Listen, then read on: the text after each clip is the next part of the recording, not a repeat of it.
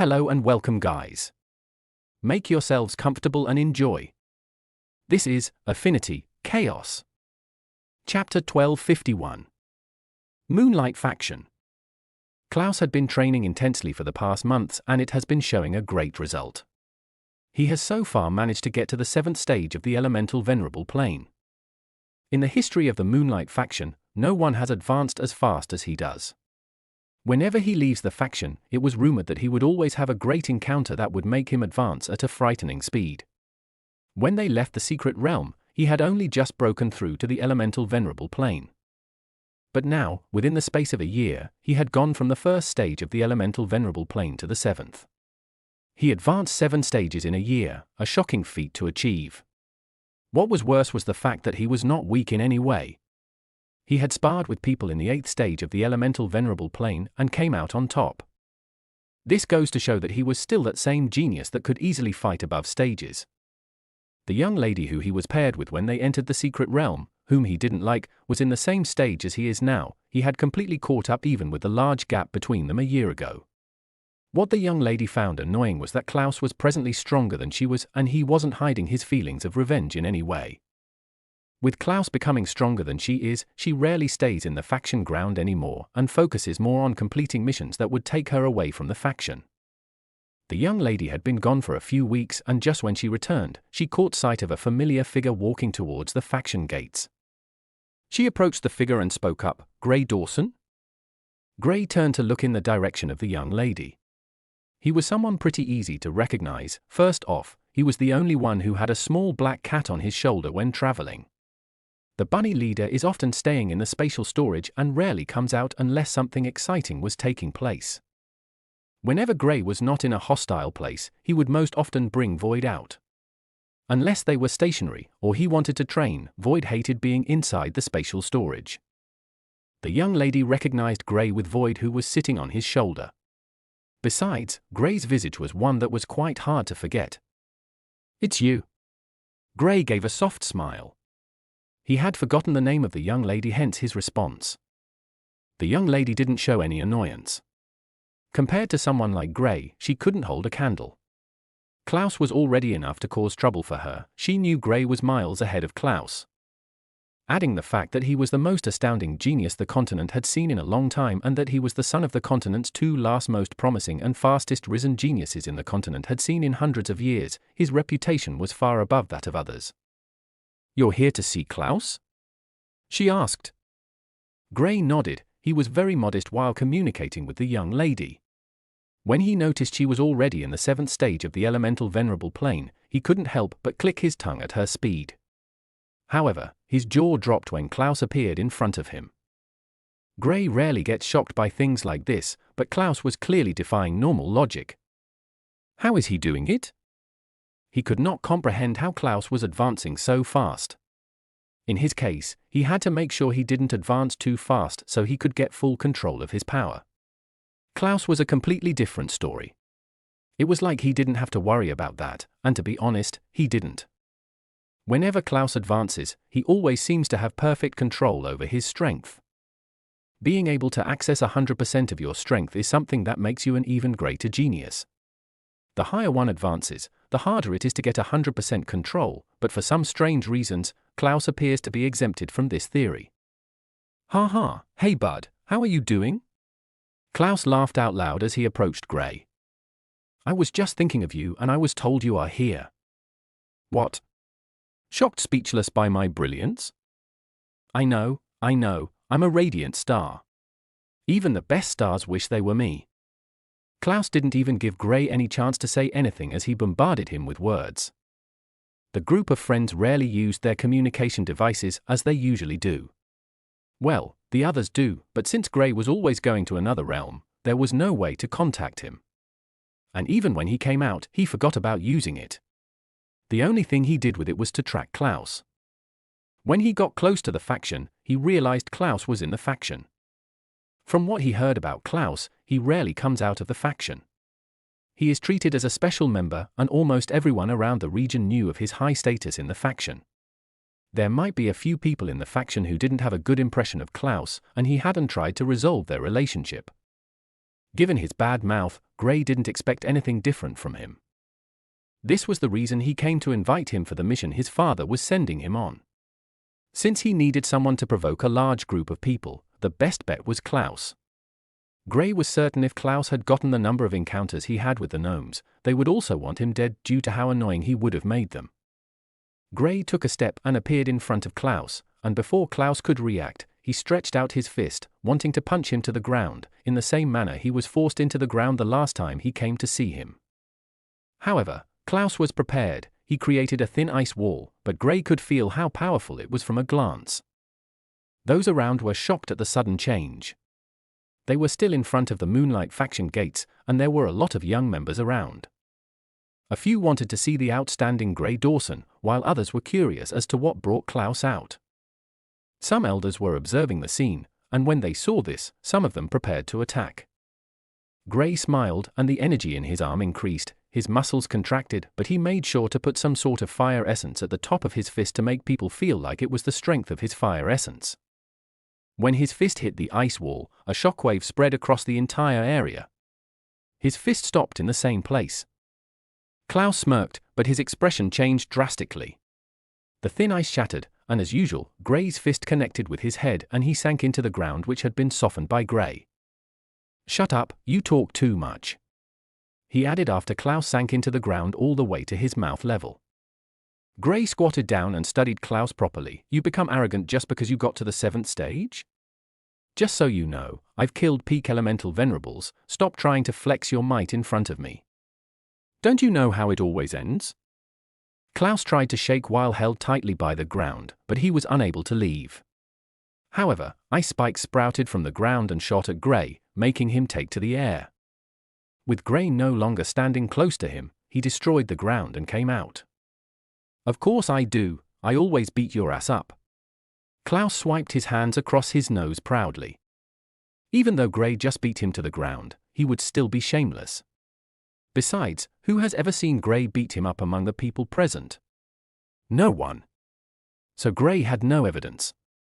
He would just take it that the reason he got beat just now was because he miscalculated. There was no way others would know what truly happened. Well, except for those elemental sovereigns in the faction. Gray shook his head when he heard this. He understood what Klaus was trying to do and couldn't help but laugh. "I see you're still the same way." "Why would I change?" Klaus retorted with a snort. The elders and members of the faction were once again left speechless at the conversation of the duo. They wanted to believe Gray. After all, he did get the advantage, but Klaus was able to break out of his entrapment and force Gray back. Given the fact that Klaus was also a genius from the faction, they were more biased toward him. But Gray's reputation was something a lot of them were aware of, especially those close to the upper echelons of the factions. Chapter 1252. The duo soon stopped fooling around and soon left the faction gates. Gray was invited into the faction ground, but Klaus refused to allow him into the faction grounds. He had been in the faction for so long and was already tired of staying there. He was already planning on going for a trip. Seeing Gray come over, he was elated. "Moon City. Where have you been? I've been trying to get to you for a long time now, but to no avail," Klaus complained as they sat down in the inn. "The Chaos Battlefield. Oh, I've heard of it. I didn't know the Dawson family had a portal that leads there. Coming from such a powerful family must be something to take pride in." Klaus had heard of some of the secrets of the world. His high status in the faction was no joke. He was highly favored by the faction leader, and even the previous faction leaders held him in high esteem. Klaus might have an annoying and playful attitude, but his talent was second to none when it came to ice abilities in the entire Moonlight faction. According to how the faction leader accessed Klaus' talent, he said it was second to none in the entire continent.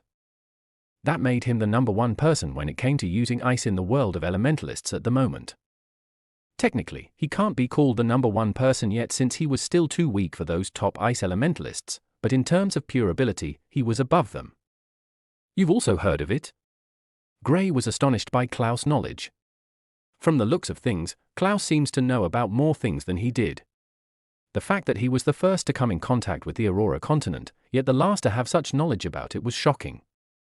But thinking about it, he rarely spent time with those powerhouses and focused more on training whenever he was not on a journey.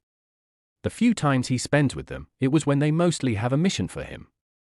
In the Perman faction, he had a high reputation thanks to the faction leader and who his parents were, but he barely spent time with the faction leader unless there was an issue. These are things Klaus would know when casually speaking with the Moonlight faction leader. Of course. I would have gone there already if not for the fact that we don't have a portal, and getting a spot from the top faction in the middle continent was not easy. Klaus answered matter-of-factly. Gray suddenly recalled about Jonas. Oh, remember that guy who came from Red City? Jay? Jay something? Klaus had completely forgotten about Jonas. It had been years, and he didn't have a good relationship with him in the first place, so he forgot about him. Jonas, I saw him in a Chaos battlefield. He's already in the elemental venerable plane. He should be close to the peak now, if not at the peak. Gray spoke of his encounter with Jonas in the Chaos battlefield. He managed to get here. He sure is lucky. First, he got that fire elementalist's inheritance, and now he came here and got into a top faction all due to luck. Klaus was surprised by his story. He then added with a slick smile, maybe I'm not the most favored person after all. Gray almost wanted to beat him up when he heard him say this. Klaus was the only one who would use his luck as a medium to brag. Although he wasn't lying, it was still quite infuriating listening to him say that. I was planning on going for a trip, and I decided you were the perfect person I should take with me. He told Klaus of his reason for coming to see him. Oh, what trip is that? Klaus asked. Well, we're going to annoy someone. My father gave me the mission, but I believe you're the one best suited for it. Gray answered. You believed right. That's what I was born to do. Klaus laughed in delight. He had been waiting for something like this for a while. All right, so when are you ready to head out? Gray asked. He knew Klaus would be more than ready to travel with him. No matter what Klaus was doing, he knew he would leave it and travel with him. We'll make a stop on the way. There's someone I want to see. Klaus said, giving Gray a knowing smile. Gray looked at him with a confused expression. He didn't understand what Klaus was insinuating with his facial expression. I'm going to see Luthra. I haven't seen her in a while. I've been stuck in this place for so long. I barely get any chance to go out. And visitors aren't allowed to see me on most occasions. You were an exception due to your reputation. They know they can't turn you away. Klaus explained. Lou. Gray paused, but then recalled the wedding Klaus took him to break up. Oh, her. I've almost forgotten about her. How is she doing? We'll find out when we get there. Klaus answered with a cheerful smile. He was more cheerful compared to when he met with Gray. I didn't know you could be this happy. Gray teased. F*CK off. Klaus said in annoyance. Let's head off then. Gray stood up. Klaus rose with him and they headed out of the city. Don't you plan on letting them know you're heading out? Gray couldn't help but ask. Don't worry about it. They know whenever you come I use it as an excuse to leave the faction. I've been stuck there for months now, I'm not going there. If not, I'll be trapped. Klaus rejected the idea immediately. Gray chuckled and followed behind Klaus. He started to speak about his encounter in the Chaos battlefield since Klaus didn't have anything else to say other than being kept in the faction and training. Although, he did have a few opportunities to travel out, and there were a few stories, but they weren't as thrilling as staying in the Chaos battlefield for a year. Klaus was exasperated as he listened to the words of Gray. When he heard about the Seelies, he was thrown off his feet. He had always been envious of Alice's Seelie and wanted one. Unfortunately, he didn't know where to get one.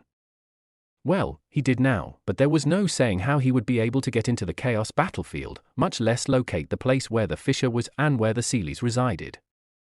Gray and Klaus spoke all through their journey to where the Braun family was situated. The region they were headed was close and would take them at least a week if they flew there at full speed. However, Gray and Klaus had tons of essence stones with them, so in 3 days, they used teleportation arrays and got there quicker. The reason they spent so much had a lot to do with Klaus wanting Gray to cook for them. So they made stops to travel on their own on some occasions. The Nexus region.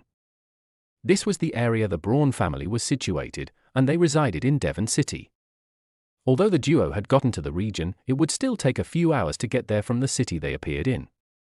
Klaus didn't want them to appear there immediately, so they flew there. Devon City. Gray and Klaus arrived in the Braun family manor. Klaus heaved a sigh of relief. It had been a while he came here and he was a bit nervous. "Come on, you got this." Gray nudged him on his shoulder. Klaus nodded and headed towards the gate. When they stood there, he was surprised the guard there knew him and allowed them into the manor. He was escorted to the manor's visitors' hall. He was surprised Luthera's father was the first to come over. "Kid, I thought you'd forgotten about my daughter." Luthera's father's stern voice came from behind them. Klaus shook his head. "Of course not, uncle. How can I forget about her?" "Good. Well, she's not here at the moment. And I don't think she will come anytime soon," Luthera's father said. Klaus raised a brow. "Is she okay?" "Yes, but she went on a trip and hasn't returned yet. She is supposed to come back, but they are facing some complications." Luthera's father explained. "I've sent people over to help out, but no news yet." "Where?" Klaus asked. "Livkor region," Luthera's father answered. "What a coincidence, we will be passing that region on our trip." Gray turned to Klaus. "I feel like at this rate, I'll luck out soon enough." Klaus grinned. Gray didn't have any words for him and just focused on the tea they were just served. If he were to listen to Klaus speak about his luck, he would most likely beat him up. Chapter 1253. Gray and Klaus didn't stay in the Braun family manor any longer and quickly left the area. The time for the meeting Gray's father sent them for was in a week's time, so they had to make sure they were done with whatever they needed to do with Luthera within that time.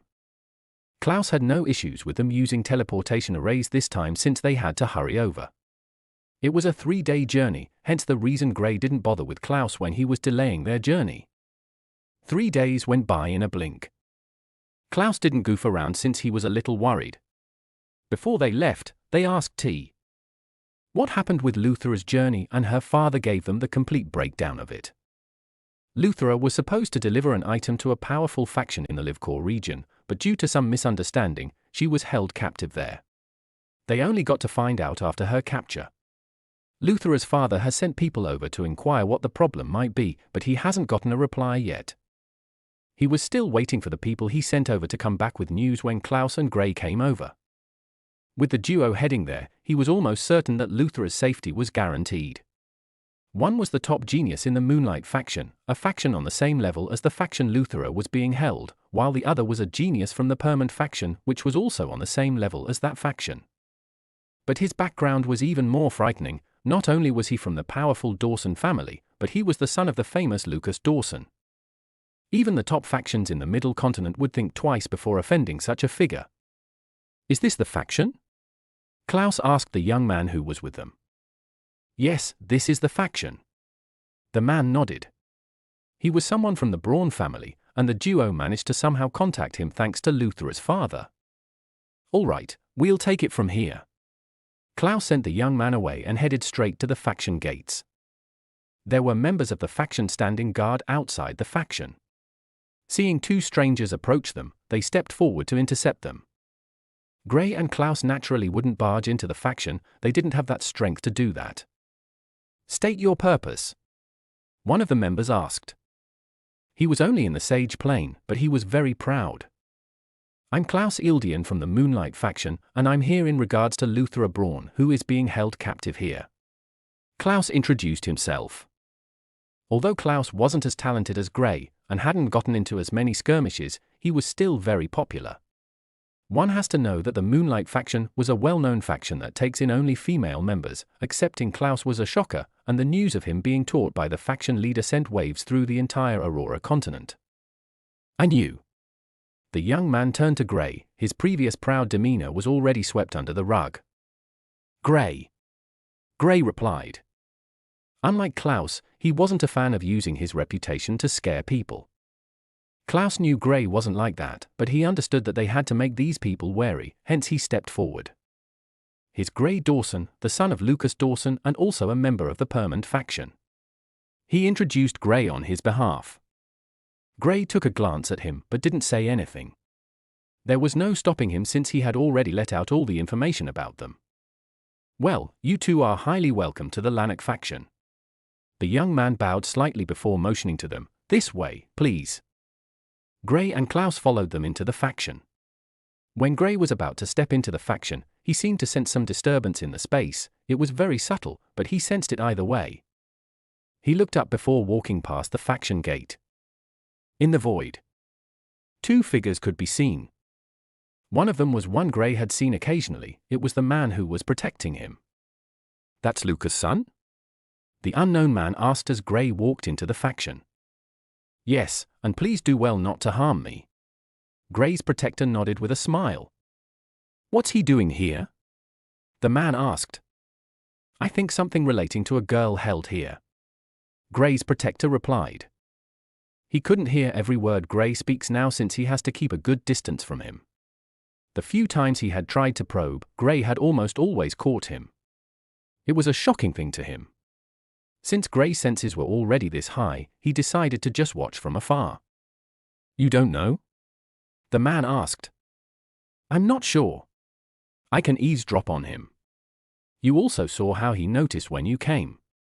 Gray's protector didn't feel any shame as he explained. Understandable.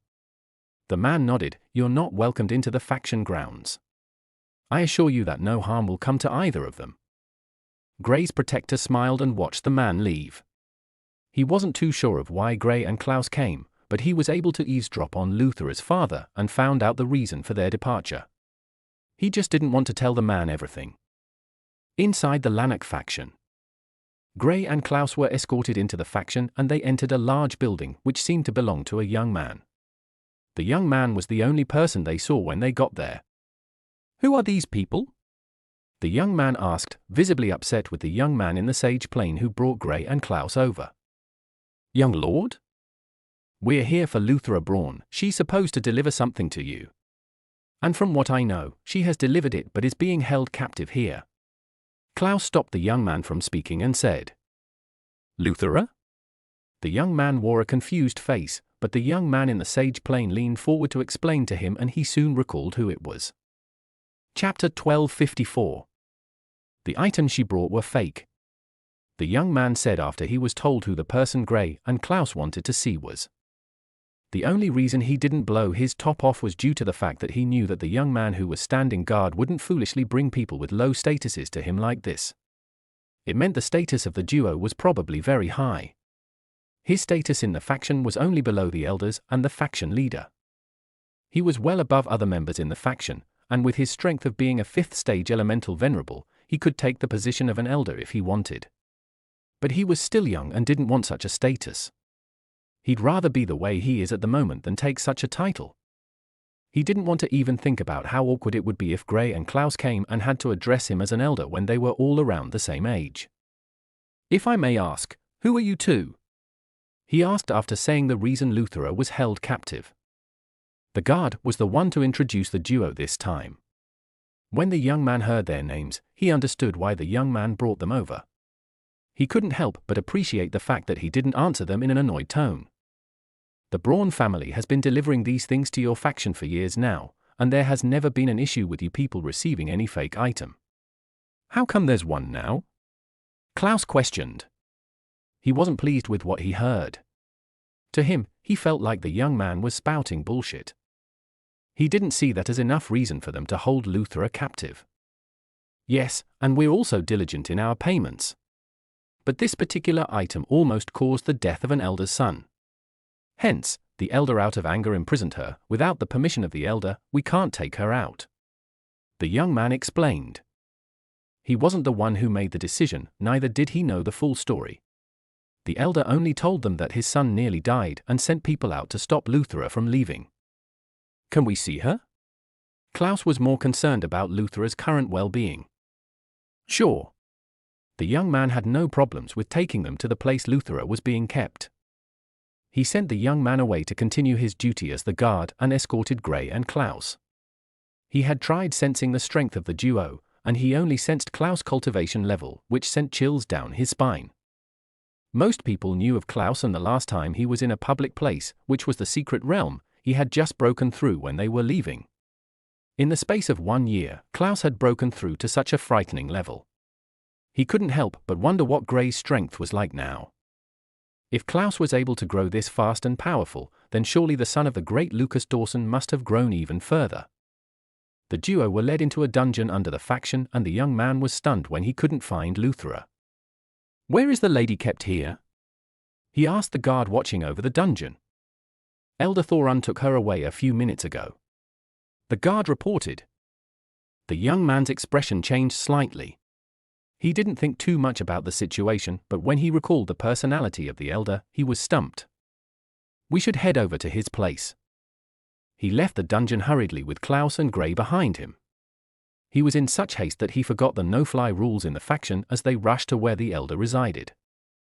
Gray and Klaus naturally followed him as they shot to the elder's manor. When they got there, the guard wanted to stop them, but he was sent flying. "Elder Thoran, where's the prisoner?" the young man roared as he entered the mansion. The elder, who was inside, came out with an annoyed voice. The young man, Gray, and Klaus were presently standing in the hall of the building, and the elder walked out from the stairs that led underground. "Ralph, what's the meaning of this?" Elder Thoran asked coldly. He was at the peak of the elemental venerable plane, and even though he was on the same plane as Ralph, he was still stronger, and expected him to respect him. "Where's the prisoner?" Ralph asked, not responding to the elder's question. Elder Thoran looked at Gray and Klaus. "Who are these people? You dare to barge into my manor with these miscreants?" Without hesitation, he unleashed an attack on Ralph, Gray, and Klaus. Klaus took a step forward and his ice domain spread out. Gray disappeared, and when he reappeared he was standing in front of Elder Thoran. All it took was a single attack, and he was sent flying, crashing through the walls of the building and landing outside with a large crater. Gray has never been one to hold back, and from the looks of things, he knew this elder was up to no good, hence his reaction. With this attack, the other elders in the area had rushed over, and even those few normal members who were in the elemental venerable plane came over. "Who dares attack an elder in our faction? Are you looking for death?" A thunderous roar came from above, and an old man appeared. His expression was murderous. When he saw that it was Elder Thoran, he paused and accessed the situation. He was familiar with Ralph, but he didn't know Gray and Klaus. His eyes turned cold, and just as he was about to attack, a figure appeared beside him and whispered into his ears. He paused once again. Gray and Klaus walked out of the building with a stunned Ralph who couldn't believe his eyes. Chapter 1255. Gray just sent an elder who was at the peak of the elemental venerable plane flying with a single attack, while Klaus was able to block the attack of a peak elemental venerable with such ease. Neither of them showed any signs of difficulty when accomplishing this feat. "What's going on here?" the old man asked with a cold look, his eyes concentrated on Gray's figure. This was the young man who made him stop his attack. If not for Gray, he would have attacked the duo the second he appeared. He sensed some disturbance in the air, but he didn't think it would be anything serious, so he didn't bother too much about it since the faction has always been a safe place. Only after Elder Thoran attacked did he sense the abnormalities, but before he came over, the elder had been sent flying by a young man who wasn't even close to 1/4 of the elder's age. He held my friend captive for an unnecessary reason and was trying to have his way with her. Gray stepped forward and spoke up. He was the one with the highest status, so he was naturally the one who had to speak up. "She brought fake herbs that nearly cost my son his life. Shouldn't I hold her accountable for it?" Elder Thoran asked, incensed.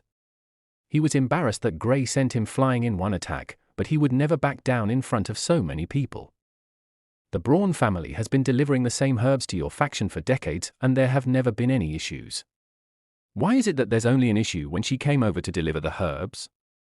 Gray interrogated. He looked Elder Thoran straight in the eyes. "Why would you take her from the cell she was held captive in and take her to your place if you weren't trying to have your way with her?" The old man who was standing midair looked at Elder Thoran and asked coldly, "Is this true?" "He's obviously lying, Grand Elder. I didn't falsely accuse the little girl. And you can't find her in my building. You can search." Elder Thoran replied with a wronged face. "Then why's she walking out of the underground building now?" Gray asked with a smile. 2 guards appeared beside him, both incapacitated. Void appeared on his shoulder with his usual nonchalant look. He didn't even bother with the people present as he started to clean his paws. You wanted them to take her out of your place. I already figured you'd do something like that. Gray's voice made Elder Thorun shiver. You're lying on my good name. I've never seen this lady in my life. Elder Thorun stammered. Then how did you apprehend her if you haven't seen her before?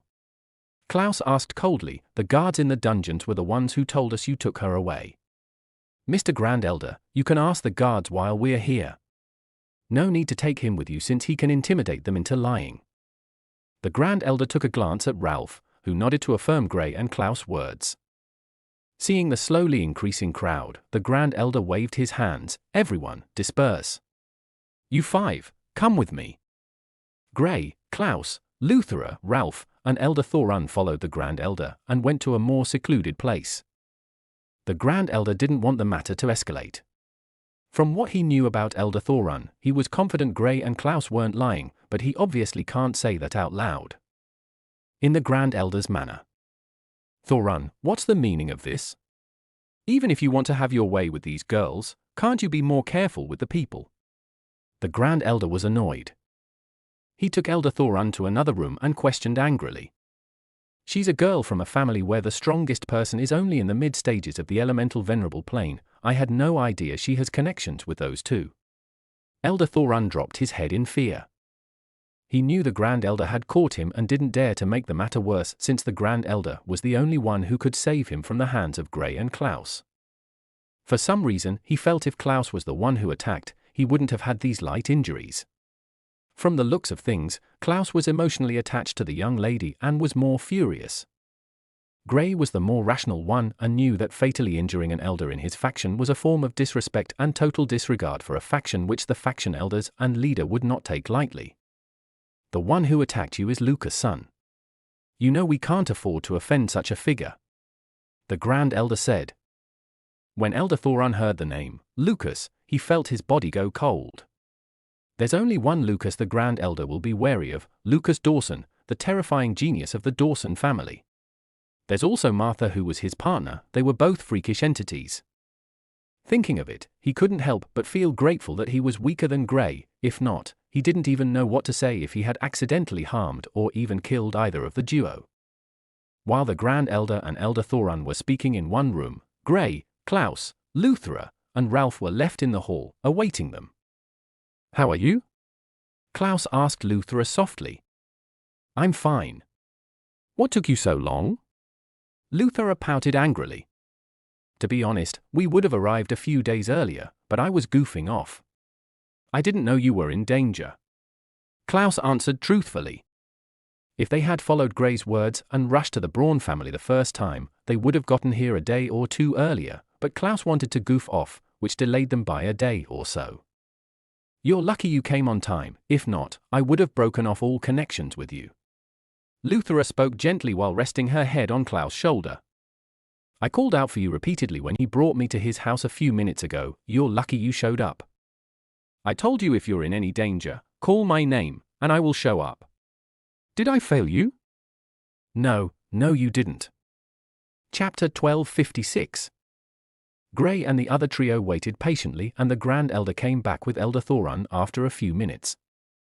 There was misunderstanding and the faction will send envoys to the Braun family to apologize and also show how sincere we are to do business with them as usual. The Grand Elder said after everyone was seated. The reputation of the Elder was already down. There was no use in criticizing him in front of these youngsters. Gray had already disgraced him enough. Gray and Klaus had nothing to say, and neither did Luthera. She was more than satisfied with leaving this place and never coming back. At the moment, all the trio wanted was to leave the faction. The Grand Elder nodded and turned to Ralph. Take them around the faction, they should be given 1 pill each.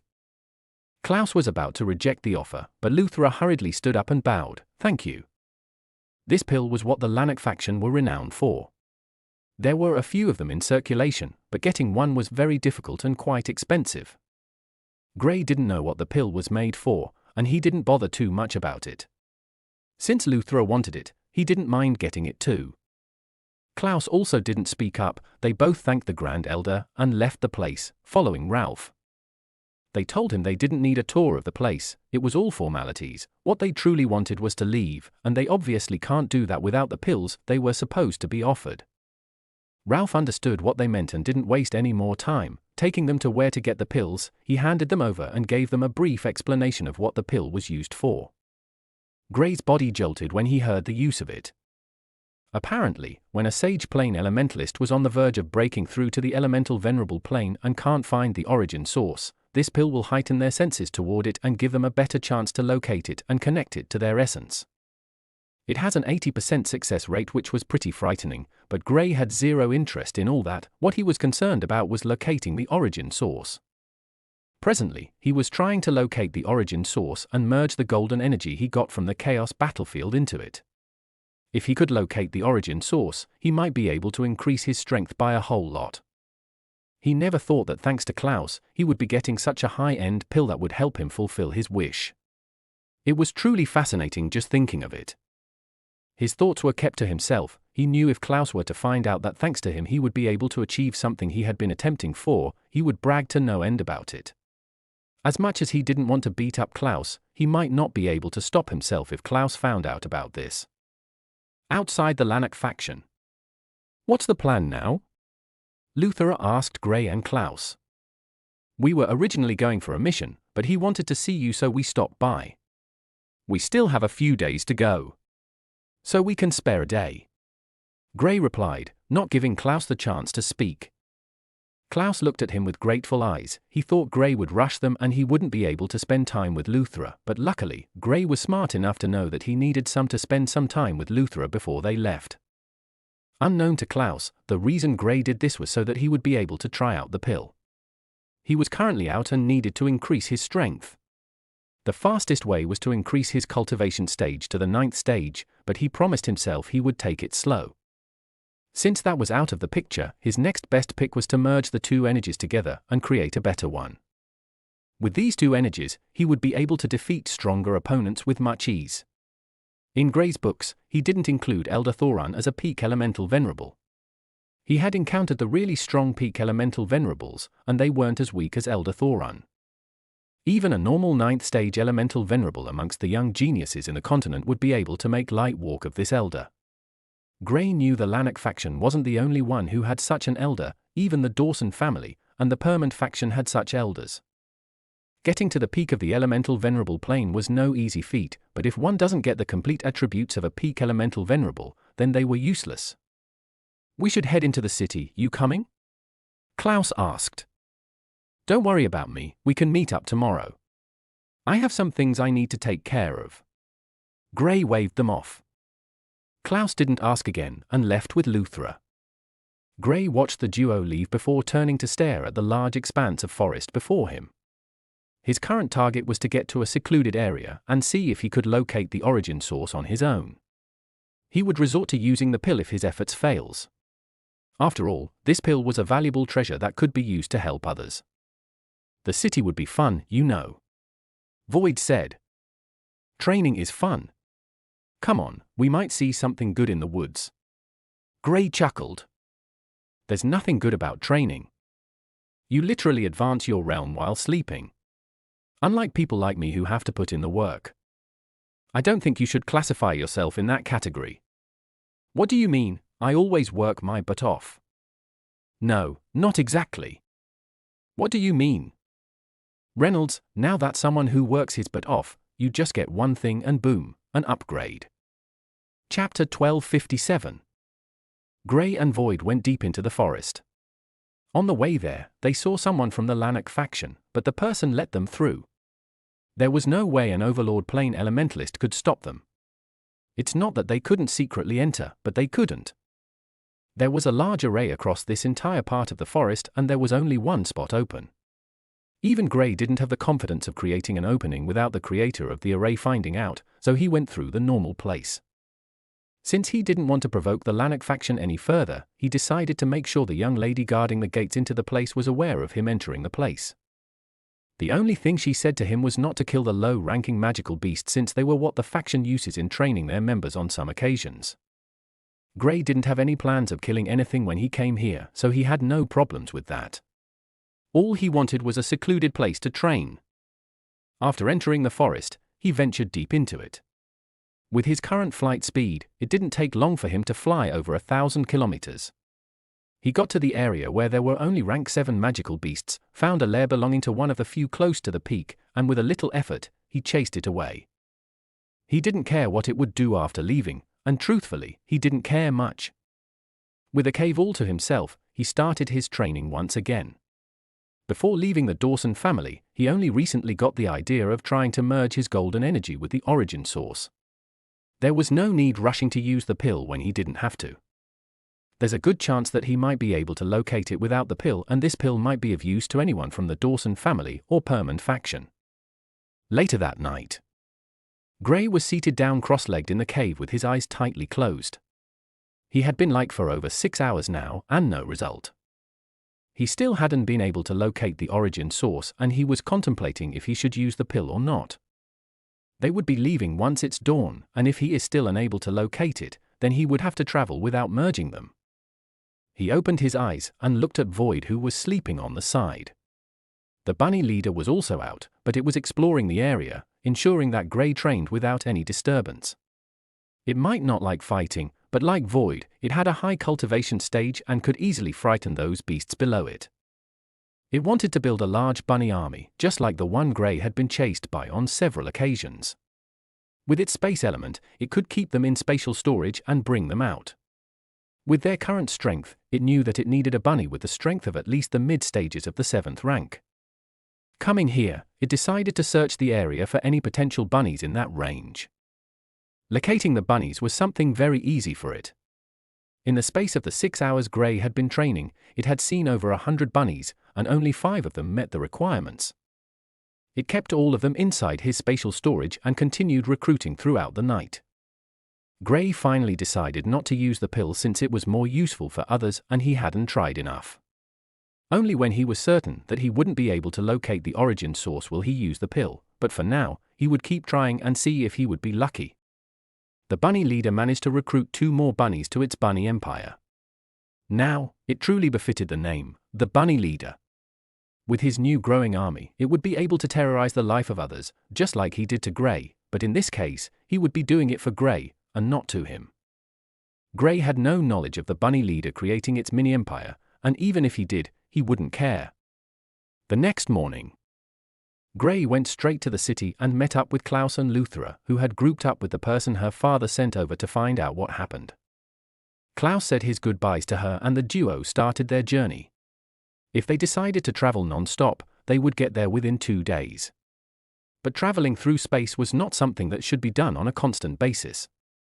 It was okay if one went through a long spatial tunnel thrice or 4 times a day, but once it starts to go above that, it would start to affect the body. Only those above the elemental venerable plane don't have any issues with this. They could use spatial tunnels almost unendingly. "Where's the target?" Klaus asked. "We're heading to the borders of the continent, close to the middle continent. There's a meeting there we're supposed to crash. According to my father, it would best we get there after it has started." Gray explained. "Nice, that's what I like." Klaus laughed. "That's why I called you over. You already know your task." Gray looked at the teleportation array before them. Klaus nodded, he was raring to go. He hadn't been able to annoy people that were well stronger than him and had always offended those in the same stage as himself. Now that a great opportunity presented itself before him, he didn't want to miss it. Luthra left the duo with her companion and headed back to the Braun family, expecting the arrival of the envoy from the Lanark faction. Gray and Klaus walked into the teleportation array and a bright light enveloped the duo. When the light faded, the duo were gone. Chapter 1258. Selkirk Region. The border of the Western Continent and the Middle Continent. This was one of the regions before the Middle Continent. It stands as a good trade spot between both continents. Gray and Klaus arrived at the time they needed to, before the meeting took place. They arrived a day before the meeting and the duo started to wander around the city in hopes of finding something good. However, even after spending hours in the streets of the city, they were unable to find anything good. They did get to eat in one of the good inns in the city and even drank some of the best wine they've ever tasted. The next day, the meeting was held in a secret room that night. Over 15 figures in the elemental sovereign realm were seated as they started the meeting. What do we do about them? They are already a tumor. With the seal weakening, they will eventually come as a threat to us. They are a threat, but don't forget about the Dawson family. They are holding on to a very important secret realm. With it, we will be able to grow more experts needed to fight against the gnomes. The Dawson family found the secret realm first. According to the rules, they have every right to keep it to themselves. What are you saying? We all need to grow stronger if we need to fight against the gnomes. Yes, Lucas is always trying to flaunt his strength before us. Who knows if that's where he grew that powerful? Different discussions broke out, but it all focused on one topic: the secret realm the Dawson family found. There has been a few people who had attempted to snatch it, but to no avail. Now they were searching for a way to get the top factions in the Middle Continent to come and intervene and force the Dawson family to relinquish their hold of it. They were still talking about measures to force the Dawson family into letting others enter the secret realm when two individuals swaggered into the room. It was, of course, Gray and Klaus. Gray was walking in a more serene way. Klaus, on the other hand, was walking as if the world belonged to him. It couldn't be helped. This was a moment he would cherish for a long time. One of the men who was adamant on the Dawson family letting others into the secret realm turned to the duo. "What are you two kids doing here?" Before Gray could speak, Klaus spoke up. "We're the representative of the Dawson family." Klaus looked around and noticed there was no seat for them. "Gray, there's no seat for us. Would you be kind enough to make one for us?" he asked with a smile. He walked to one of the men, particularly the one who asked who they were, and said with a blissful smile, "Can you move your seat a little? We need a spot here." The man was about to attack when Gray brought out a seal. When everyone present saw the seal, their expressions changed slightly. It belonged to Lucas, and they've all heard of the rumors of Gray being the son of Lucas Dawson. While thinking about that, they suddenly thought of another thing. How did Gray and Klaus get into the place without them finding out until they were already close? Gray and Klaus naturally wouldn't speak of that. The man didn't want to move, and Klaus, wanting to make sure he annoyed the people to the extreme, created ice to push the man's seat a little further away, creating space for himself and Gray. He created an ice chair in the shape of a throne, higher than that of the others, and sat down comfortably. Gray didn't say a word. His facial expression was the same as when he came over, and he sat down beside Klaus. "All right, we should continue with the meeting."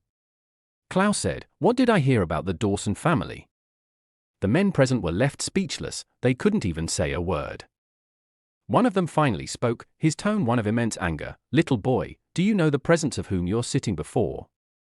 I'm representing the Dawson family. I believe I have every right to sit with you people. Unless, you believe you're above the Dawson family. I'll leave and report to Uncle Lucas, and we'll know what steps to take." Klaus was unmoved by his words. He was never one who could be easily intimidated, especially when he has such a superpower behind him. With Gray's father, he had zero fears for these people. In fact, he knew these people wouldn't dare to attack them. They might be from top factions, but offending the Dawson family wasn't something they would want to do so openly. Only a few of them would do that, and the consequences of their actions weren't light. The faction fighting against the Dawson family for that secret realm had lost a lot of talents due to the war, especially when Gray was sent out. Gray killed some of their top talents in that cultivation stage at that time, which naturally weakened their future prospects. "Kid, even if you're from the Dawson family, there are ways you should act outside." One of the men looked at him with cold eyes. "And how am I acting?" Klaus asked. "The same way a dead man would," another man replied. This man's face was stern and his eyes radiated a little murderous intent. "Did we come to the wrong meeting? I don't recall Uncle sending us to meet up with dead people, do you?" Klaus' words infuriated not just the man who asked the question, but everyone present as well. Gray couldn't help but look at him. Seeing that they were going nowhere, he tapped Klaus on the hand and their seats went down a little, becoming level with the others. Not only that, but it changed its shape and became a normal chair, made of stone. "Forgive my friend's behavior, Please, if you don't mind, I would very much like for the meeting to continue. His voice was calm and confident, giving the others a feeling of someone who had everything under control. Annoying these people was part of the plan, but he also needed to find out the ones that needed to be dealt with. Chapter 1259. Klaus didn't speak any further, since Gray wanted him to stop for the moment, then he would. Besides, he was just getting started. It would be a shame if these people didn't have some sort of control over their emotions. With Gray speaking up, the men in the area had a change of heart. He spoke in a manner that washed away all the anger they were previously feeling. To be honest, they didn't have any reasons to be upset with them. If not for the way Klaus had been speaking since they showed their faces, there was no reason for them to feel angered by them. It's okay, I understand the impulsiveness youngsters can have. One of the men replied with a smile. He was the only one who didn't seem to have any issues with the duo's presence in the meeting. When they were discussing previously, he was also the one against others wanting to take the secret realm from the Dawson family. We should continue the discussion, don't you guys think so? He asked the others with a raise of his brow. If anyone wanted to cause a problem due to Klaus' statement, then that person was probably up to no good. The others, although annoyed, decided to continue with their conversation. However, to the surprise of some of the people present there, they didn't speak of forcefully taking the secret realm from the hands of the Dawson family, rather, they moved on to another issue, necromancers. Necromancers have planted spies in every top faction or family over the past 100 years, and it was starting to become an issue. Especially now that the seal was weakening. The current state of affairs wouldn't allow them to let such people grow in the factions or families. The best thing to do was to wipe these people out to remove any hidden problems for the future. The main problem stands in locating these people. A few of them could be picked out, but not all of them were as useless as those few. In most factions, the ones found were only those below the elemental sovereign plane. Getting those in the elemental sovereign plane was the task that lay ahead of them. Aren't they searching for a way to kill him? He should be the easiest way to bring them out. Klaus pointed at Gray.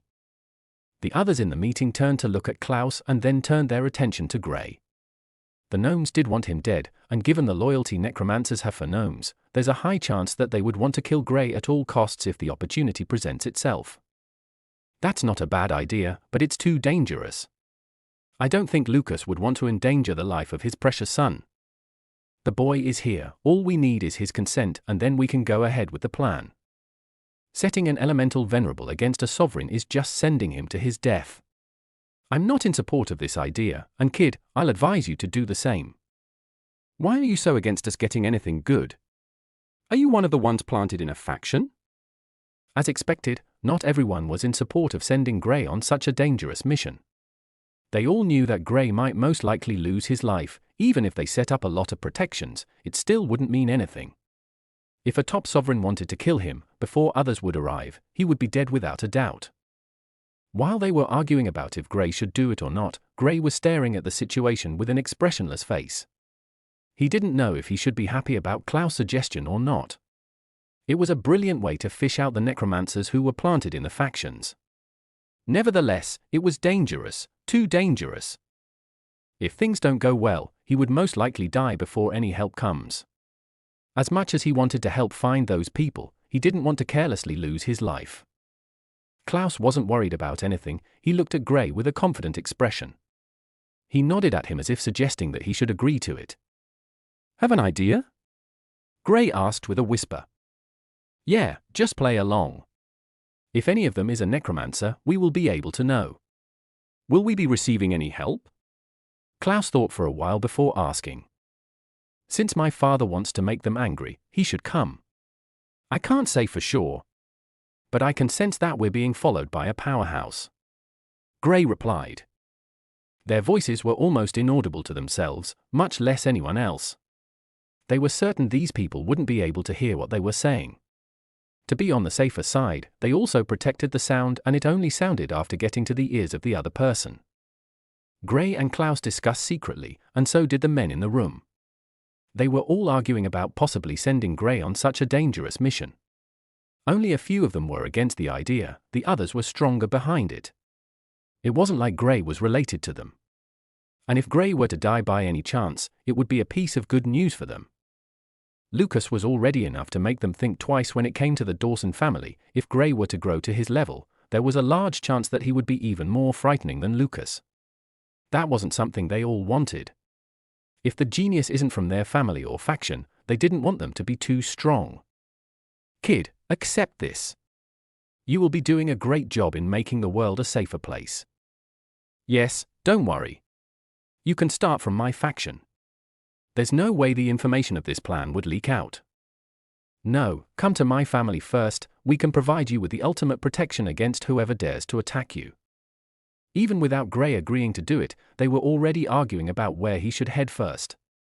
They were all aware that the plan might be exposed after the first top expert had been killed, so they all wanted to clean their factions or family first.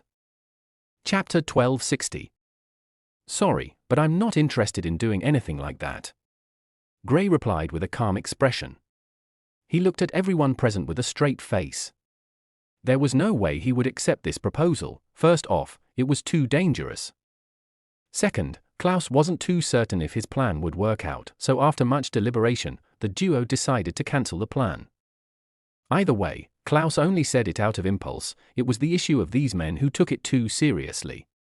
And from how they were acting, he was almost certain these people wanted Gray dead at all costs. If not, why would they be so adamant that he accepts the proposal and were even already discussing how he would move? Gray stared at the few people who were not in agreement with him doing that mission.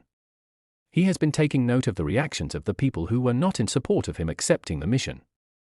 There was only two reasons he could think of: either they wanted to protect him, or they were necromancers. The former was more believable than the latter. Necromancers would want him to take on the mission and even want him to come to the faction they were a part of just so they could be the one to kill him. The benefits a necromancer can acquire from killing Gray was far above that of when a normal person kills him. The gnomes would give them a high status when they finally invade and defeat humans in the battle over the control of the Aurora continent. If things go as planned, then the Aurora continent would be a minor part of the gnome race's world and could be used to build the strength of their talents. Of course, it wasn't something set in stone, as humans were capable of fighting back against these gnomes. Only the top necromancers know of Gray's ability to cut off their connections with their puppets, rendering them unable to move for a short time. That was enough time for anyone to kill them. This was the reason necromancers wanted Gray dead just as much as the gnomes did. The gnomes were physically stronger than necromancers, so even if they do lose their puppets, they might still be able to survive. Necromancer? Not so much. Gray was also aware of the plans of the necromancers, hence his focus was more on the ones who wanted him to accept the proposal more than the others. What do you mean by that? One of the men asked coldly. He never thought that Gray would reject the idea, especially when his friend was the one who came up with it. I said I'm not interested. You guys should worry about how to purge them out. It has absolutely nothing to do with me. Gray's words were firm. He didn't want to do it, and there was nothing their people could do to change his mind. The meeting entered a momentary silence. No one said a word as everyone stared at Gray. Gray was unmoved by their gazes. He sat down calmly as he looked around the place, trying to see if he could sense anything wrong with any of them. Unfortunately, anyone who could easily hide in the midst of multiple peak sovereigns wouldn't have any issues hiding from an elemental venerable. He soon gave up on the idea and focused on the main thing, finding the few people who his father wanted to deal with. According to what his father suggested, they should speak more about the secret realm and see the stance of the people present. Once they could know the stances, then they could revert back to annoying these people. That was Klaus' job. My father said there would be a discussion about our secret realm. A few people has been waging war with us over the past few years for it. We all know how good it is, but according to the rules, since it's located in our region, and it was found by one of us, then it belongs to us. Gray's eyes were sharp as he looked at everyone present and said, "Why aren't you people doing anything to stop them? In fact, I believe you people seem to be waiting for an opportunity to take advantage of the situation." Gray didn't hide the cold and murderous intent in his eyes. A few of the men were annoyed by the fact that Gray was openly threatening them, and they weren't able to do anything about it. What do you mean by that? The man sitting close to them asked coldly. We don't like people who wants to take advantage of us. If I find out any of you have such intentions, you shall bear the brunt of the Dawson family. Gray turned to Man. Even if we have to fight to our last blood, we will make sure you get nothing. Gray understood what his father wanted to do, but he didn't want to cause more problems for the Dawson family. Fighting against more people would not do anything good for them. His plan was to intimidate them. Anyone who steps forward with the idea or plan of taking advantage would be dealt with. Even if it means the Dawson family would suffer, they would make sure they don't have any manpower to keep the secret realm. The eyes of everyone were serious. They understood the meaning of Gray's words, however, a few of them didn't seem fazed. The secret realm was something they wanted, not at all costs, but they wouldn't mind a few sacrifices to attain it. Gray looked around and smiled softly. We don't mind having a few allies. When everyone heard his statement, they were stunned. The Dawson family didn't mind having a few allies? This was a completely different situation compared to how it previously was. In this case, they would be able to get into the secret realm without having to lose anyone. Chapter 1261. Outside the meeting room. In the alley beside the building the meeting was being held, a figure stepped out of the void in the darkness, accompanied by another. This kid doesn't listen. The figure sighed. The face of the figure became clear, and it was none other than Lucas Dawson. Behind him was the man who was protecting Gray secretly. What did the young lord do, my lord? The man asked respectfully. He wasn't as strong as Lucas, so there was no way for him to eavesdrop on the meeting. He had no clue about what was going on inside, but he was certain there was no way the people inside would dare to hurt Gray. Lucas recounted Gray's suggestion to him. The young lord is thinking of the benefit of the family. If we can get more people to support us, we will be able to properly defend the secret realm, while also grooming more talents. The man was in support of Gray's suggestion. The Dawson family has always been overbearing, which made them have very fast allies. If Gray were to be able to forge an alliance with a top faction in the Middle Continent, it would be a massive boost for the Dawson family. You're right. Lucas nodded.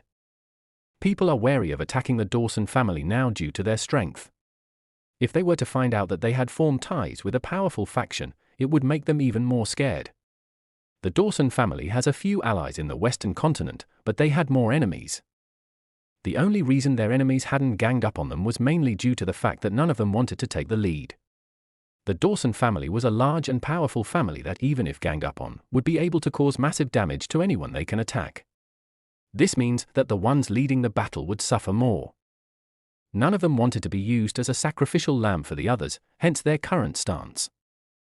Has anyone agreed to join him yet? The man asked. Lucas shook his head. Not yet, the situation seems to be tense. A few are contemplating it, while the others don't want it that way. In the meeting room. The place fell silent after Gray's words. He first threw out a threat and then suggested a friendly deal. This wasn't something most of the people present felt would have been possible. The Dawson family are known for their personality and would never back down. Could it be that they aren't as strong as they used to be? This was the thought in the heads of most of the men. If the Dawson family was starting to grow weak, then it was an even better opportunity for them to attack them and forcefully take the secret realm from them. That's not the only thing that could be acquired. There were a few things that were only available in the region the Dawson family resided. These treasures were rare and very difficult to acquire. The Dawson family has a monopoly over it, which makes a few factions and families not too happy. Anyone interested?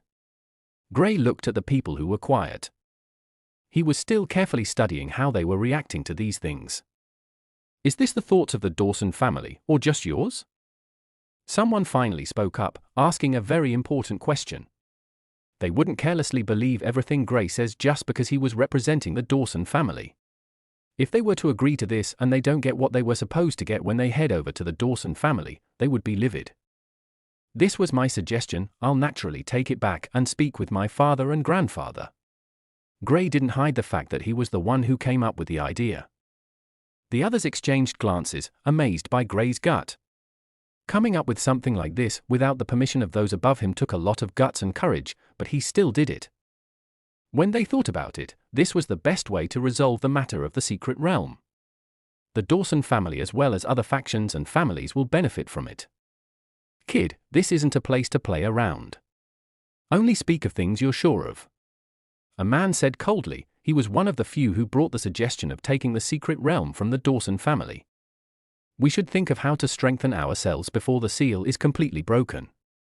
There are obviously other ways. But we all know how great the realm is. With its help, the Dawson family has been producing geniuses among geniuses over the years.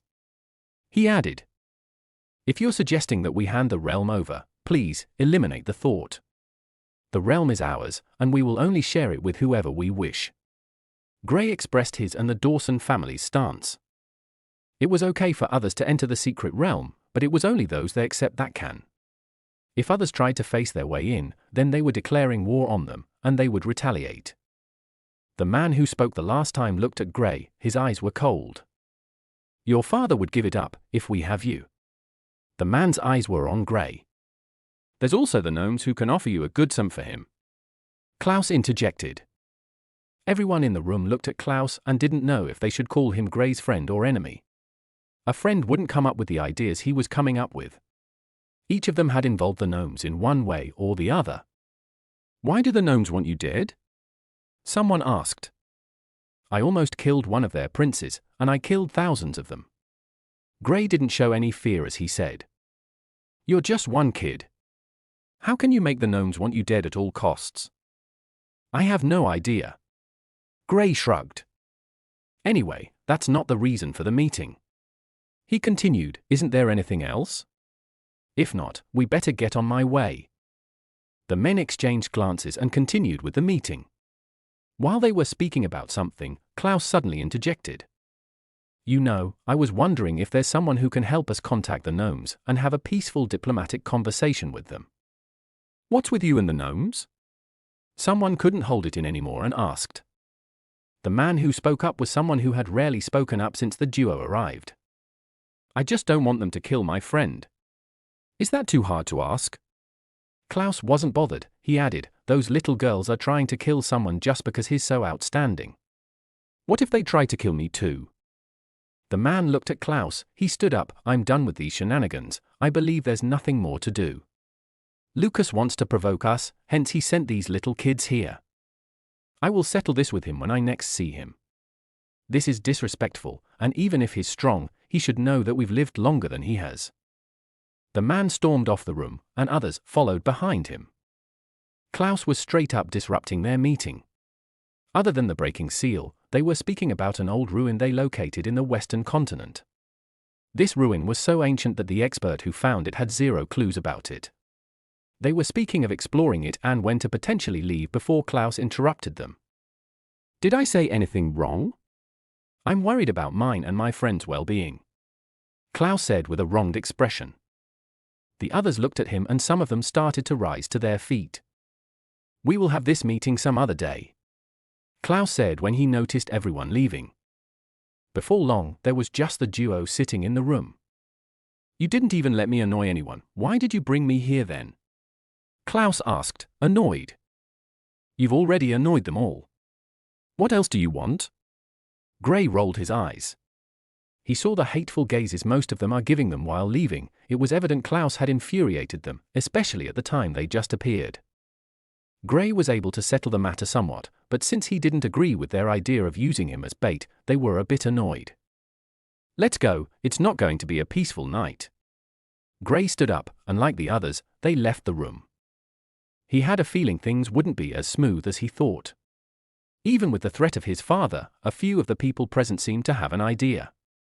The man who told Gray his father would give up the secret realm for him might have an idea of kidnapping him and using him as a means of taking control of the secret realm.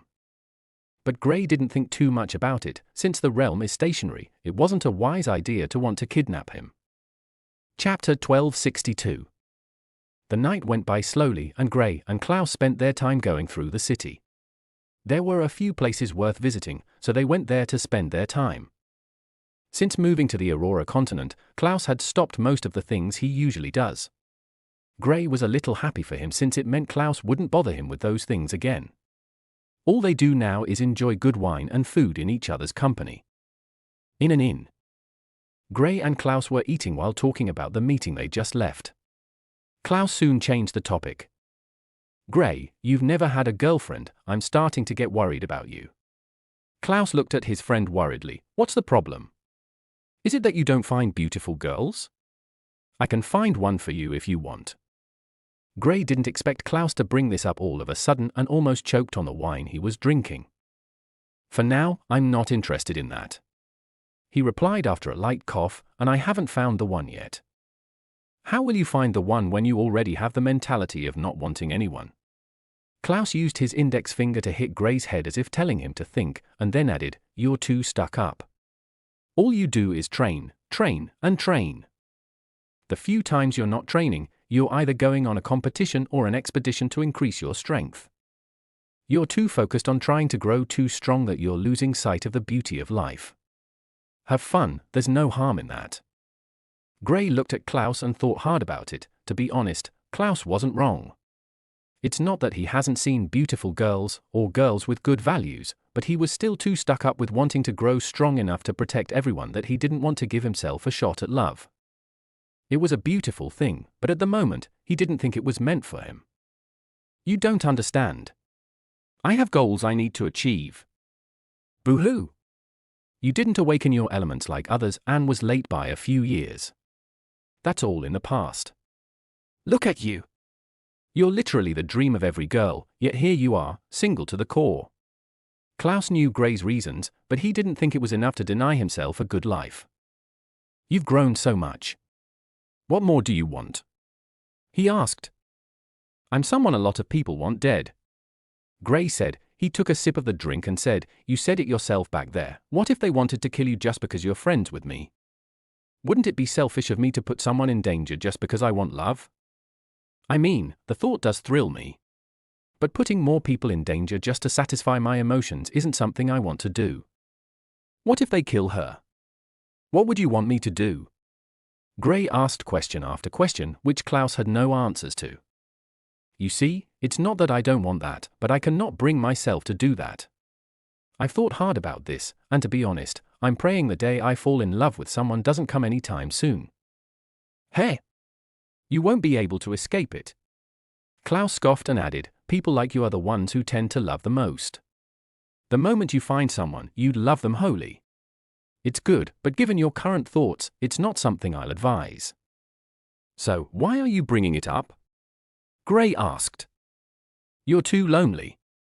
Klaus smirked before looking at him with disdain. You're already past 25 and still haven't had any sort of intimacy with a woman.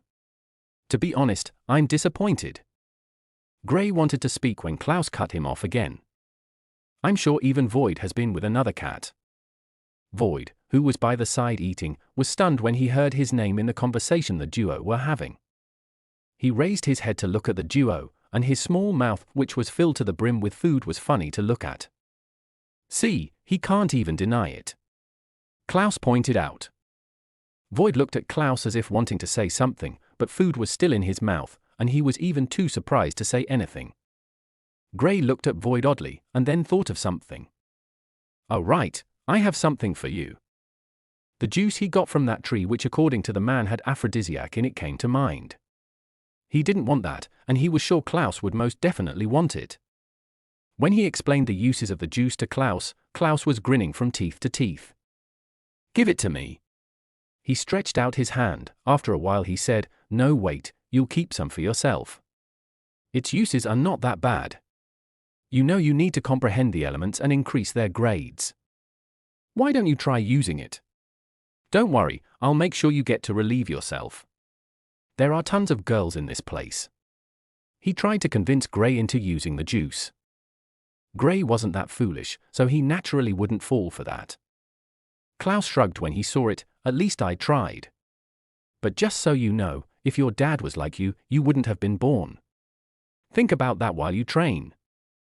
Gray wanted to speak but shut his mouth. There was nothing for him to say. Arguing with Klaus would not bring him any benefits, and Klaus would most likely win the argument anyway. Void just stared at the duo, unsure of how to react to Klaus' statement. When Klaus noticed he was still staring at him, what? Was I lying, Dell? Void swallowed his meal and focused on eating and drinking his wine. Those close to them who heard their conversation looked at the duo and the cat eating seriously, unsure of what to do with the information they unwillingly obtained. Chapter 1263. I wonder how the instructors are doing. Gray wondered out loud.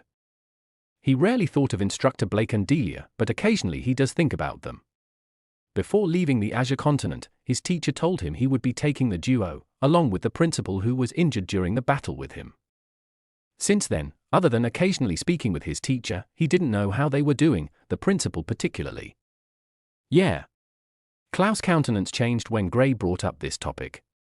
He had been trying his best not to think about his father's condition. He didn't know if Uncle Chris would be able to heal him. Don't worry. Teacher isn't that bad, he will be able to help out. Besides, he can't sit by and watch his best friend stay in that condition for too long. Gray comforted him. I know. Klaus cheered up instantly, a sly grin appeared on his face as he asked, do you think Instructor Blake and Instructor Delia have a child yet? I mean, it's been a few years now. Gray almost wanted to knock Klaus out, unfortunately, he couldn't. How I wish I could beat him up. He thought to himself. Oh right, did I tell you Alice has a boyfriend? Klaus spoke up. Gray raised a brow when he heard this. He didn't think Alice would find someone so soon, but when he thought about it, everyone was not like him. Alice might like fighting and training, but she was still a person who had basic needs. What do you know about the guy? Is he bad? If yes, let's go beat him up, if not, they should have the best time together.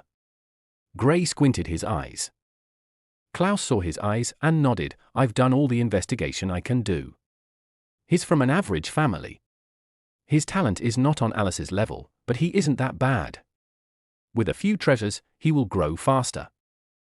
Gray didn't speak too much. Since Klaus said the guy was okay, then it had nothing to do with him. If it was one of those guys who just wanted to take advantage of Alice, then they would beat him up. There was no way they would let someone hurt their friend. Alice was the only girl in the group, and they naturally protected her a lot. How's Ray doing? Gray asked. He hadn't seen them for over a year now. He is quite curious about all of them. From what I've heard, he's doing fine. Having an elemental warrior means even if he's still in the 4th stage of the elemental venerable plane, he could fight with those in the 7th and 8th stage. Klaus reported, his status is pretty high, and from what the Moran told me, he said he wants to take the position of an elder. Apparently, there is an elder he wanted to beat up, but he can't do that with his current status in the faction. Gray burst out laughing. This was something he was sure Klaus would do, so he wasn't too surprised. I've missed you guys. He said softly, why don't we ask the others to join us on our return journey? Sure. It's not a bad idea. Klaus answered. You know what? Klaus suddenly spoke up. Gray shook his head, wondering what Klaus was up to. You already know the seal will be broken soon and the continent will descend into war. I'm aware of that. Why don't the 4 of us go on a trip? Who knows, it might be the last time we will be able to do this. I'd like that. Gray agreed to Klaus' suggestion. There was a high probability that he might be one of the first people to die during this war. Given how high the gnomes placed him on their kill list, they would try every means possible to want to kill him. It wouldn't be a bad thing if he accompanied his friends this one time. The duo spent the entire night at the inn, reminiscing about the old days. The times at the Lunar Academy were quite peaceful compared to what they were facing at the moment. Gray was just a nobody who people didn't care about. Klaus was the son of the principal of Lunar Academy, as well as the mayor of the city, so his reputation was quite high. They spoke about their encounters with the Crown Prince and the Emperors. In the end, they succeeded and even managed to create a new empire. Their journey has been quite entertaining just thinking about it, but they faced so many death experiences that, to be honest, they weren't afraid of it any longer. They could have died years ago, but they were still here. If the war happens and they end up dead, then it wasn't all that bad. Klaus had already contacted Alice and Reynolds, and before dawn, they received the news from the duo that they would be heading over to meet them at the Dawson family manor. Since it would take a few weeks before they got there, Gray decided to check up on Arya's brother and heal him first, before heading back to the Dawson family. He had a feeling his father was already aware of what happened in the meeting. But he still had to give him the news. Klaus had nothing to do, and heading back to his faction was completely out of the picture. Since that was the case, he tagged along and headed to check up on Arya's brother. He was also very curious about the Dawson family, so he wouldn't mind visiting. 2 weeks later, Gray and Klaus arrived in the small town the triplet from the Horned race were staying with Arya. When Gray arrived, it didn't take long for him to locate them. He was amazed by how much they've grown. Arya was already close to the age of going for the test. "Master, you've returned." Arya ran out of the building to hug Gray. Klaus' eyes twitched and he looked at Gray with a weird expression. "I'll kill you if you even dare to say it." Chapter 1264. Klaus shut his mouth when he heard Gray's words. He didn't have any plans of saying anything bad, but since Gray felt this way, he shut up. Gray went over to look at Arya's brother, who had been in the same state for well over a year plus. The bunny leader appeared and told him how to use the fruit to help Arya's brother. Gray followed the bunny leader's instructions, and to his surprise, KY worked faster than he even imagined. Within a few minutes, Arya's brother opened his eyes, staring around in confusion. Arya, who was watching him closely, rushed over to hug him when he saw him open his eyes. She was relieved to finally see her elder brother. He was the only family he had, and although Gray came into the picture, he was always traveling. Gray smiled when he saw them. This was something he had wanted to do for months now. Now that he has been able to help them out, he was happy. A few hours later. It took a while before Arya's brother got up from the bed and started talking. After all, he had been in that position for a long time. "Thank you for helping me. I thought I was dead." He bowed to Gray, showing his gratitude. "It's okay. I promised Arya would save you, and I fulfilled that." Gray ruffled Arya's hair while speaking. Arya giggled when Gray ruffled her hair. She was beyond happy at the moment. She never thought that Gray would be able to wake her brother up, but he did. "What can I do to repay you?" Arya's brother asked. "Nothing. I did this for her well-being." Gray shook his head. He looked at the duo and decided to bring them back to the region the Dawson family was situated. There was no need bringing Arya and her brother to the Dawson family. Arya's brother's talent wasn't up to par, and he didn't want those from the Dawson family to treat them in a bad way. However, they would be safer if they were close to the Dawson family. He could at least get a few people to watch them and keep them safe. He knew his mother would have no issues with taking care of them, but like his father, she too didn't stay at home frequently. Gray spoke with them for a while before heading out to meet Klaus, who was enjoying the scenery. The triplets had decorated the place to look very nice, and it was a good place to sit and think. Of course, Klaus had nothing he was thinking about, but he felt quite peaceful there. "What's up?" he asked when Gray walked over. "I'll take them back with me. I won't take them to the Dawson family, but close by. My mom should be able to get someone to watch them." "That's nice." Klaus picked up a rose flower. "I didn't think you would be saving people you're not close to." Gray shrugged when he heard this. He knew Klaus wasn't trying to be sarcastic. Given his personality, he rarely saves people, but there was no helping it. When he saw Arya, he just couldn't watch her travel alone in that place. So with nothing left to do, he had to help. Unfortunately, things went the way they did, so he took her with him. Since he didn't want the responsibility, he dumped them with the triplets, who had done a great job with taking care of them. The triplets were all at the peak of the Sage Plane at the moment. Even while taking care of them, they've never neglected their training, and it was evident. Gray and Klaus sat down in the garden as they passed off time. The bunny leader had run off. Gray didn't know where it went, but for the past few days now, whenever they took a break in any area, it would always run off to the forest and come back late.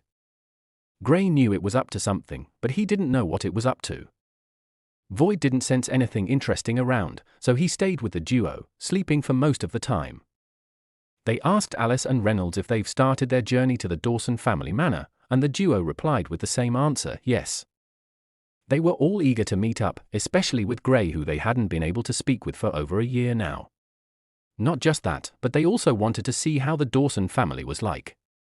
It was a famous family, and anyone would be proud of coming from such a family.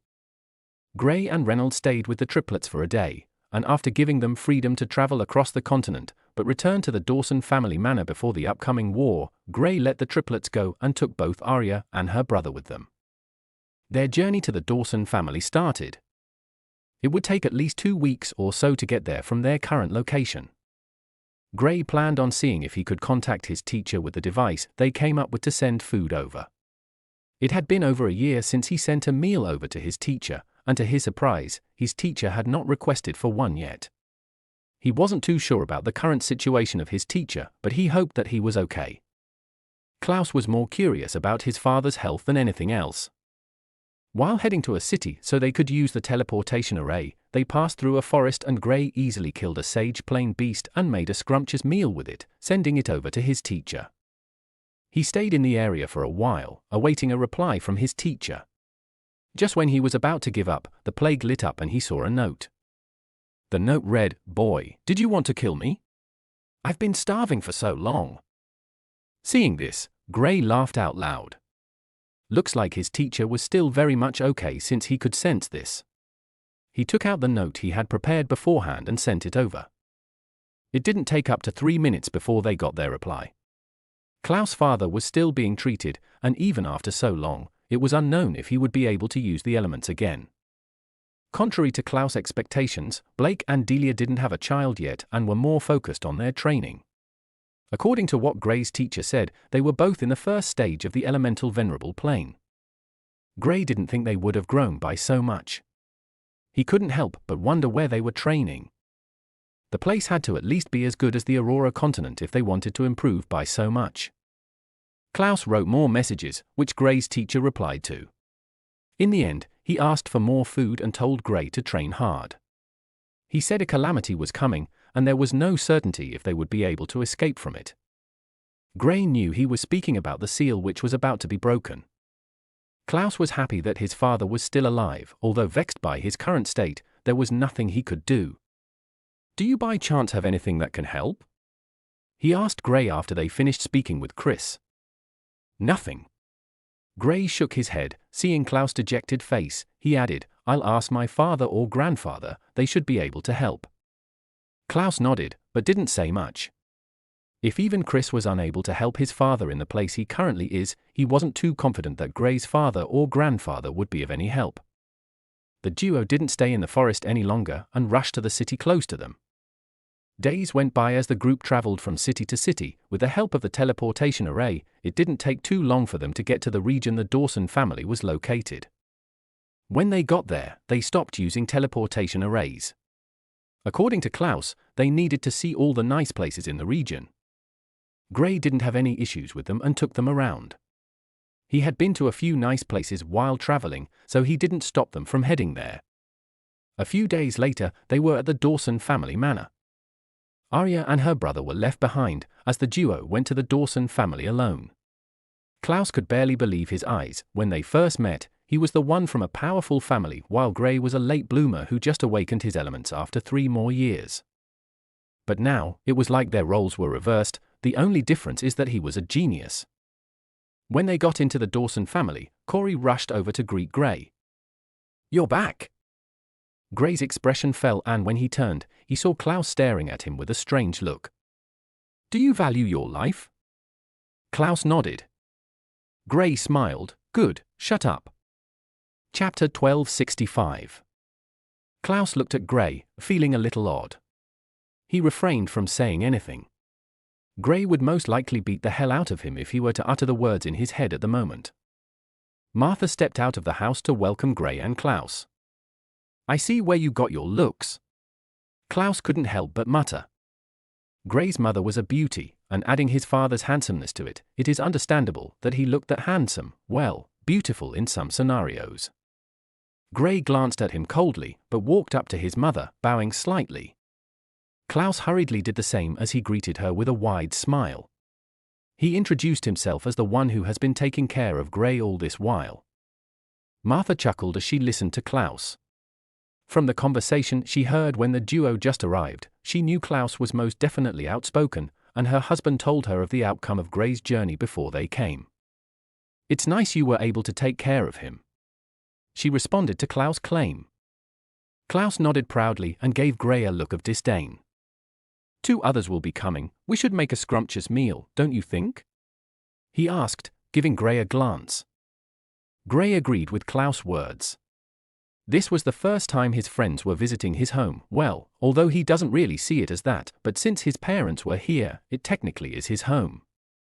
With his friends coming, it was only right he threw a small feast for them at his place. Lucas appeared beside Martha as he took a glance at Klaus. To be honest, Klaus was good-looking. If not for Gray, who was standing close to him, he would easily always get all the attention wherever they went. Klaus was the first to notice Lucas. He gasped softly, took a look at him, then at Gray, and after double-taking twice, he exclaimed in dejection, "Damn!" Lucas was taken aback when he heard Klaus remark. Gray also couldn't help but look at Klaus. "You see that? That's what it means to be handsome. You just look like a guy with a beautiful lady's face." Klaus shook his head as he took in the face of Lucas. Lucas was a bit embarrassed when he heard Klaus' words. Martha, on the other hand, covered her mouth so she wouldn't laugh out loud. Gray's eyes twitched when he heard Klaus' words. If not for the people present, he would have knocked Klaus into the ground. Klaus walked over to Martha and complimented while giving her a thumbs up. "Auntie, you have good eyes." Martha couldn't hold it in and laughed out, saying after, "We should go inside." Lucas walked behind them while sneaking a glance at Gray, who had his palm on his face. He chuckled softly as he entered the building. It's nice he has a friend like this. Klaus and Gray were two opposites. Gray was reserved, while Klaus was open. He could make friends with the entire world, while making some of them hate him to the core. Lucas had seen Klaus at work and knew just how sharp his tongue was. If given the chance, he would be able to annoy an entire continent on his own. Gray walked in with Corey walking beside him. He passed on a small trinket to her. It was something he bought at one of the stalls while they were walking around after the meeting. Compared to Arya, he felt closer to Corey and took her like a younger sister. Arya had her elder brother, but in Corey's case, he was all she had. Gray went on to report the meeting to his father, who told him that he was aware of what happened. The result was not what he wanted, but it was a little good for them. At the moment, a few top factions in the Middle Continent has extended an invitation in hopes of being allies with them, so they could also benefit from the secret realm. Lucas had no issues with that. The greatest benefit of the secret realm is the rare items it contains that were almost unattainable in the Aurora continent. Giving some of it to another faction and getting their help in the process wasn't that bad of a deal. You handled the situation nicely. Gray was pleased when he heard this. He knew not everyone in the family might agree to this idea, but he was confident that most of them wouldn't mind sharing. The others arrived in a few days, and they were invited into the Dawson family manor. Seeing Alice and Reynolds for the first time in over a year, Gray couldn't help but see the change in them. Reynolds had the most noticeable change. He had started keeping a moustache. "What the hell is with that look?"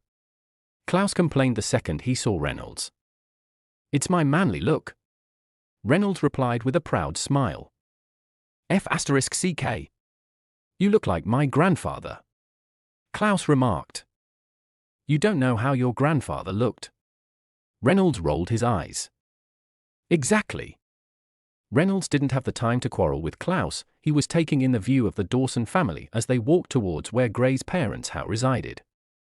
Unlike Klaus and Alice, who were from fairly large families while in the Azure continent, him and Gray were the only ones who didn't come from a big family. Although Gray's background was mysterious, it didn't point to anything in particular.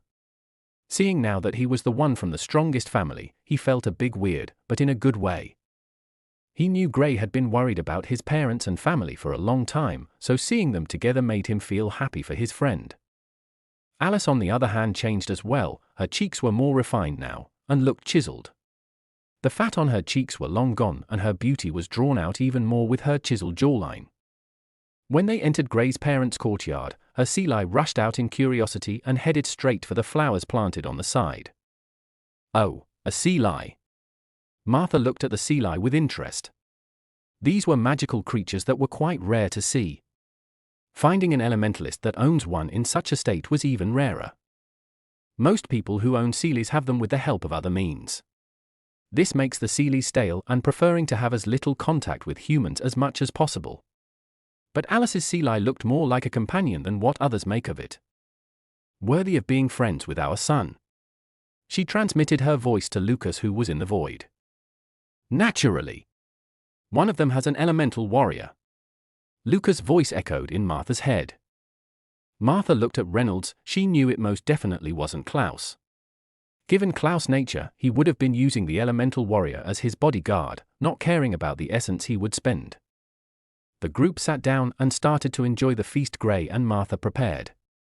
Lucas only came when they were almost done with the feast. He had things he needed to take care of, but he could still sense everything happening here as he wasn't too far away. After they were done with eating and other things, Lucas left along with Martha. Corey was also taken along as they wanted the friends to have some time to themselves. You guys have grown so much. Gray laughed as he said this. What do you mean by that? Alice scoffed and said, if I remember correctly, you were not an elementalist while we were all in the arcane plane. That's my point. Gray smiled, I'm already close to the 9th stage, while you guys are below me. Reynolds took a glance at him. My elemental warrior wouldn't mind sparring with you. Don't get cocky just because you're advancing this fast. Not everyone is a deal like you. Klaus snorted coldly, and added, I don't mind assisting the elemental warrior in teaching this cocky bastard a lesson. Stop lying, you're only looking for an excuse to fight with me. Gray waved his hand and with the help of his wind element, he flicked Klaus' hair. Damn it. Let's fucking beat this guy. Klaus was raring to go. Just as he was about to attack, he heard a soft cough. Don't destroy my place, I have a good spot for you four. Lucas' voice faded right after and the group were teleported to another location. They appeared at an abandoned mountain which had some arrays in it. Go all out, don't worry about anything else. Lucas' voice echoed around once again, before finally fading away. Thank you, Uncle. I know you want to beat him up too, I'll fulfill your wishes. Klaus yelled into the void. Outside the mountain, Lucas and Martha were sitting mid-air. Martha raised her brow and took a glance at her husband. Is that true? Lucas hurriedly shook his head. Of course not, darling. Good. Lucas whispered softly, that crazy kid. What? Nothing. Chapter 1266. Gray stood opposite his friends, his face calm as always. Do you think you can win against us? Klaus asked. He was standing in front of Reynolds and Alice. Among all three, he was the one with the highest cultivation stage. Alice was in the 4th stage of the elemental venerable plane, while Reynolds got to the 5th stage. With his current realm, his elemental warrior can match an 8th stage elemental venerable. Klaus was in the 7th stage, but they all knew his strength wasn't average. Since I don't want to be a bully, I'll let you guys attack first. Gray stood with one hand in front of him and the other behind him, waiting for them to attack. HMPH. Don't think this is like before. Klaus snorted and he pointed at Gray. I started to move from where he was standing, heading straight at Gray, freezing the ground as it moved. Gray smirked when he saw the ice coming. Is this your first attack? Just as he wanted to punch the ground to break up the ice, he saw Klaus' figure melt into the ground and reappear in front of him instantaneously. The second Klaus appeared, a large ice spike sprang out of the ground, forcing Gray into the air. While mid-air, Gray felt his stomach ache softly. The ice spike hit him in his stomach, which sent him flying. Gray flipped mid-air and balanced himself, only to see the elemental warrior holding a long staff with it. The staff enlarged and came crashing down. Gray created an ice shield that he used to block the attack. But a large fire spear shot at him from the other side. He turned the ice shield into a dome, protecting him from all sides. Klaus took flight as well, holding onto the sword he acquired from the secret realm they all went to the last time. He slashed out. A trail of ice followed behind the blade energy that was headed towards Gray's ice dome. Seeing the sword energy coming at him, Gray knew there was no way the ice dome would be able to withstand all the attacks. The blade energy cut the ice dome in half and another fire spear shot straight into the place, aiming for where Gray was previously standing.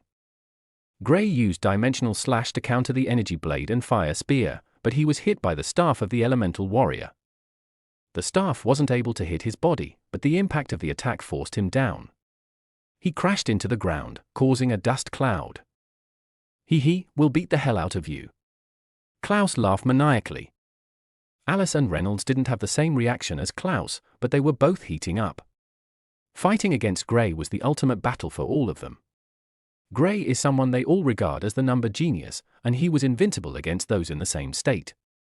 Even if they were using their numbers advantage over him, they didn't mind getting the victory over him. Since Gray had gone above them in cultivation stage, all they've done is chase and chase, but they've all been unable to get close to him. This was the only chance they could defeat him, but they also knew it would not be as easy as they thought. The dust cloud faded and Gray's figure appeared. He looked at all of them who were mid-air. After dusting his body, he flew back up. "Watch out!"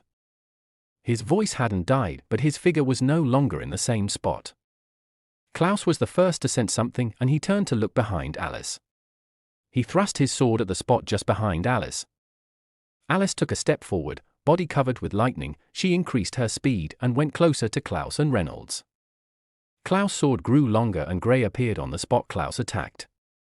Gray grabbed the tip of the sword firmly as he looked at Gray with a plain look. Reynolds attacked while Klaus was keeping Gray distracted. His elemental warrior unleashed a barrage of lightning bolts at Gray, who was holding onto the tip of Klaus' sword with immense strength. Sensing the incoming attack, Gray knew he shouldn't let Klaus' sword touch him. He tilted his body to the side and allowed Klaus' sword go past him while he turned around to block the lightning bolts shooting his way. Alice attacked when he was blocking Reynolds' lightning bolts.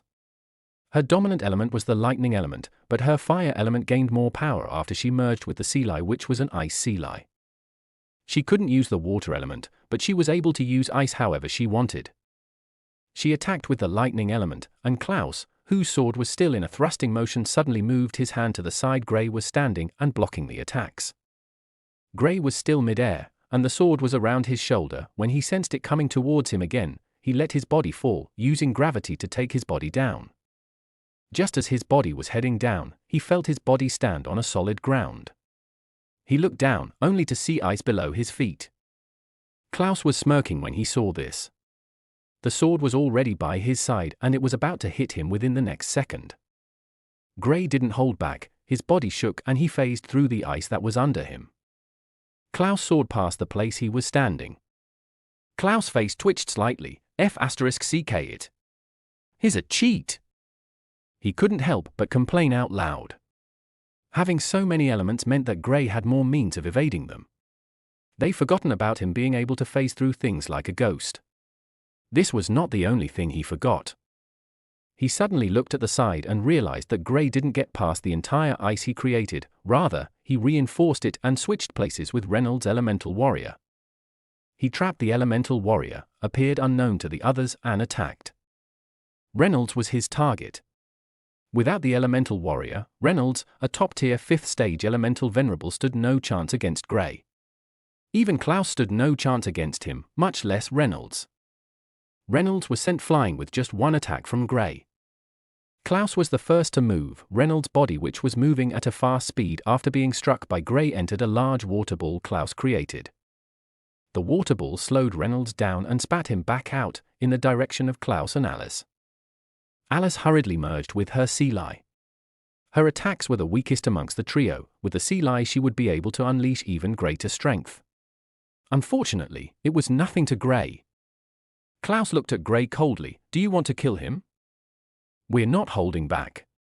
"Of course I'll attack him at full force." Gray shrugged. Of course he didn't try to kill Reynolds, but he didn't hold back either. "You good, Ray?" Reynolds took in a deep breath and nodded. His eyes turned serious and the elemental warrior smashed out of the ice he was being sealed in. Before long, it appeared behind Reynolds and merged with him. "This is what I'm saying.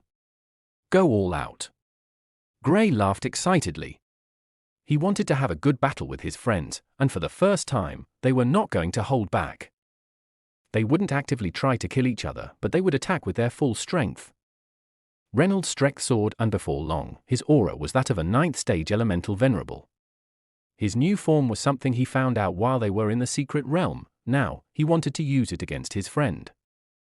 Alice's strength was bordering between the 6th and 7th stage of the elemental venerable plane while being in the 4th stage. Klaus looked at Reynolds. "Damn. Let's fucking go." He was excited at the thought of his friend's increased strength. At this moment, he was exhilarated. Alice stood behind the duo, Klaus and Reynolds standing ahead as they look in Gray's direction. Gray's eyes lit up with a pale blue light. He truly was going all out this time. He was the first to rush forward. Reynolds flew in his direction, blocking him. They both threw a punch. Their fists collided, causing a spark mid-air.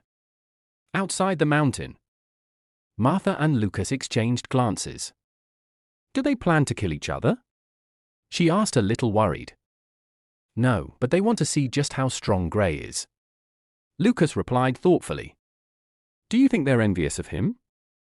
Yeah, but not in that way that they want his downfall. Lucas looked at the group of friends. Is their motivation for going stronger? Here's a bridge they want to at least get to. They know they can't cross it, but they want to get to it. Martha watched, and seeing the spark from the duo's collision, she muttered, just how strong is his physical body? Chapter 1267. Just how strong is his physical body? I think it's quite close to the 9th stage of the elemental venerable plane. Lucas replied after a while. He knew Gray's physical body was strong, but he didn't know how strong it is. Now that he was seeing him fight against Reynolds in his current state, he got a small view of what he felt about it. Gray and Reynolds' fists were still in contact when an ice blade slashed at Gray's head. Gray retreated and tried to counter the ice blade, but he was left a little annoyed when Reynolds got close and engaged in a close battle with him. They were both throwing fist after fist. Reynolds blocked his punch and kicked out, but Gray was able to block the attack. He grabbed Reynolds' leg and swinged around before letting go. Reynolds was sent flying and his body was spinning in the process. Klaus attacked, unleashing blade after blade. Gray blocked each attack coming his way, not giving Klaus the chance to get the better of him. He was about to move closer when a dual domain appeared. It was Alice's fire and ice domain. The dual domain took the shape of a sword and it started hacking at Gray. Gray was stunned, not believing that Alice could use her domain as a weapon. Gray could only use it in a small space. He didn't think he could turn it into a weapon and unleash it at people. He created a large fire hands that grabbed the sword, keeping it away from his body. Reynolds had stopped spinning at this point and was rushing back to the battle scene. Klaus created a half moon behind him and his aura went up by a bit. He attacked, forcing Gray back while also cutting one of the fire hands Gray used in blocking Alice's domain attack. Gray groaned softly when this happened, but he didn't have the time to scold Klaus. Reynolds was back, and it looks like his previous spinning trip enraged him. A lightning domain formed around his body and he rushed at Gray. What's up with all these? Gray was baffled as the way his friends were using their domains. He originally thought it was a means of increasing their strength while fighting, and a little other things. However, Alice used hers as a weapon and Reynolds was using his as a form of armor. He almost wanted to believe that while he was away, a new way of controlling domains was made public. He dodged Alice's attack, but Reynolds drew close to him and started attacking with his lightning spear. The strength of his thrust only grew stronger. At first, Gray was able to easily deal with it, but as time went on, he realized there was something wrong. Reynolds' attacks were getting stronger with each attack. Before he could completely comprehend what was happening, Klaus, the troublemaker, came into the fray once again. This time, he made sure Alice was close and would be able to fully utilize her domain sword. Klaus and Alice joining the fray made life difficult for Gray. He was trying to block each of Reynolds' attack, but Klaus, who had gotten more dangerous, started to attack with his sword. The strength of the sword was something Gray felt a little wary of, so whenever that attack comes close, he would dodge it at all costs. Before long, he was soon overwhelmed by the trio, and was forced to retreat. He stood mid-air and looked at the trio with serious eyes. He knew they've grown stronger than what they previously were. You guys are strong, he commented. I want to see you go all out. You're still holding back, Klaus said with a serious look. You know I can't go all out, Gray replied with a shake of his head. Are you looking down on us? Klaus asked, a bit angered. No, it's just that I can't use that state anymore. Gray shrugged. All I can do is use a few more elements. Oh, then what's holding you back? Using more elements wouldn't necessarily give you the advantage over us. Alice was the one who spoke up this time. I'm well aware of that. But using them at the necessary time will give me the advantage I want. Gray didn't refute her words, only changing it. If he used the elements at the right time, he would be able to defeat them. Take for example, when he phased through the ice and switched with Reynolds' elemental warrior. He was able to get a small advantage due to making the right choices while fighting. In the end, it all comes down to fighting experience, and that's something all four of them had. But in terms of who has been in more complex battles, it had to be Gray. He's the one who people are always trying to kill. So he believed he had more experience compared to his friends. However, he didn't say this out loud. There's also Alice, who was a battle maniac, and there's Reynolds, who had been in tons of life and death situations. Klaus, well, he is always lucky, so he wasn't too sure of his battle experience. If Klaus knew of Gray's thoughts, he would attack him with all his might. Gray was clearly looking down on him. Klaus saw the look Gray was giving to him and felt strange. Why is he giving me that look? Could he be looking down on me? He asked multiple questions concerning Gray's gaze. Unfortunately, he was only speaking with himself. All right, I'm going all out. If I win, you guys should be ready for a good thrashing. Gray spread out both hands and inscriptions lit up the sky. This time, more than 10 inscriptions appeared simultaneously. They all unleashed attacks at the same time. The trio blocked all the attacks coming their way, not giving any of the attacks chances. Gray knew his inscriptions wouldn't be able to do any damage to his friends, he only wanted them to distract them while he did the damage himself. His figure bolted through the sky, almost causing a tear. When he got close, he used the space element to attack. He learned something new when he went to the Chaos battlefield, and now he wanted to use it against his friends. The space elementalist he fought there helped him hone his usage of the space element when it came to attacking. Now, he wanted to use it to the fullest. He used Dimensional Slash once again. Reynolds was the first to sense the attack. He thrust his spear at the attack, but his expression changed drastically when he noticed how it was able to easily destroy his lightning spear. Klaus unleashed an ice blade at the slash coming their way. Alice wanted to use her dual domain to attack it, but Klaus realized the strength of the attack and stopped her from doing it. Reynolds moved fast, retreating from the place. Klaus and Alice left the range of the attack as well, making sure they weren't hit by the attack. Gray sent out chaos orbs at them, using more of the space element. When the orb exploded close to them, a spatial tear appeared. The trio felt a great sense of threat when the attack came their way. Outside the mountain, Gray's grandfather was sitting with both Lucas and Martha. Seeing Gray unleash an attack that caused a tear in the space, he couldn't believe it. If he wasn't seeing it, he would have beaten up whoever told him that it was possible for Gray to do it. How's he so strong?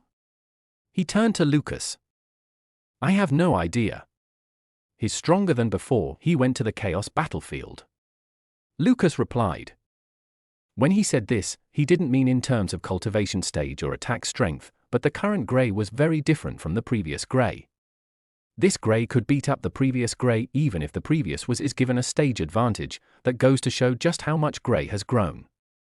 His attacks are more precise, and his thought process was also staggering. For someone his age, he shouldn't have this much battle knowledge. This was also what Gray's grandfather felt the first time he saw Gray fighting. His battle knowledge was far above his age. While they were praising him, they couldn't help but look at Gray's friends. His friends are freaks too. Martha commented. Lucas nodded. Gray's friends could be considered geniuses even in the midst of geniuses, yet in front of Gray, they seemed to be average people. Klaus was a shocking youngster. The half-moon behind him was one of the core techniques of the Moonlight faction. Gray was given a technique similar to this one, but it was the normal one. The one Klaus was using was something that even the top experts in the Moonlight faction are still trying to learn. Chapter 1268. Klaus was not the only one who they thought highly of. Reynolds was another one.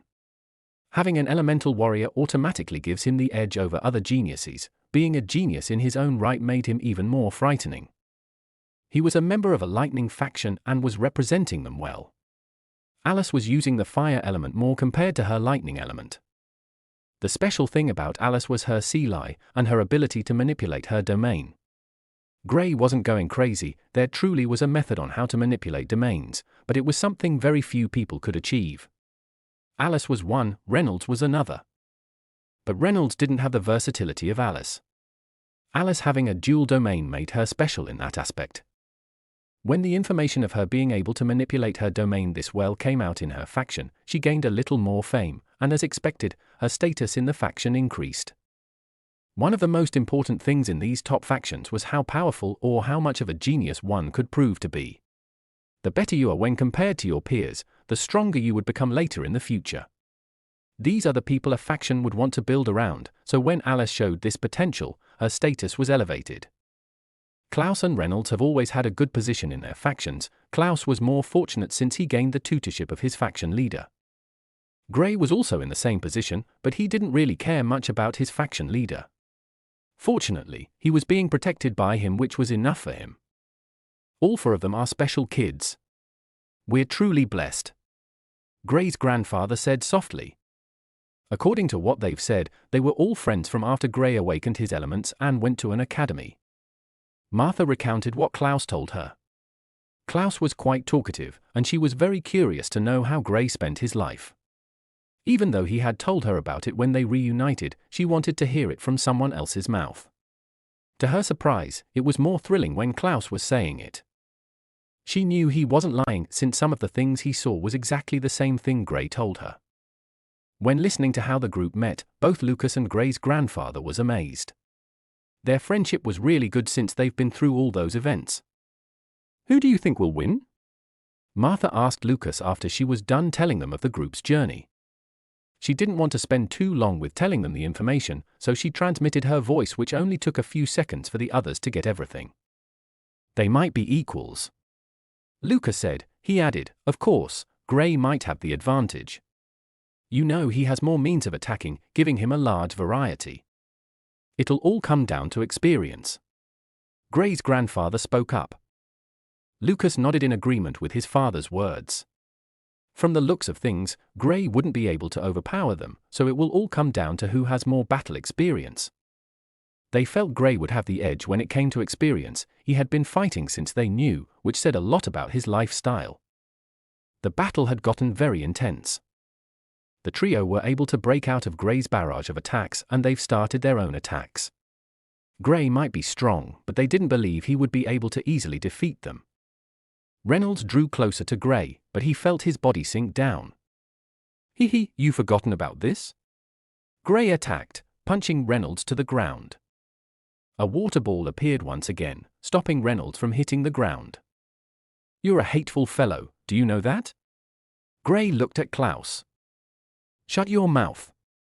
If not that I want you to impress your parents, I would have beaten you black and blue, Klaus retorted. Gray was about to speak when his face fell following Klaus' next words. Uncle, Auntie, do you know Gray is planning on not giving you guys grandkids?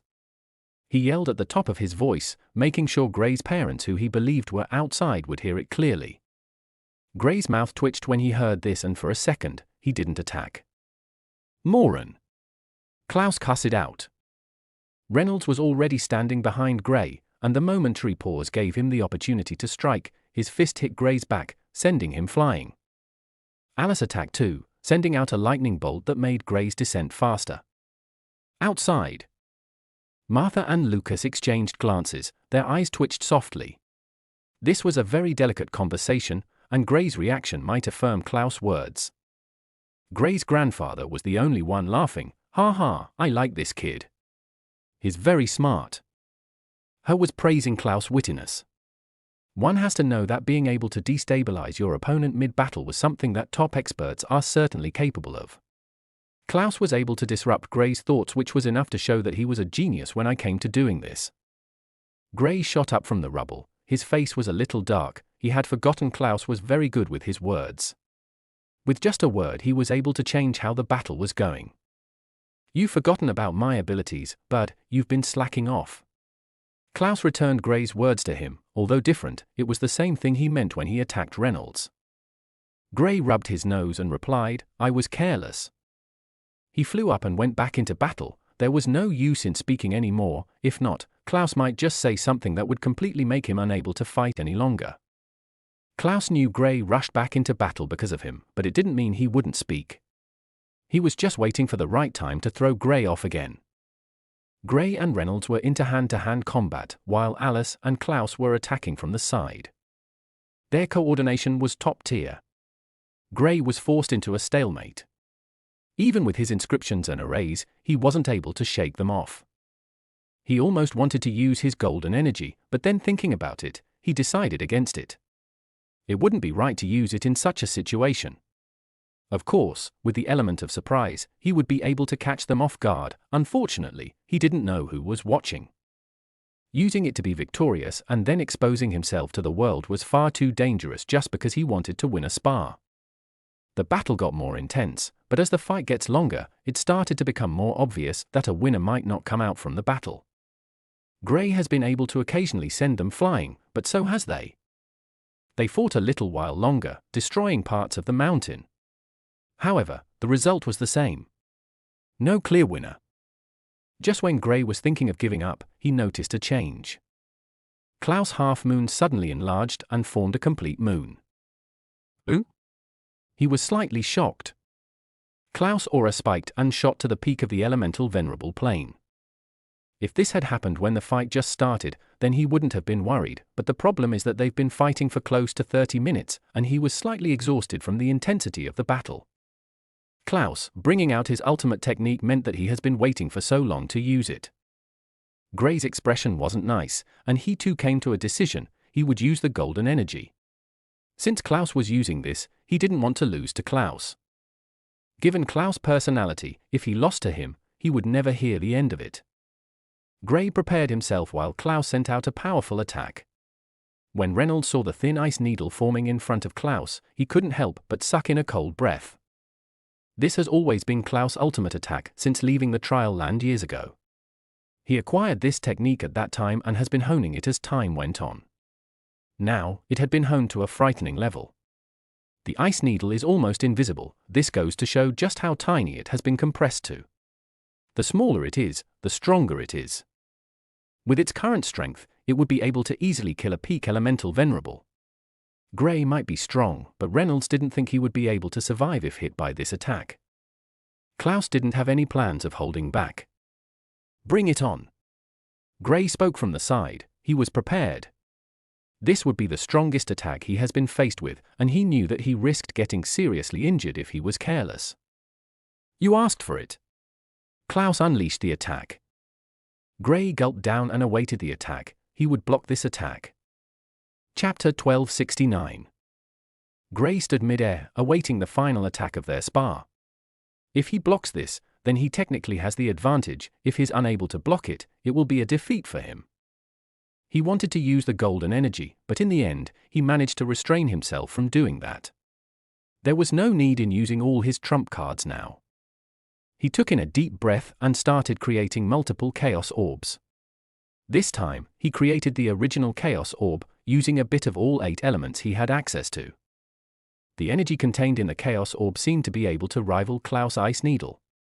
One has to know that Klaus was currently at the peak of the elemental venerable plane, and his strength was superior to most peak elemental venerables, yet Gray was matching him in terms of attack power. It was unknown how Gray has been able to achieve this, but his potential was something that scared even his parents who were watching. This was the first time they were seeing Gray use his greatest attack power, and they were beyond stunned. Klaus looked at Gray and couldn't help but complain, "What's wrong with him? Can't we just beat him once? Fuck it. Take your lose and go, man." Reynolds complained as well. He thought this was their chance to finally get the win over Gray, but from the looks of it, Gray didn't have any plans of losing to them. He stayed in his merged state, and without delay, he created a powerful lightning spear. After creating the spear, he was completely drained. He couldn't even keep his elemental warrior active anymore as he used up too much essence while creating the spear. Alice, seeing this, also joined in, creating a 3-colored arrow.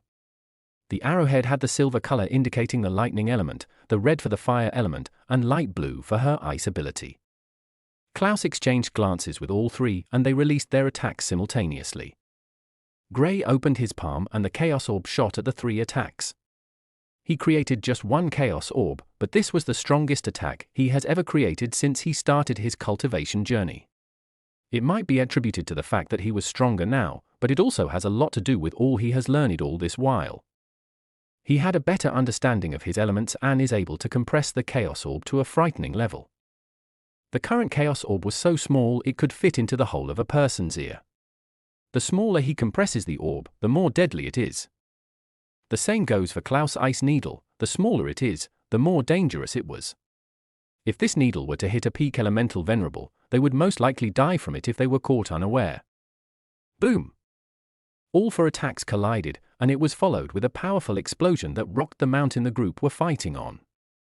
Outside, Lucas, Martha, and Gray's grandfather stared at the scene in utter awe of the group's strength. At such a young age, being able to use such strength was unimaginable. Each of them had exceeded what they thought of them, Gray and Klaus especially. Reynolds was also amazing, and so was Alice, but Klaus and Gray were a notch above the duo. Klaus being better than Reynolds was more like a one-time thing since it was obvious that he couldn't use the full moon for more than one attack, hence the use of it at the end. Reynolds could stay in his merged state for a long time, which gave him the advantage over Klaus in a prolonged battle. Well, that's if Klaus doesn't take him out with this attack. None of them made a move, they watched anxiously, waiting for who would come out on top among the friends. Gray was practically fighting against 3 of the best geniuses the continent has produced in a long time, yet he was able to match them. At the moment, it was unfair to rate him alongside other geniuses, he was in a league of his own. The explosion died down and all 4 people could be seen standing mid-air.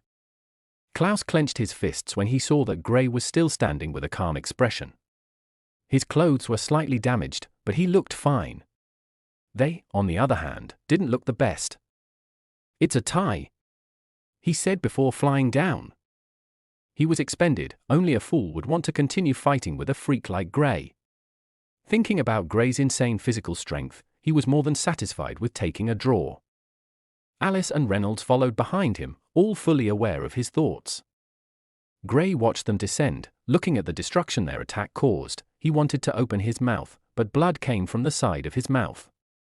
Seeing that none of them saw it, he wiped off the blood and flew down to meet up with his friends. His light element was doing its best to make sure it healed him as fast as possible. The impact of the attack was something that he knew would be almost impossible to defend against. Even with his armor and everything, he was still badly hurt by it. A few days rest and he would be fine, but for now, he has to pretend to be okay in front of Klaus and the others. When he got down, he didn't walk up to them first, he still couldn't speak. There was still blood in his throat, waiting to come out. Martha saw how blood came out of Gray's mouth, the others with her did as well, but none of them spoke about it.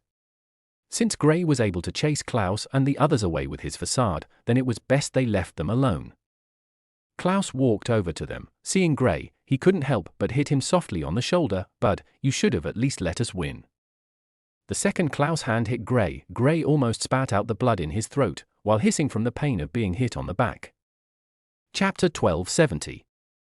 Gray placed his hand on his mouth to stop himself from coughing out blood. Lucas walked over. "Gray and I have some unfinished discussions, he will come back later." With that, Lucas and Gray disappeared from the presence of everyone. Martha heaved a sigh of relief internally, while Gray's grandfather chuckled. Klaus felt it was a bit suspicious that Gray's father would take him like that, but he didn't care about it. Since Gray didn't defeat them, they were good. "Come on, let's go back with Auntie, there is more of that delicious meal waiting for us," he urged the others. Martha was quite fond of Klaus, he was very talkative, and also a likable person, as long as he likes you too, if not, you'd want him dead. Take for instance, while they were waiting for Reynolds and Alice to come, they encountered Eric, the son of the Dawson family head. And from what she heard, Eric wanted to fight with Klaus for some reason. Eric was a proud person, but as he grew older, he had stopped being rash. The fact that he was prepared to fight with Klaus proved that Klaus truly was living up to his name of being able to annoy anyone. In the cave, Gray was first taken to by Lucas when they first reunited. The second they appeared, Gray spat out a mouthful of blood and fell to the ground weakly. "Thanks, Dad," he said weakly.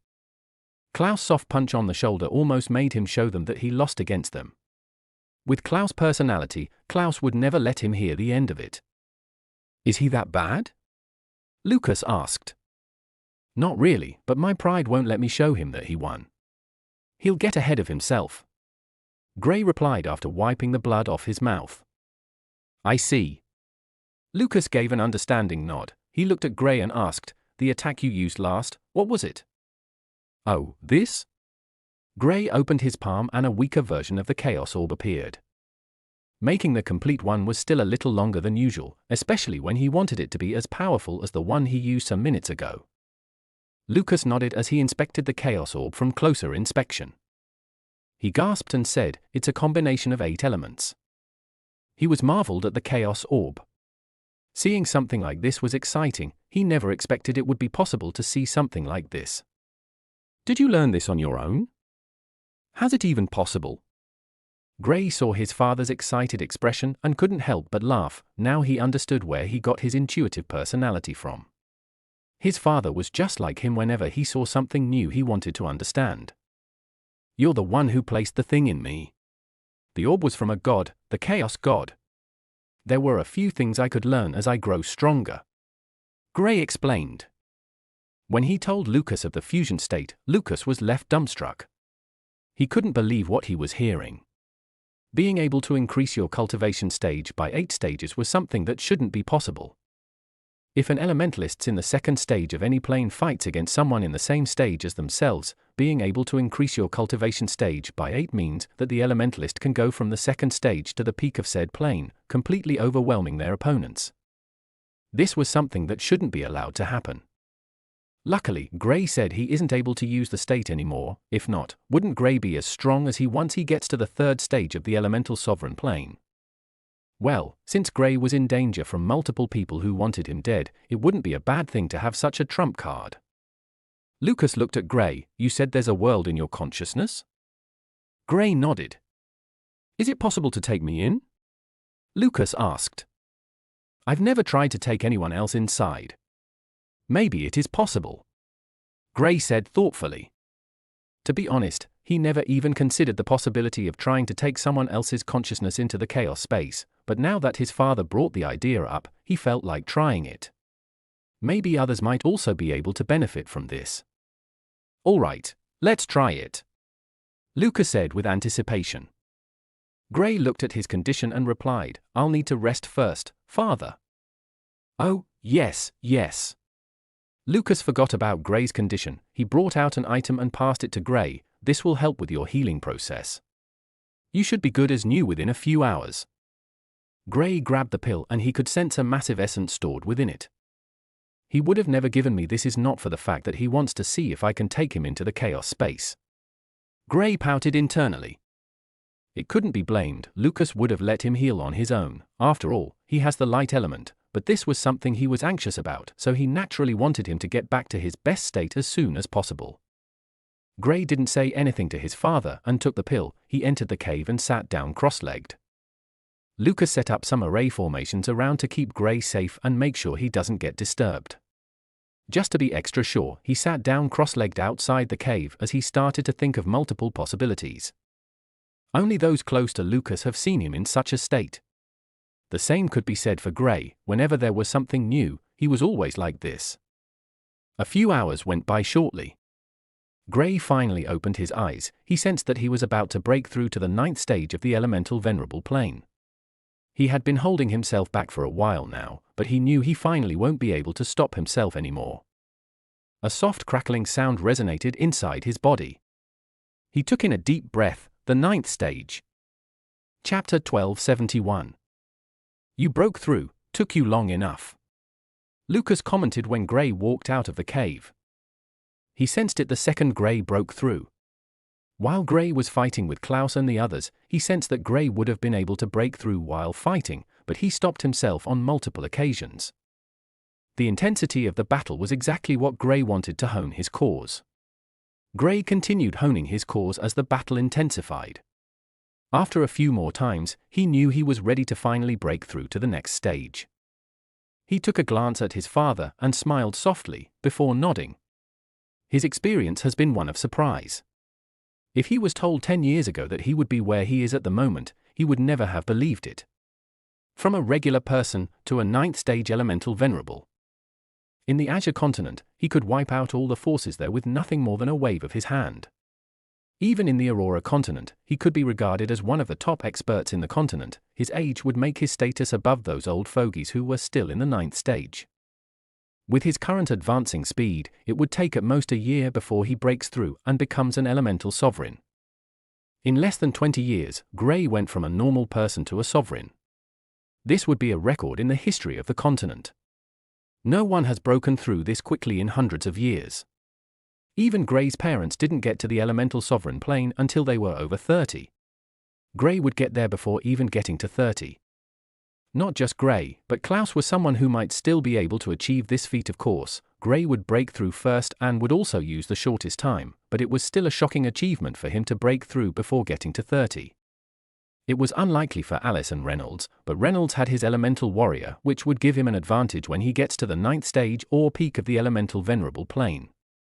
Gray sensed the new strength that was flowing in his body. In his current state, he was certain that he would be able to defeat the trio of Klaus, Alice, and Reynolds. "Do you want to attempt it now?" he asked his father. The reason he healed up here was due to his father wanting to attempt going into the chaos space. To be honest, he didn't know if it would be possible, but since his father spoke up, he wanted to at least try. Sure. Lucas had been patiently waiting for this. Gray nodded and took a seat close to his father. They were both sitting cross-legged, and they shut their eyes simultaneously. With both parties closing their eyes, Lucas took control over the process. He was the strongest and naturally had a stronger spiritual consciousness. It might be dangerous for Gray to try it, so he wanted to be the one leading the experiment. Gray let Lucas' spiritual consciousness to wrap his own, and it was a strange feeling for him. This was the first time he was in such a situation, but he felt a sense of safety while being covered by his father's spiritual consciousness. After being covered by his father's spiritual consciousness, Gray carefully tried to see if he could get into the chaos space. The second his spiritual consciousness got close to it, he sensed a great sense of rejection from it, as if not willing to let him bring in someone else into the chaos space. The rejection was there, but it wasn't too evident, so Gray felt like there was a chance for them to get his father's consciousness into the chaos space. There was also the possibility of the chaos space giving them this opportunity in hopes of causing great damage to the consciousness of the intruder. Even with Gray there to help his father get it, it still wouldn't be easy. They attempted it once more. This time, the rejection was still there, but Gray was certain that with a few more tries, they would be able to get in. It was just as Gray said. After 3 more attempts, the feeling of rejection disappeared. Lucas and Gray's consciousness were taken into the chaos space. And the moment Lucas entered, he felt an unbelievable pressure on his consciousness. He could barely even lift his head, much less have the time to take in the sight of the place. Looking below him, he knew he was standing on a temple, but he didn't know what the other sides of the temple looked like. "Are you okay?" Gray asked when he saw his father's spiritual consciousness grabbing both knees, trying to keep himself standing. "You don't feel it?" Lucas struggled to speak. "Feel what?" Gray had a confused look on. "The pressure. There's a powerful pressure here. Even with my strength, I can barely stand." Lucas explained. "Not really. The only time I remember feeling any pressure is when I go to each element's region. I haven't been there in a while." Gray replied. He has come here hundreds of times, and only when he's trying to comprehend elements and head deeper into the regions does he feel these pressures. If he stayed in the outer areas or even in this mountain, he always felt like he was in the real world. Lucas stayed in the same position, trying to get his spiritual body to get used to the pressure. He knew that the longer he stayed here, the better his endurance would increase. In no time, he would be able to move freely here. Gray didn't want to disturb him and left him alone. He started to investigate the place. There were a few changes from when he used to previously come. Like the sun and a few other changes in the elements regions. Now that he took his time, he could sense a massive amount of chaos energy stored in the sun. Chapter 1272. Gray flew into the sky, heading for the sun. He soon came to a realization that no matter how much he flew, he could not get close to the sun. He could sense the presence of the sun, but he found out that it was like the sky was endless and the sun was at the end of the endless sky. After a few more minutes, he gave up and went back down. He appeared on the ground the moment he thought about going down. An idea struck him when this happened. If he could appear on the ground with a thought, maybe he could appear in the sun with a thought as well. He quickly put his theory to test and was elated when he appeared inside the sun filled with golden energy. The energy there was enough to destroy his spiritual body. However, since he was the one who had the chaos space, it did nothing to him. His eyes were wide as he didn't know when this happened. Could it be that it was when I was hit with the chaos wave? This was the only time he knew that he absorbed a large amount of chaos energy. The golden energy he could use was the pure form of the chaos energy, and that was what filled the entire sun. He couldn't even see the end of the sun, and the thought of that frightened him. It was unknown just how much energy was stored there, but he knew it would be enough to overwhelm someone. He stayed there for a while. After moving around, he left the sun and headed back to the temple. When he got there, his father was looking around. He had been able to get into a standing position, but he didn't seem to be comfortable. Lucas sighed and said, "It's a wondrous place. It's a shame if I force myself to stay for too long, then I'll cause irreparable damage to my spiritual body." Gray looked at the flickering body of his father and was slightly taken aback. "Will the light element be able to help?" he asked. Lucas thought about it and replied, "It's worth trying. There's nothing to lose. Let's go there, the light essence there is better." He pointed at a certain region. In this place, all he could see were mountains and trees, but the essence he sensed around the place was beyond belief. There were 8 different places where he could sense 8 different elemental essences in abundance. If anyone were to cultivate in such a place, the person would grow in weeks. "Have you tried bringing in your physical body?" "No. I don't think that is possible. The senior told me I can only come with my spiritual body." "I see. Either way, there's no harm in trying. Who knows, you might be able to benefit more from this place." Gray followed the flickering body of his father as they headed towards the light element region. He could clearly see the light elemental essences around, but from how his father was staring at the trees, he knew he wasn't seeing it. His father sat down cross-legged and told him to begin. Gray controlled some of the light essence around, and used it to cover the flickering body of his father's spiritual body. Lucas felt invigorated the moment his spiritual body was covered with light elemental essence. He felt a sudden calmness that made him relax his mind. Unfortunately, his body was still flickering even with the light essence that was used to wrap it. Lucas sighed when he saw the situation. "It's no use. I can't stay here more than a few minutes. Those weaker than I am won't even be able to get in." He added, "Oh, I see." Gray knew nothing about this, but from how his father was struggling, he knew it was impossible for people below his father's strength to last more than a minute here. "It's time for me to go out. I wanted to explore this place, but it seems like I won't be able to." Lucas shook his head. Although he was thrilled by this new discovery, he was still sad he isn't able to explore the place in its entirety. Gray didn't delay any further and sent his father's spiritual body out of the chaos space. He left as well. When they both regained control over their bodies, Gray stared at his father in shock. His father had always looked like someone in his early 30s, the same goes for his mother even though they were both well over 50. But now, his father looked at least 5 to 6 years younger and his skin was glistering. If not for the fact that he had a small beard, it would be easy to take him for Gray's older brother. The resemblance between them made it even more believable. Lucas already sensed the changes that happened in his body. There were a few complications he had, but now, he couldn't sense them any longer. Seeing Gray's shocked look, he looked at him questioningly. Gray created an ice mirror for him, and when he saw his face, he was speechless. The light element surely is the most intriguing element of them all. Lucas spoke out loud, amazed by the wonders of the light element. He knew what happened was due to Gray enveloping him with the light element while they were in the chaos space. "I don't think Mom would be too happy with your sudden youth," Gray remarked. When Lucas thought about it, he realized Gray was correct. Every woman cared about how they look, especially when next to their husband. If Lucas were to look far younger than her, she would most definitely be irritated by it. She could make herself look younger with her strength, but there's a difference with the method Gray used and the one she would use. Come on, let's go show her my new look. Lucas chuckled. Remember, you have nothing to do with this. Chapter 1273. Lucas and Gray soon arrived at the Dawson family manor. The duo went to Gray's parents' building.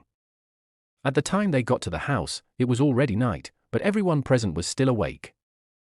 When Martha saw Lucas, she didn't even need to speak before she saw the difference in his appearance. She looked at Gray and he was still the same. What happened to you? She looked at him with a questioning look. Nothing. What do you mean nothing? You look totally different. I've always been like this. What are you talking about? Klaus and the others saw Lucas and their eyes popped out, Klaus especially. Uncle, where did you do this, and can I do it too? He asked immediately. Lucas looked at the eager Klaus. I don't know what you're talking about. Where's the food? He asked as he walked into the house with a calm face. Gray watched his father walk into the house, under a barrage of questions from everyone present. The only person who didn't walk over to Lucas was Gray's grandfather. He came over to Gray. My grandson, where did you two go to? He asked with a warm smile. Gray told him about the cave. His grandfather knew about his injuries, so he knew that he needed to heal. When his grandfather asked about what happened to his father, he told him he wasn't aware of it since he was inside healing while his father was outside. Come on, boy, I know you're well aware of what happened to your father. Gray's grandfather said with a straight face, all right, I'll give you access to a certain place. I heard you're trying to connect to the origin source. With it, you can. When Gray heard this, his ears perked up. If his grandfather really knew such a place, then he would like to enter that place. With it, he would be able to increase his strength once again. I'm coming, I'll speak with Dad. Gray said. Good boy. Gray's grandfather patted his head. Gray walked into the house and went straight to his father. It was when he entered the house his mother realized that Gray had been with his father. That meant that he should at least know a thing about what happened with him. When she looked at Gray, Gray's soul almost left him. Of everyone present, Martha and Alice were the duo who had almost red eyes. They seemed desperate to get this. Klaus was also among those who wanted it, but he wasn't as desperate as the two ladies. Gray, where have you two been? Martha asked, staring at Gray dead in the eyes, trying to see if he would flinch. Gray, being well adept at things like this, didn't even blink before replying, the cave. Martha paused. She knew of Gray's condition, so heading to the cave to heal was something that was expected. Gray would most likely be healing. With the help of his father he would heal faster. From her knowledge, they shouldn't have spent this long there. Nothing else? She asked. None that I know of. Gray was prepared to follow his father's words. Unfortunately, he knew that if his mother were to find out that he was the one who made his father like that, she might beat him up. I'll tell her later. I can't tell her in the presence of others. He concluded internally. If he were to tell his mother in the presence of the others, it wouldn't be too nice since Alice was too weak to enter the chaos space. Only his mother and grandfather would be able to bear it. Maybe after Alice gets to the elemental sovereign plane, she would be able to enter, but for now, it was too dangerous to take her in. The same could be said for Klaus and Reynolds. He walked over to his father while avoiding his mother's gaze. After whispering into the ears of his father, the duo walked out and left with his grandfather. Martha was about to follow them, but she realized the void was sealed, along with it a voice that echoed on her ears. This is a boy's thing. Martha pouted, feeling this had to do with the secret Gray and his father were keeping. But just as she was about to storm off, another gentle voice echoed in her ears. Mom, I'll help you later. She smiled and went back into the house. Her expression was calm as she looked at the others and told them to calm down. In the cave. You didn't allow me in there. Why are you offering to send him there? Lucas looked at his father seriously. He's more promising than you were. Gray's grandfather said with a straight face. He then added with a chuckle, besides, he seems to know what can make me look young. You obviously don't. Lucas wanted to complain, but he didn't know what to say. His father was right. Gray was the one who could make him younger, and he didn't have the talent Gray was showing. At this age, he was still in the early stages of the elemental venerable plane. All right. He gave a sigh of relief. When they told Gray's grandfather of how it was done, he was flabbergasted. He never thought that covering the spiritual body with the light element would work. Neither did he know that Gray had the light element. How's that even possible? He was speechless. If Gray could do something like this, then he was beyond special. Lucas didn't speak much, he only told him to reinforce his spiritual body, and the duo sat down cross-legged. Gray and his grandfather had their eyes closed, while his father kept watch. It didn't take too long before his grandfather's body started to glow. When Lucas was inside, he didn't know what was happening outside, but now that he was watching from outside, he saw what was going on. His father's body was completely covered with the light element, and he could visibly see the wrinkles disappear from his father's body. He was dumbfounded at the sight of it. His father's spiritual body was what was covered with the light element, yet it reflected in his physical body. The light element truly is wondrous, he muttered. A few minutes later, his father looked like someone in his late 40s. One has to know that a few minutes back, his father looked like someone that was well over 75, but now, he was completely different. He looked younger and more vibrant. Gray and his grandfather opened their eyes almost at the same time. When he saw his grandfather's current look, he was stunned beyond words. His father's case wasn't as good as this. "You look so young," he commented, creating an ice mirror for his grandfather. His grandfather looked at himself, his previously gray hair was pure black. He smiled to himself. "Ha ha, so refreshing. Thanks, kid." He laughed out loud. "Tomorrow I'll take you there. I'm going to meet someone." With that, he disappeared, leaving only Gray and his father. The duo exchanged glances before going back to the Dawson family manor.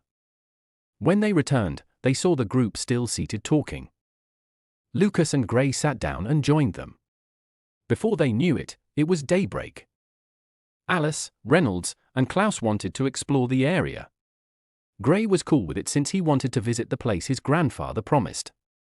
And he still had to make his mother look younger. The trio left, and he couldn't help but look around for Void and the bunny leader.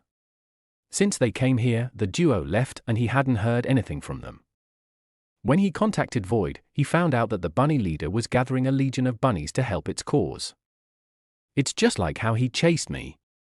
He recalled how the bunny leader had other bunnies to help it fight. After a while, he helped Martha with her own. Although Lucas wasn't fully in support of making her look younger so soon, there was nothing he could do. Especially when Martha saw how Gray's grandfather looked. When he was done with that, his grandfather took him to the place he promised.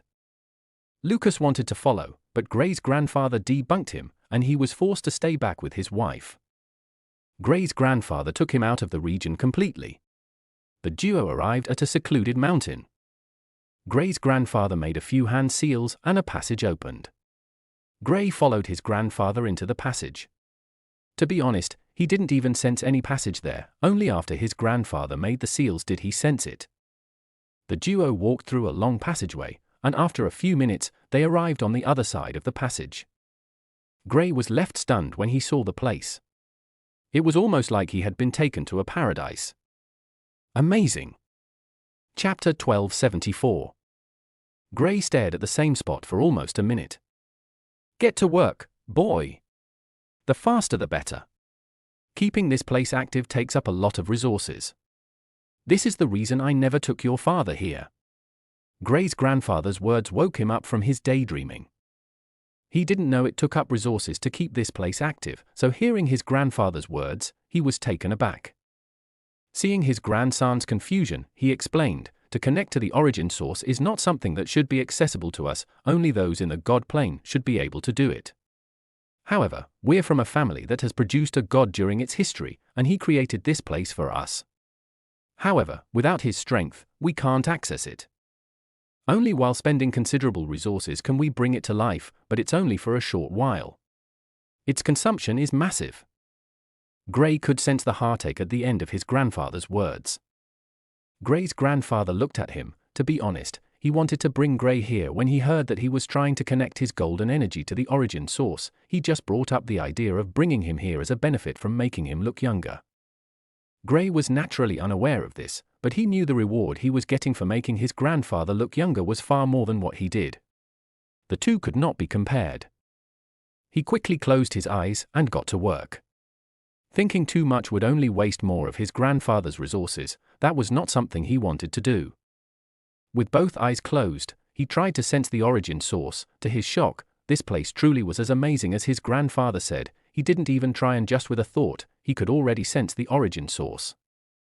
Now that he has located the origin source, his next step was to try to connect the golden energy to it. Once he does that, he should be able to merge the golden energy to his core and possess a stronger attack power. Gray's grandfather watched from the side as Gray tried connecting the golden energy to the origin source. He could sense what Gray was doing. After all, he was a top expert. Time went on, and after a few minutes, Gray opened his eyes. He failed in his first attempt. Just like when he was trying to merge it to his core, he sensed the same rejection, this time even stronger. Could it be that there's no way to merge them? He thought to himself, his eyes open as he looked around. He was still thinking when an idea struck him. It shouldn't be a bad idea, he said to himself. He wanted to try to see if he could swallow up the origin source with the golden energy. The golden energy was from the chaos and has proven to be stronger than the energy acquired from the origin source. If it's stronger, shouldn't it be able to swallow up the origin source? It was a daring idea. Just the thought of the possibility excited Gray to no end. What was it like swallowing the origin source? Wouldn't that make him one of a kind? He calmed his raging emotions and started his plan. His first objective was to bring out the chaos energy from his body and then use it to wrap the origin source. Previously, he had been using the gentle way to try it, but now, he wanted to do it by force. He would use the chaos energy to wrap up the origin source, swallowing parts of it in the process. While Gray was bringing out a large amount of chaos energy in the direction of the origin source, Gray's grandfather's eyes opened widely in shock. He didn't even dare to believe what Gray was trying to do. He shouldn't be trying to cover it up, is he? He muttered to himself. While thinking of it, he thought about what might happen if Gray was able to achieve what he's planning to do. Taking part of the origin source will affect the world. No, I shouldn't allow him to do this. He quickly came to a decision. Gray, stop! Unfortunately, he was too late. Gray was already entrailed in the midst of covering the origin source with the chaos energy. Outside, the sky in every part of the Aurora continent changed, not just the Aurora continent, but even the Azure Empire. They were all part of the same world. The entire world seemed to fall into a state of momentarily silence as everyone, both old and young, strong and weak, looked up to the sky. The previously blue sky was enveloped by a domineering force. The force wanted to consume it. The sky wanted to fight back, but in front of this force, it was very weak, too weak to even lift a finger. Lucas and Martha stared into the sky, and the eyes of Lucas changed drastically. It's him. How's he causing such a commotion? He knew from the second he saw it that it had something to do with Gray. Only when the origin source is being messed with could something like this happen.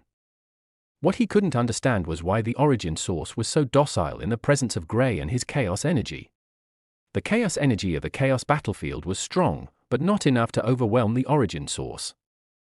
In the cave, Gray's grandfather wanted to move close to Gray, but he was forced back by a tyrannical energy that scared him. He looked at Gray in fear.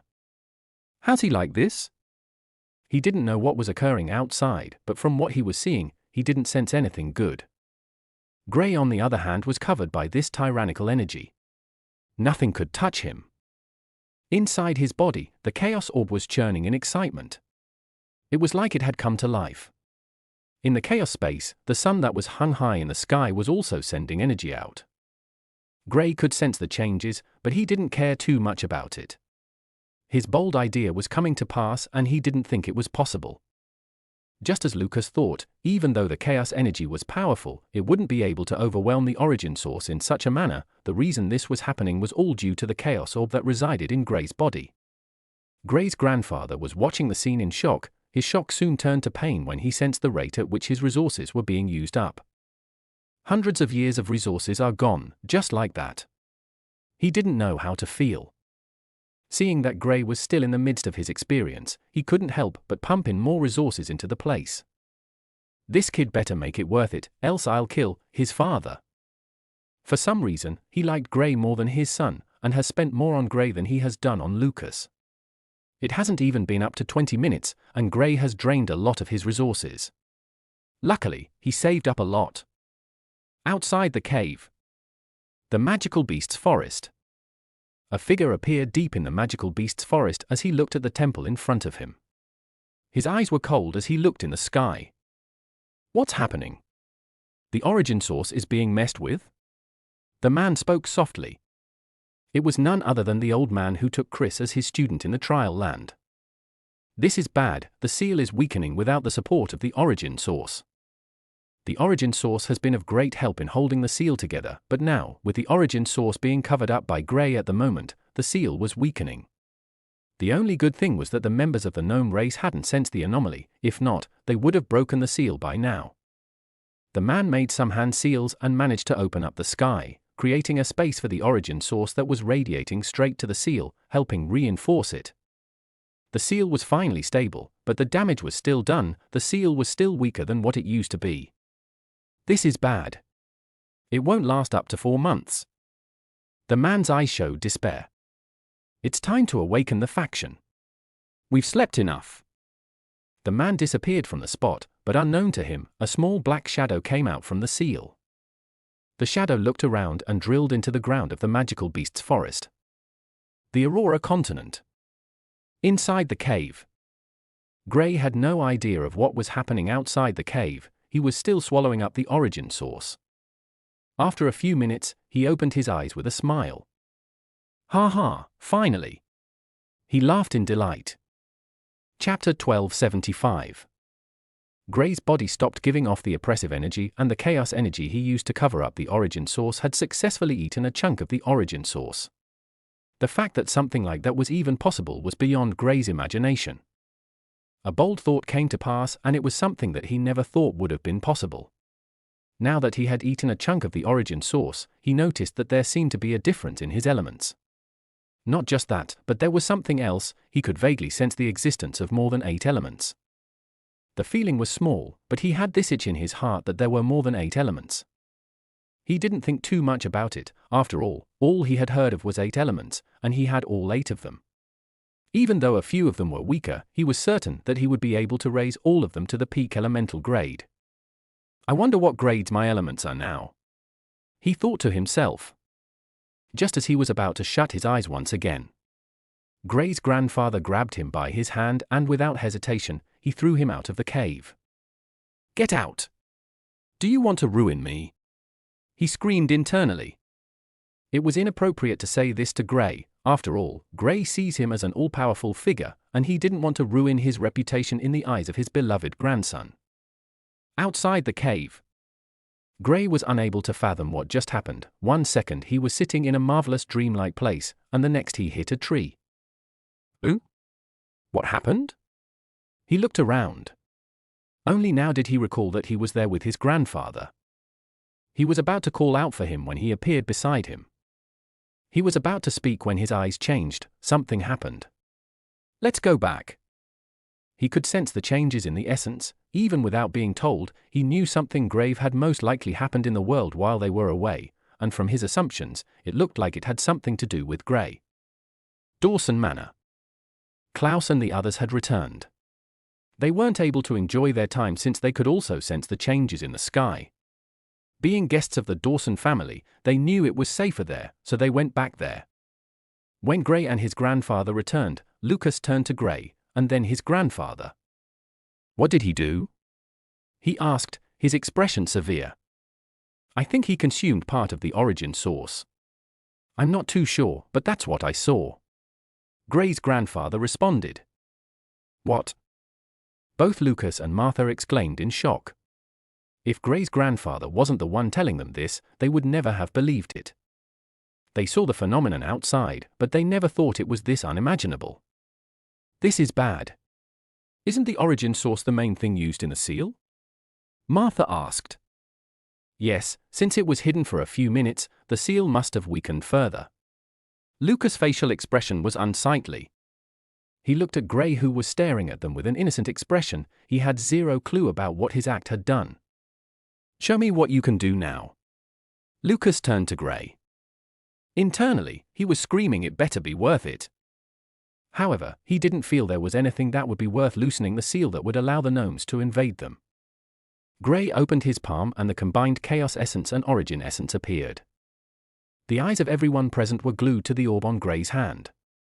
It looked normal, but the destructive power it possessed was superior to what he created even with his strongest fusion orb.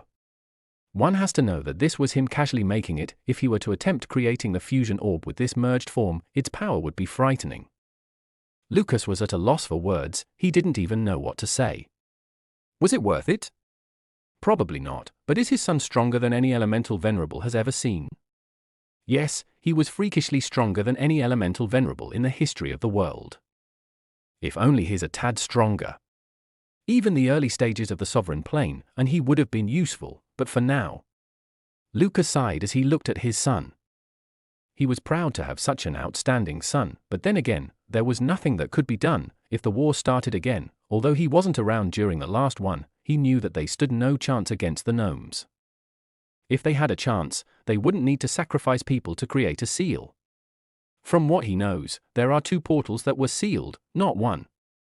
One was hidden away from people, and was sealed by a single individual, the other was a group effort.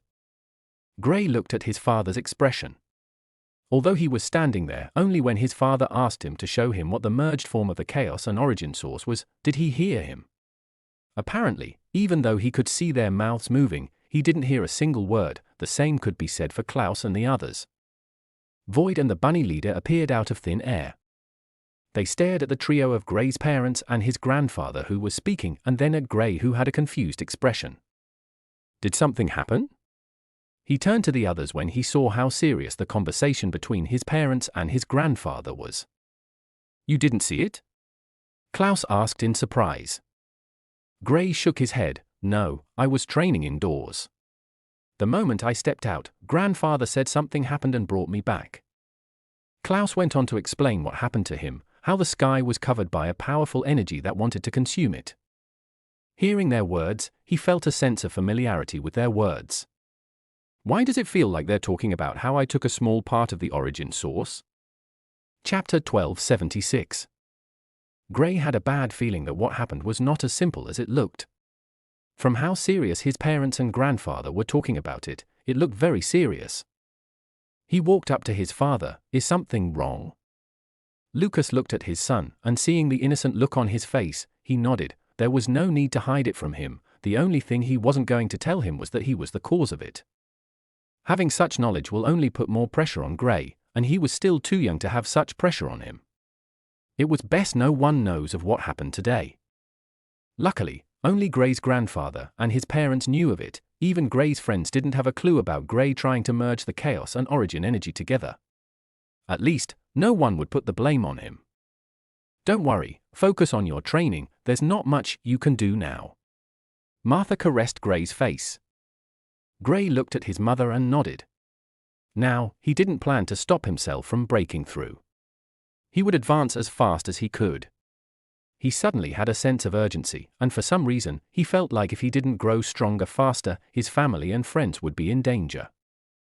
Gray walked back to his friends. Void and the bunny leader walked over to them. What do you think caused it? Alice asked. It was a huge phenomenon, and every single individual in the continent naturally wanted to know what caused it. I don't know. Gray and the other 2 shook their heads. They truly didn't know. Gray had some thoughts, but he wasn't certain, so he naturally didn't want to say. The last time he shared something with his friends, the entire Azure continent went after them, all for empires in the continent. He didn't want that to happen again. Gray's grandfather and his parents left, leaving only the 4 youths there. Corey was inside training, and seeing that Gray was not leaving, she came out to speak with him. It hadn't been too long since Gray went out to train, yet he was back again. Gray looked at the little girl. She was still at the peak of the sage plane. According to his mother, she still needed at least a year before she could enter the elemental venerable plane. Corey would be at most 11 or close to 12 at that time, yet she was already entering the elemental venerable plane. If not for having multiple elements, Gray would have believed that she was more of a talent than he is. He threw everything to the back of his head. Since his mother told him to focus on his training, that is what he was going to do. Before that, he wanted to check what elemental grades each of his elements had gotten to.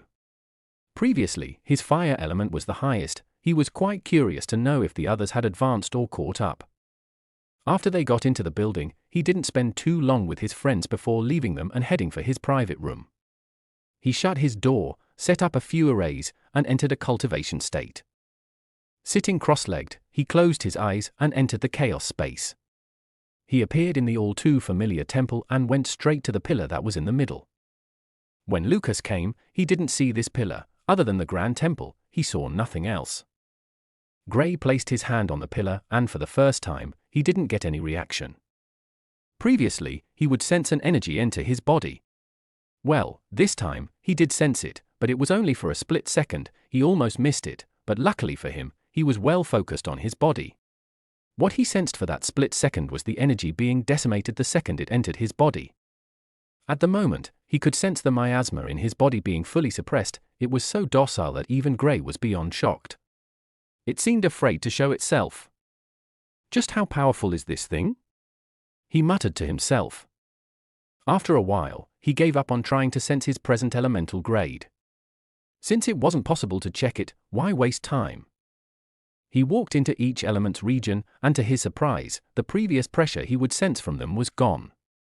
He strolled through the region like he was taking a walk in his backyard and didn't feel anything. When he sensed this, he couldn't help but feel a little worried. He tried to manipulate his elements and realized how easier it was for him to do so now.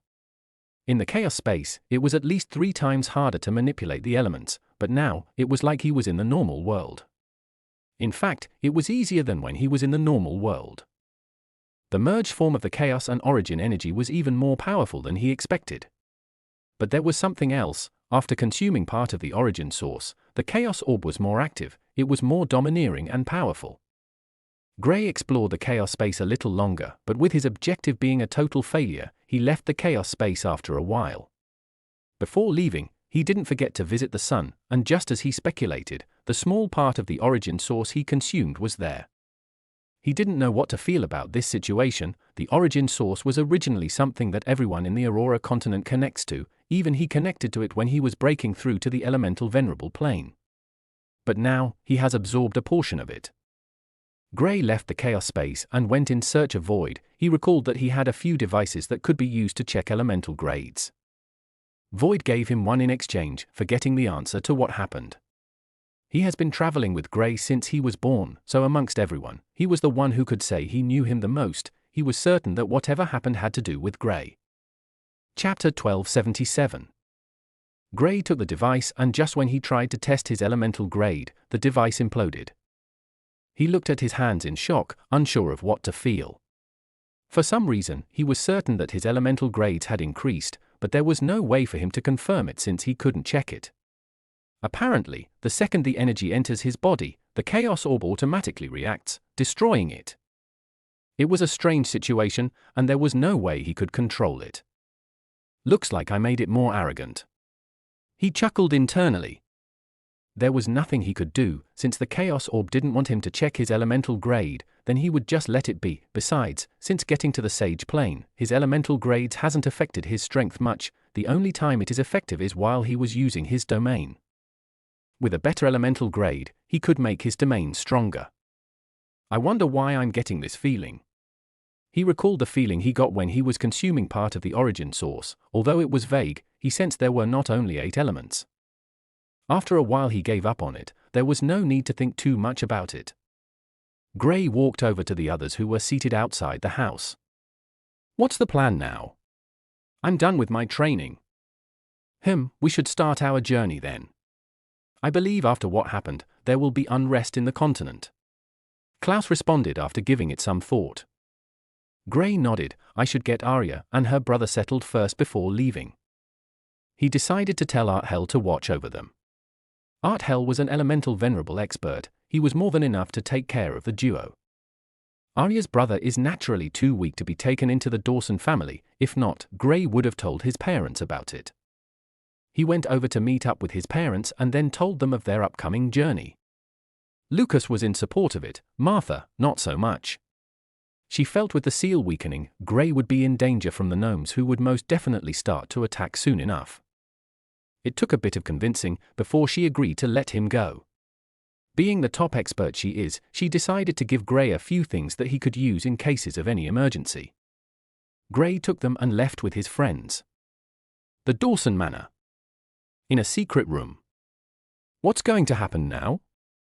I don't know, but I sensed a top expert from the gnome race entering our world. Chaos is coming. We'll be ready for it. The entire Aurora continent was in an alert state. The phenomenon that occurred stirred something in the continent that had been sleeping for a long time. Deep in one of the forests in the Aurora continent, a group of people could be seen gathered. The seal is weak now, we should attack now. No, they are all alert and ready to defend. If we attack now, we will wait until they let their guard down. Strike while it's hot. This is why your entire group was demolished. You never think with your head. Say that again. You're a moron. Settle down. I just received information that someone has slipped through the portal. While two from the group were arguing, an old man walked into the room. Everyone shut their mouths as the man walked in. Are we going to receive this person? One of them asked. I've sent out word, the person will come here on his own. The old man said slowly, his hand slightly on his chin. To be honest, I'm more interested in what caused the phenomenon. He added. The origin source was messed with. It seemed to have been oppressed by something stronger. One of the men said. A part of the origin source has been taken, I can feel it. The old man's words shocked everyone. Impossible. How can the origin source be taken? Someone spoke up. Not all, just a little part of it. The old man smiled, there's someone who can take the origin source, and I want to know who. The old man looked at everyone present and their eyes were serious, they understood the implications behind the words of the old man. If there is someone who could take part of the origin source, that person would be a heaven-defying figure. With such a person present, it would be very dangerous for them. There's a possibility that it might even be the work of a true god. That's the only possibility they could think of. Locating the origin source is something that is deemed impossible for them. Other than when breaking through to the elemental venerable plane, an elementalist could barely get the opportunity to have contact with the origin source again.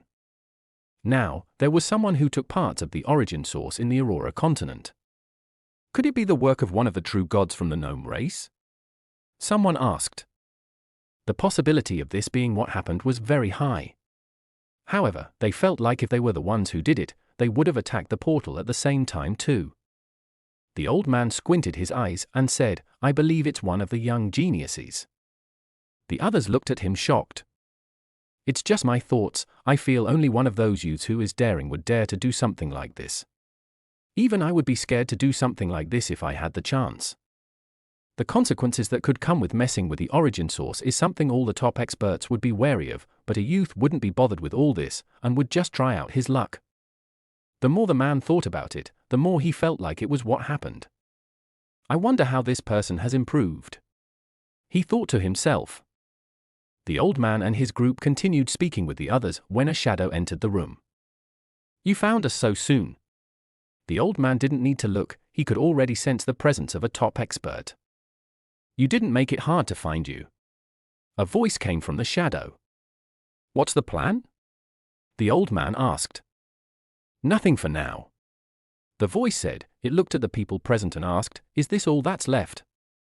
No, there are some in different places. You know we can't all be gathered in one place. All right, send out words to the others, find the boy called Grey, and kill him. There was silence in the room, then the voice spoke up again, no wait, don't kill him, I need him alive. What's so special about this boy? The old man asked. Let's say, he's someone who can make life hell for all of us. The voice said. Don't just send the word out to kill him, gather the others, we should prepare for war. This wasn't the only place conversations like this are taking place. Everyone was curious about what happened to the origin source, while the top experts were more concerned about who was bold enough to take a part of the origin source. It was something that shouldn't have been possible, yet it is. The search for the person who could do this was one, while the search for the expert from the gnome race who entered the Aurora continent was also on. They couldn't give the gnomes the chance to get a good strong hold in this place. They already had necromancers who were making things difficult. If an expert of this level were to unite with them, it isn't something they would want to happen. Unknown to them, the figure had already met up with the necromancers and was even preparing for war. The border of the western region. Gray and his group looked at the town in front of them. Too many troubles. Gray looked at Klaus. He already had an enemy there. Luckily, he also had an ally. The middle continent is somewhere we will have good fun. Klaus smiled. There are top families and factions there, we shouldn't get into too many troubles. Gray looked at Klaus. He already had an enemy there. Luckily, he also had an ally. He didn't mind visiting the Burchard family if he went to the middle continent. According to the plans of the group, they would go to all 5 continents within 6 months and train on the way. It would be a great way for them to spend time together. Don't worry, I believe I can make a few friends. With my brains and your face, we should be good. Klaus wasn't bothered with Gray's words. Gray knew Klaus didn't even think much about what he said. Either, there was no harm in warning him. With that, the group walked into the city, heading to the middle continent. This would be Gray's second time coming here, and this time, he didn't want to be in a near-death situation. Chapter 1278. Gray and the group crossed through the border city and entered the middle continent. This was the first time the others were entering the middle continent, and from the onset they sensed the massive increase in the elemental essence around them. I should have joined a top faction here. Klaus said admiringly, do you think my faction leader would be upset if I joined another faction now? She will most likely want to beat you. Reynolds replied. So long as she doesn't kill me, taking some beating seems worth it. Klaus replied with a cheeky smile. She won't kill you because there are others in the faction who would do her the honor. Alice rolled her eyes. When Klaus thought about the number of people that wanted to get their hands on him, he shuddered. He might be a friendly person, but that was with people he sees as friends. If he doesn't like any individual, he shows it in his words and actions. And given Klaus' big mouth, he will definitely make the person hate existing with a few sentences. Gray knew someone who wouldn't mind beating the crap out of Klaus, the young lady he saw when he went over to meet Klaus. She was originally stronger than Klaus, so she was able to put him in his place then, but now, she was weaker and Klaus was taking full advantage of it. She has been driven to cultivate harder, just due to the sheer pressure she was getting from Klaus, who was making life in the faction a living hell. Well, not that much, but he was doing his best to annoy her any chance he gets. Gray took another glance at Klaus and shook his head. Where are we headed? I don't know too many places here, so there's nothing I can do about suggestions. We'll go where the wind takes us, you know we're just exploring, and we only have about 2 weeks or so to spend here before leaving. Klaus said. Gray and the others didn't have any complaints with Klaus' suggestion. The group followed Klaus' words and moved in another direction. Since they didn't plan on heading back to the western continent, they faced another direction, hoping to go to the northern continent next. There were a few rumors they had heard about that place and they didn't mind spending a longer time there. Time went by slowly. While the group were exploring the middle continent, trouble was brewing in other places. The short time that the origin source was enveloped, a few things were put out of place. More secret realms started to appear across the entire Aurora continent, and most of them were war-torn and chaotic. When some people went over to explore these new realms, they were met with shocking scenes. Only a few of them seemed to be in a normal state, but these ones were not of any use. For some reason, a few top experts feel like these places only appeared as a means of escaping the gnomes. There was also a top expert who escaped from his imprisonment due to the event. Gray had no idea that the idea that came to him would bring so many unforeseen events. Dawson Manor. Gray's grandfather and a few elders in the family were seated. This is getting out of hand. Why are they attacking more viciously? One of the elders said. Well, they don't seem to have any problems with what happened. That means they are either necromancers or closely related to the gnomes. Another man said. That's a bold statement to make. Even if we have problems with them, accusing them of being with the gnomes is not something we should say so casually. An elder said. Gray's grandfather, as well as Lucas, were both listening to the words of the elders present. The present family head turned to Lucas. Brother, what do you have to say about this? A few of them felt the gnomes would target them since Gray was from the Dawson family. The fact that they placed such importance on his head showed just how angered they were with what he did. Lucas turned to his brother, his face expressionless. I have nothing to say about this. A few people have come in hopes of being allies. I see no reason why you've refused all of them. That place belongs to us, only we have the right to enter. The family head said with a cold expression. With an ally, we can ease the pressure on us. Don't tell me you aren't aware of this. Lucas looked at his brother. His brother snorted coldly. You can't possibly say we should listen to the suggestions of a child. We've sacrificed so much to gain complete control of that secret realm, we're not giving it out just like that. And you're willing to let more people die due to your pride? Gray's grandfather spoke up, looking at the duo. The family head wanted to speak, but seeing the person who spoke up, he shut his mouth.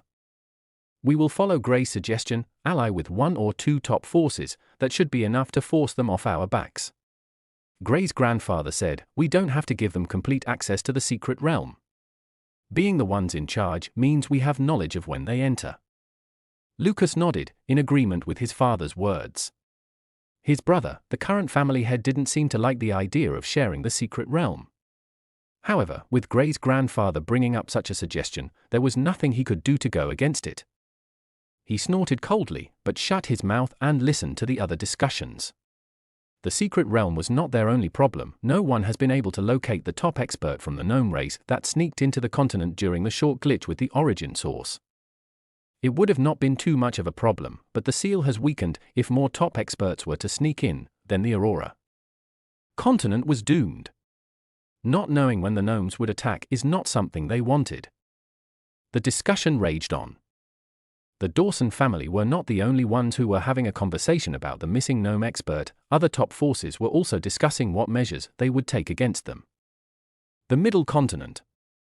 The number 1 faction.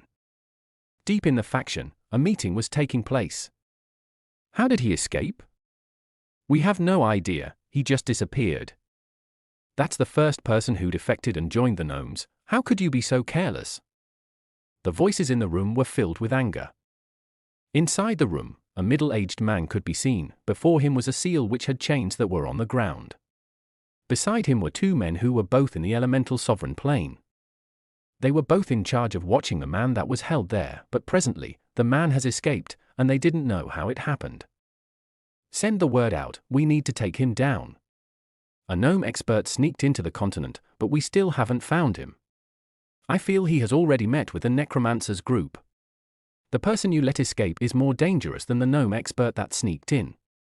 Spread the word, the entire middle continent will go under inspection, he must be found. Send words to the top families and factions too, we need all the help we can get.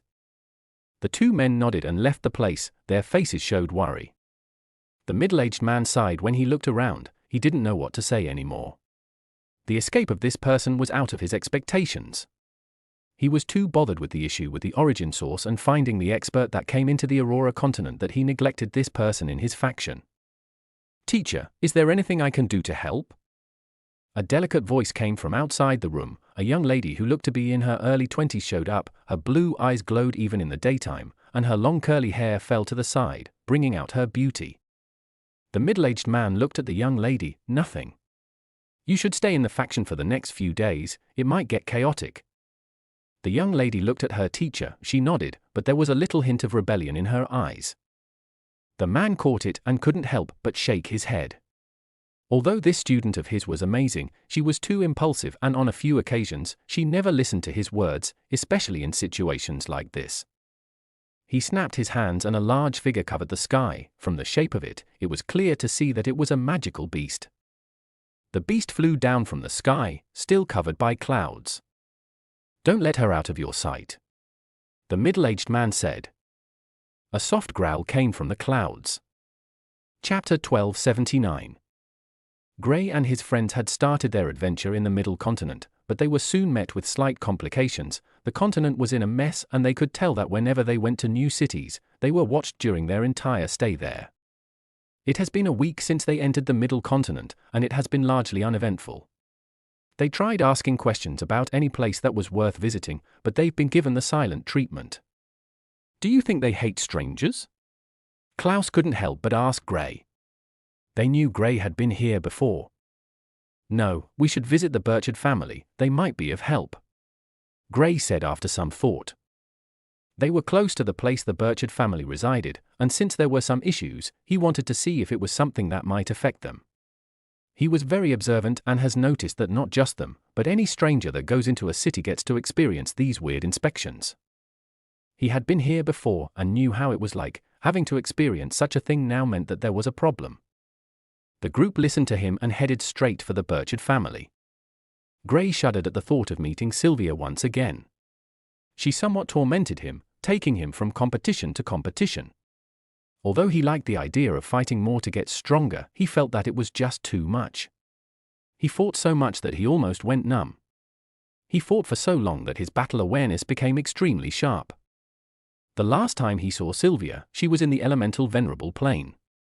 Well, she was also in the Elemental Venerable Plane the first time he saw her. At that time, he thought that she was a top expert. Only after getting to know how everything works did he understand that she was strong, but that was only for places where the strongest person is in the first or second stage of the Elemental Venerable Plane. If she were to encounter the current Gray, she would have been decimated with a single attack. She should have broken through by now. He thought to himself. The thought of her being weaker than him also somewhat thrilled him. He might be able to get back at her for all the times she oppressed him with her strength. The Burchard family. It took the group a day, but they got there in a very short time compared to the distance they had to cover. When the guard at the gate saw Gray, he was very familiar with the young man who walked around with a cat on his shoulder. According to the information he got, this was the person that helped the Burchard family acquire the secret realm back. He invited the group into the family manor and sent them straight to where Gray stayed the last time. Gray didn't hurry to meet up with Sylvia and the others. After all, he was only well acquainted with Sylvia, and he wasn't that close to her. Their relationship was a strange one. It didn't take long before Sylvia appeared before Gray. She still looked the same as the first time he saw her, a young lady who was in her late 20s, beautiful and walking with an air of elegance. Gray, it's been so. Sylvia froze mid-sentence. The reason for that, Gray's current cultivation stage shocked her. The last time she saw Gray, he was only in the first stage of the Elemental Venerable Plane, but now, he had already gotten to the 9th stage. It hadn't been up to 2 years yet, but Gray has already grown so much. She didn't know what to say. The reason was because she was also in the 9th stage of the Elemental Venerable Plane. Well, she was very close to breaking through to the peak, but she was still too slow when compared to a freak like Gray. When she saw Klaus, who was in the 7th stage, she didn't know how to feel. Klaus was someone who caught her attention at that time. The reason for that was because he was standing close to Gray. Not just that, but he was the only male in the Moonlight faction. That alone was enough to tell just how talented he was before he was taken into the faction. When she thought about it, only Gray grew faster than Klaus. One has to know that Gray was already in the Elemental Venerable Plane at that time while Klaus was still at the peak of the Sage Plane. Just how are they getting so strong? She was flabbergasted. Gray was already enough. Adding Klaus to the picture almost made her faint. She looked at Reynolds and Alice, and although she felt the urge to heave a sigh of relief, when she thought about the geniuses from their family, she felt like hitting their heads against a wall. Even the top genius from their family was only in the 3rd stage of the Elemental Venerable Plane, and Alice, who looked to be the weakest, was already in the 4th stage. I'll just take it that they are all freaks. At least, none of them is as freakish as him. Gray still retained the top spot of the most freakish person she had ever encountered. For someone that was able to absorb some of her lightning the first time they met, he was very strange. Out of curiosity, she opened her palm and a lightning butterfly appeared. It flew in Gray's direction, and just like before, only faster now, it was absorbed quickly. The butterfly wasn't meant to harm him, just to zap him a little. However, he seemed to be immune to it. Wow! You can absorb others' elemental attacks? Klaus looked at Gray and attacked with a powerful ice snake. Not this type. Gray waved his hand and casually destroyed the ice snake. Sylvia's eyes twitched softly. First off, she didn't expect Klaus, who was Gray's friend, to attack him all of a sudden. Then there was also how easy it was for Gray to destroy that attack. Yes, she would have been able to destroy it too, but she didn't think it would be that easy. Thinking about it, she turned to look at Klaus once again. His attack power is stronger than someone in the 7th stage of the elemental venerable plane. What did I expect from a freak? She thought with a self-deprecating laugh. It's not appropriate to exchange blows here. She coughed softly to bring the duo's attention back to her. Gray, we haven't seen each other for so long, you've already caught up with me. She looked at him as she spoke, before unknowingly blurting out, how? Gray chuckled when he heard this. I've actually been holding back. Gray's words destroyed her worldview. She was already dumbstruck by his speed, yet he was saying that he was holding back. If not for the fact that she knew him, she would have been angered that he was mocking her. But she believed his words, 100%. Gray looked around and went straight to the point. The reason we came here is that something seems off in the continent. He explained what they'd experienced so far. Sylvia's expression turned serious, and then she said, a powerful enemy of the human race escaped a while back. We're trying to make sure he doesn't meet up with the other necromancers. Sylvia explained the background of the person that escaped. She knew of Gray's encounter with the necromancers, as also the gnomes. You should be careful. Even though he has been trapped for a long time, he's still aware of a few pieces of information, so he will most likely want to kill you if the chance presents itself. Remember, he's an expert that even your father has to be wary of. Don't think he's not a problem. Sylvia's warning made Gray a bit frustrated. He was still being hunted down. Now there's a top expert that might be around the middle continent who would kill him any chance he gets. With your mark, he should have sensed you if he's close to you. She added. I've sorted out the issue of the mark. There's no way they can sense me. Gray's words threw Sylvia off her feet. She was with Gray when he was marked, and even with all she did, it was impossible to remove the mark, well, according to what they knew. Even the strongest expert was unable to remove the mark from the body of a genius, yet Gray was saying he had dealt with the mark on his body. What are you? She was too stunned to say a word. I'm Gray Dawson. This was not the first time Gray was getting a reaction like this from someone, so he didn't worry too much about it. Can you see my father? You might be able to help someone very important, if truly you can remove the mark. I'm sorry, but I decline. Chapter 1280. Why? Sylvia didn't want to help out. I already have so much attention on me, I don't want to bring more to me. Gray replied. If he were to involve himself with someone important, just like Sylvia's words, then it would put him in even more danger. It's well known that the necromancers have people in top places. If they were to find out that he could not only remove the mark, but could also use it to track people down, it would make them chase him with all they have. He hated being chased. This was why he wanted to kill so many gnomes in the first place. If he were to be chased relentlessly again, he would lose it. But don't you want to save a life? Yeah, I want to save mine. You know of the kill order in my head from the gnomes? Yes, but it doesn't mean you can't help this person. Is the person dead? No. Dying? No. I'm sorry, I can't exchange my life for anyone else, except, well, maybe my mother. What about your friends? Klaus asked from the side. Shut up. Both Gray and Alice turned to Klaus, shutting him up. You know I wouldn't mind helping, but this will only put me in more danger. I can't make myself bait so others would be able to catch these necromancers. Gray refused to help out. You're not making yourself bait. Sylvia tried to convince him. Okay, how well do you know this person and the people around them? Gray asked. Sylvia paused and then got the reason Gray refused to help out. There were a few people that wouldn't mind selling Gray out just to get some benefits, even from gnomes. If Gray were to help remove the mark and these people hear about it, once the news reaches the gnomes or necromancers, it would be over for Gray. Even with such a powerful father, he wouldn't be able to save himself. Sylvia sighed. The little hope that came to her died instantly when she realized that Gray helping her would put him in a dangerous situation. My father would like to have a word with you. There have been some issues in the secret realm after you left. Oh. You know what? I don't mind entering the secret realm. I might be able to rattle the gnomes once again. Gray said with a playful smile. You've rattled them enough. Sylvia said with a straight face. When she heard of what Gray did inside the secret realm, she couldn't believe her ears. However, she didn't think that was enough reason for the gnomes to send out a kill order for him. It was said that he almost killed one of the sons of the Emperor. The Emperor has other sons, so there was no way he would want to kill Gray at all costs. Of course they were pissed with what he did, but promising such rewards for a Sage Plane Elementalist was a little too much. I'm coming. Gray left with Sylvia, leaving his friends behind. He must have made the place a living hell for the others. Klaus chuckled. Well, after always being dominant, when someone like him shows up and single-handedly forces all of them to compromise, it is easy to guess how they will retaliate, especially after he's gone. Alice said. Hopefully he's not in any trouble. Reynolds commented. I don't think he is. If not, they wouldn't have called him over so civilly.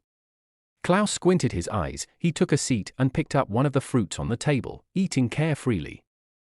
In the Burchard manner. Gray was taken to the hall. When he entered, a few people were present. Seeing Sylvia walking with Gray, they were a bit surprised. When they all sensed Gray's cultivation stage, they didn't know how to react. They all had a deep impression of Gray. After all, he made it possible for them to take the secret realm back from the hands of the Nether faction. At the first time they saw him, he was only a 5th or 6th stage Sage Plane Elementalist. It has been around 2 or close to 3 years now, yet he has already gone from the 5th stage of the Sage Plane to the 9th stage of the Elemental Venerable Plane, catching up with a few elders present. Even Sylvia, who they thought was a shocking genius, wasn't on the same level as Gray.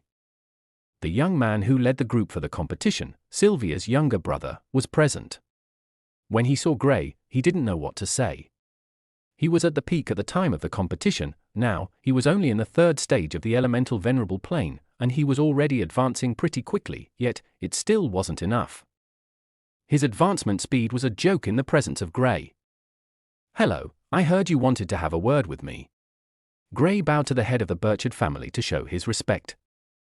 There's no need for the formalities. I need your assistance. Sylvia's father said. With what? Gray raised a brow. Can you hold the fort in the secret realm for a week? My son needs to get something, but unfortunately, the gnomes are more aggressive since you left. Sylvia's father explained. Sorry about that. Gray apologized. Humans. Unfortunately, he was too short-sighted. A smile appeared on his face. I don't mind holding the fort for it, to be honest. He didn't think about this possibility. He felt since he was no longer there, the gnomes would not bother with the other humans. Unfortunately, he was too short-sighted. A smile appeared on his face. I don't mind holding the fort for a week. I have some friends who came with me that can help me do that. All right, you can head there now. Sylvia's father didn't expect Gray would agree to it. He sensed Gray's strength when he entered the manor and was amazed. When someone came to call Sylvia, the idea struck him to get Gray to help his son. There's a special treasure there his son needed, but there was no way for him to get it with his weak strength. The people at the peak of the Elemental Venerable Plane he sent there were not able to stop the gnomes, so they were forced to leave. Gray was about to turn when Sylvia's father recalled something. Oh, I think your old friend is there too. Remember the prince you humiliated? When Gray heard this, he smiled in delight. He never thought he would go to this secret realm again, but since the opportunity presented itself, he wouldn't seek back. Gray went back to tell the others of their trip to the secret realm. Klaus was excited when he heard this. He was already feeling that the middle continent was too boring. Now, he has the opportunity to accompany Gray in accomplishing something great. Reynolds and Alice were also a little intrigued at the idea of getting into the secret realm. Unlike Gray, they hadn't been into too many secret realms. Gray was from a top family, and he had also built ties with a few, so he was more fortunate when compared to others. Before they left, Sylvia told Gray that a few more people would be going in with them. According to what she knew, the faction leader of the number 1 faction wanted to send his student into the secret realm for her safety. Gray found the timing quite suspicious. But then again, he knew that the Burchard family allowed people to enter the place, and maybe they had denied others entry since it was too dangerous, but with Gray and his friends attracting all the attention, it was time for the others to go in and search for opportunities. They left the Burchard Manor the next day. When they got to the portal into the secret realm, Gray realized it was the same elder that was protecting it. "Uncle." He bowed slightly. "Kid, you sure are trouble. Make sure you don't die in there," the elder said. He is the one in charge and knew just how many of their talents had died inside there. He couldn't blame Gray since during the time he was there, he helped them groom a few top talents since they were able to roam freely. "Don't worry, Uncle. I'll be fine." Gray smiled. "You should head in, the other group is coming now." Gray nodded and took a step towards the portal. Before entering, he turned to look back and saw a large magical beast flying over. Even though he hadn't seen a dragon all too much, he was able to discern that the magical beast approaching was a dragon. They vanished into the portal. Sylvia's brother would be going in with the other group. His group didn't have to put themselves in a tough position. From what he has heard, he could tell just how dangerous it was to travel with Gray in this secret realm. Chapter 1281. Inside the secret realm. Gray appeared in the familiar yet odd-looking realm. He didn't know what to feel. He was always quite curious about what the part belonging to those in the elemental venerable plane looked like. Unfortunately, it was the same. It only had more essence, which would produce more treasures. "Let's move out, I don't think they want us to travel with them," Gray said to his friends. He let out the bunny leader. "You might be able to get stronger bunnies here for the army." The eyes of the bunny leader shone brilliantly. With a nod of its cute head, it disappeared. "You're creating an army?" Reynolds couldn't help but ask. "No, it's creating an army. It will be good to get more helpers, so I let it do as it pleases," Gray explained. "What if he creates a powerful army and gets out of control?" "Not possible, Void, and I can deal with it, right, Void?" "Easy peasy." Gray was the first to take a step forward. With his next step, he took others' leave. "I'll buy you guys some time," a young lady said. She was in the mid-stages of the elemental venerable plane, the flight, and flew in the direction he could sense some activity. Not too far from the portal, a group could be seen battling with magical beasts. These beasts were all in the mid-stages of the 7th rank, all exhibiting frightening powers. "Matt, at this rate, we will not make it. Why don't you and the others leave? I'll buy you guys some time," a young lady said. She was in the mid-stages of the elemental venerable plane, the strongest in her group. The others were all in the early stages, which made it difficult for them to match the strength of the magical beasts. Even though they had superior numbers, they were still lacking in terms of sheer strength. The young man referred to as Matt looked at the young lady with somewhat teary eyes. They were on their way out of the realm when they were ambushed by a group of gnomes. As if that was not enough, the gnomes lured these beasts over when they realized they couldn't defeat them. "But?" "No buts. Leave now, I'll follow right behind you," the young lady interjected when Matt was about to speak. Matt gritted his teeth and without hesitation, he took the other four that were with them and was about to leave. "Oh, what do we have here?" A calm voice woke him up from his short moment of hysteria. He didn't know who the voice belonged to, but for some reason, he not only found it to be familiar, but a sudden sense of safety overwhelmed him. Gray was the first to appear. Due to his speed, it was like he stepped out of the void. Behind him, Klaus, Alice, and Reynolds appeared. Void was still on his shoulder, looking at the scene without much enthusiasm. These were only magical beasts in the mid-stages of the 7th rank. They were not enough to entice him. "It's you!" Matt exclaimed when he saw Gray. Gray had a face that was unforgettable. Being a male and being regarded as almost beautiful made it easy for him to always leave an impression on others. That, along with the last adventure he had here, made him quite popular amongst the people that stayed there. Matt was one of the few people Gray encountered when he was in the lower realm in this secret realm. They were both in the Sage Plain at that time, of course. Matt was already at the peak at that time. He only met with Gray a few times, but Gray gave him a feeling he had never felt from anyone else. "Hello, I can see your friend is in a bit of trouble. I'll come back to you."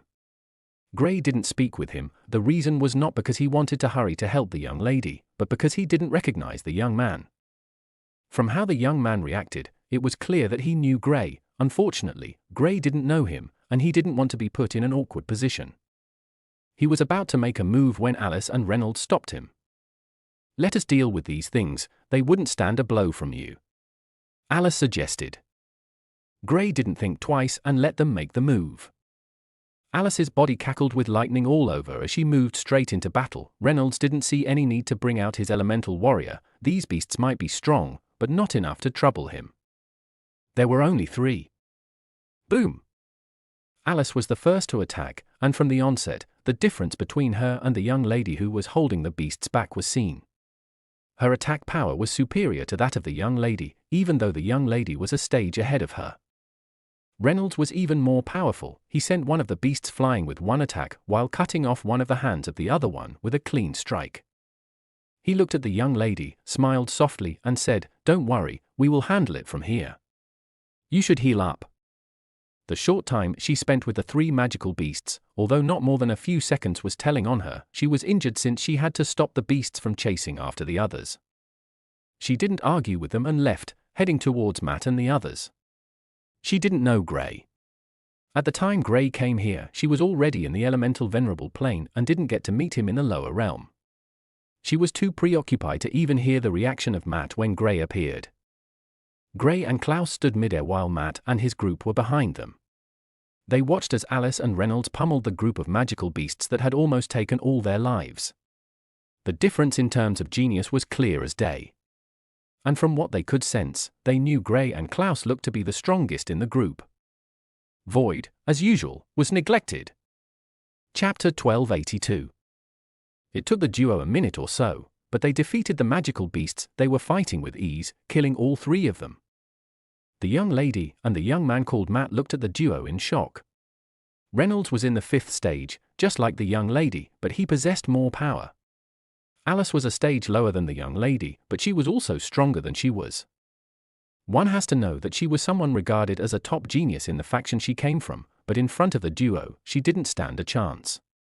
She stood in the same spot, staring at the duo. She then turned to look at the 2 who were standing carefreely midair. All she knew was that they came with the duo who helped her out, but she didn't know too much about them. After calming down, she looked at Matt inquisitively. "That's Gray, remember him?" Matt didn't need to explain much. Gray's name was very popular amongst those who had been in the secret realm for a long time. "The one that caused havoc in the lower realm?" the young lady asked. "The one and only."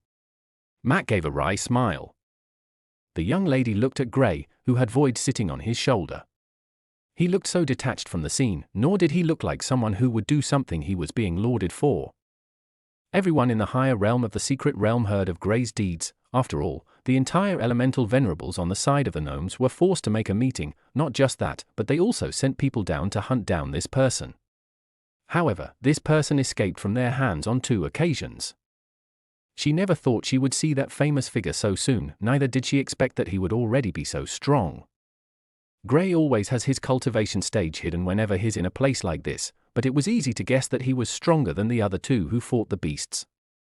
She was already a venerable while Gray was still in the Sage Plane. At the moment, just like Sylvia and the others from the Burchard family, she didn't know what to feel, but the feeling of inferiority was very clear.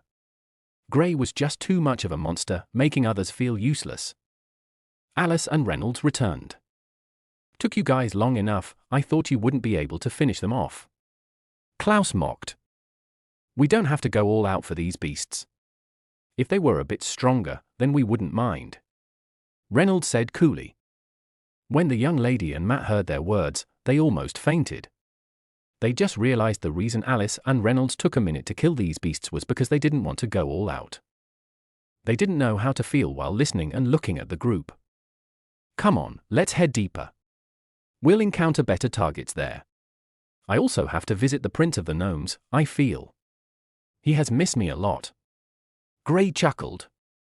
All right, let's go meet your date. Klaus mocked. Gray rolled his eyes. He turned to Matt and the others. You guys will be free for the next week or so. Do whatever you want. After finishing his statement, Gray left, not waiting for a response from them. Matt and the young lady exchanged glances. Matt, being a little familiar with Gray, understood the meaning behind his words. We're not leaving. This is our chance. Let's go back to take that treasure we couldn't. He said to the others. What does he mean by we will be free for a week? The young lady asked. He's going to meet up with the Prince of the Gnomes, the one he almost killed while we were in the lower realm. According to what I know, they would focus all their attention on him while he's here. The same thing happened the last time. Matt explained. Wait, he's just going to barge into their hideout? The young lady asked. Actually, the last time, he killed a few of them when he went to visit the prince, making the prince mad with fury. This time, I think there's another prince here, the older brother of that prince. I don't know what he's going to do, but I know we're free and safe. Even the giant race doesn't want to mess with him. Matt explained. He looked at the group and his eyes shone. We're so lucky to encounter him. With him here, we're not only safe, but the benefits we can get are unimaginable. The young lady looked at Matt, not sure why he had such faith in Gray. After all, he was just one man. Well, thinking of the people around him, she still didn't think they would be enough to rival the entire gnomes in this place. All right, let's stay for a while. We will monitor what's happening on his end. If it's safe, we can go get the treasure we wanted. The young lady was the strongest, so she had the final say in the group. Matt didn't have any problems with her decision. He was very confident that Gray would be able to draw all the attention to himself, giving them the chance they needed to acquire treasures and grow stronger. Gray and his group didn't go far. They stopped after only a few kilometers. The reason for that was because Gray sensed a familiar aura. Gnomes are around the corner. We should be able to have some fun before we head to their hideout. He laughed softly. Oh, I forgot you can sense these guys. Alice said. All right, bring them out. I want to beat those guys. Klaus was raring to go. No rush, they're coming to us now. Gray smiled, his eyes closing slightly. He was feeling a bit exhilarated. He had missed this feeling a lot. Chapter 1283. Gray and his group didn't leave the area they stopped. They waited patiently, and just like Gray said, the gnomes walked into them. More humans, One of the gnomes laughed evilly. Do you think the other ones are already dead? Another asked while licking his lips. Damn! These guys look freakishly ugly. Klaus exclaimed. Of the group, Gray is the one who has had encounters with gnomes. The others were aware of them, but they hadn't really seen them. Gray had seen them on multiple occasions, so he knew just how little they were. Not all of them look this way, Gray said. His words calmed the infuriated gnomes, but the next statement sent them hysterical. But these guys, they are ugly. Even the worst beasts don't look this bad. He added. Did your parents reject you guys after giving birth to you, or were they forced to accept you as their children? Klaus asked while laughing his head off.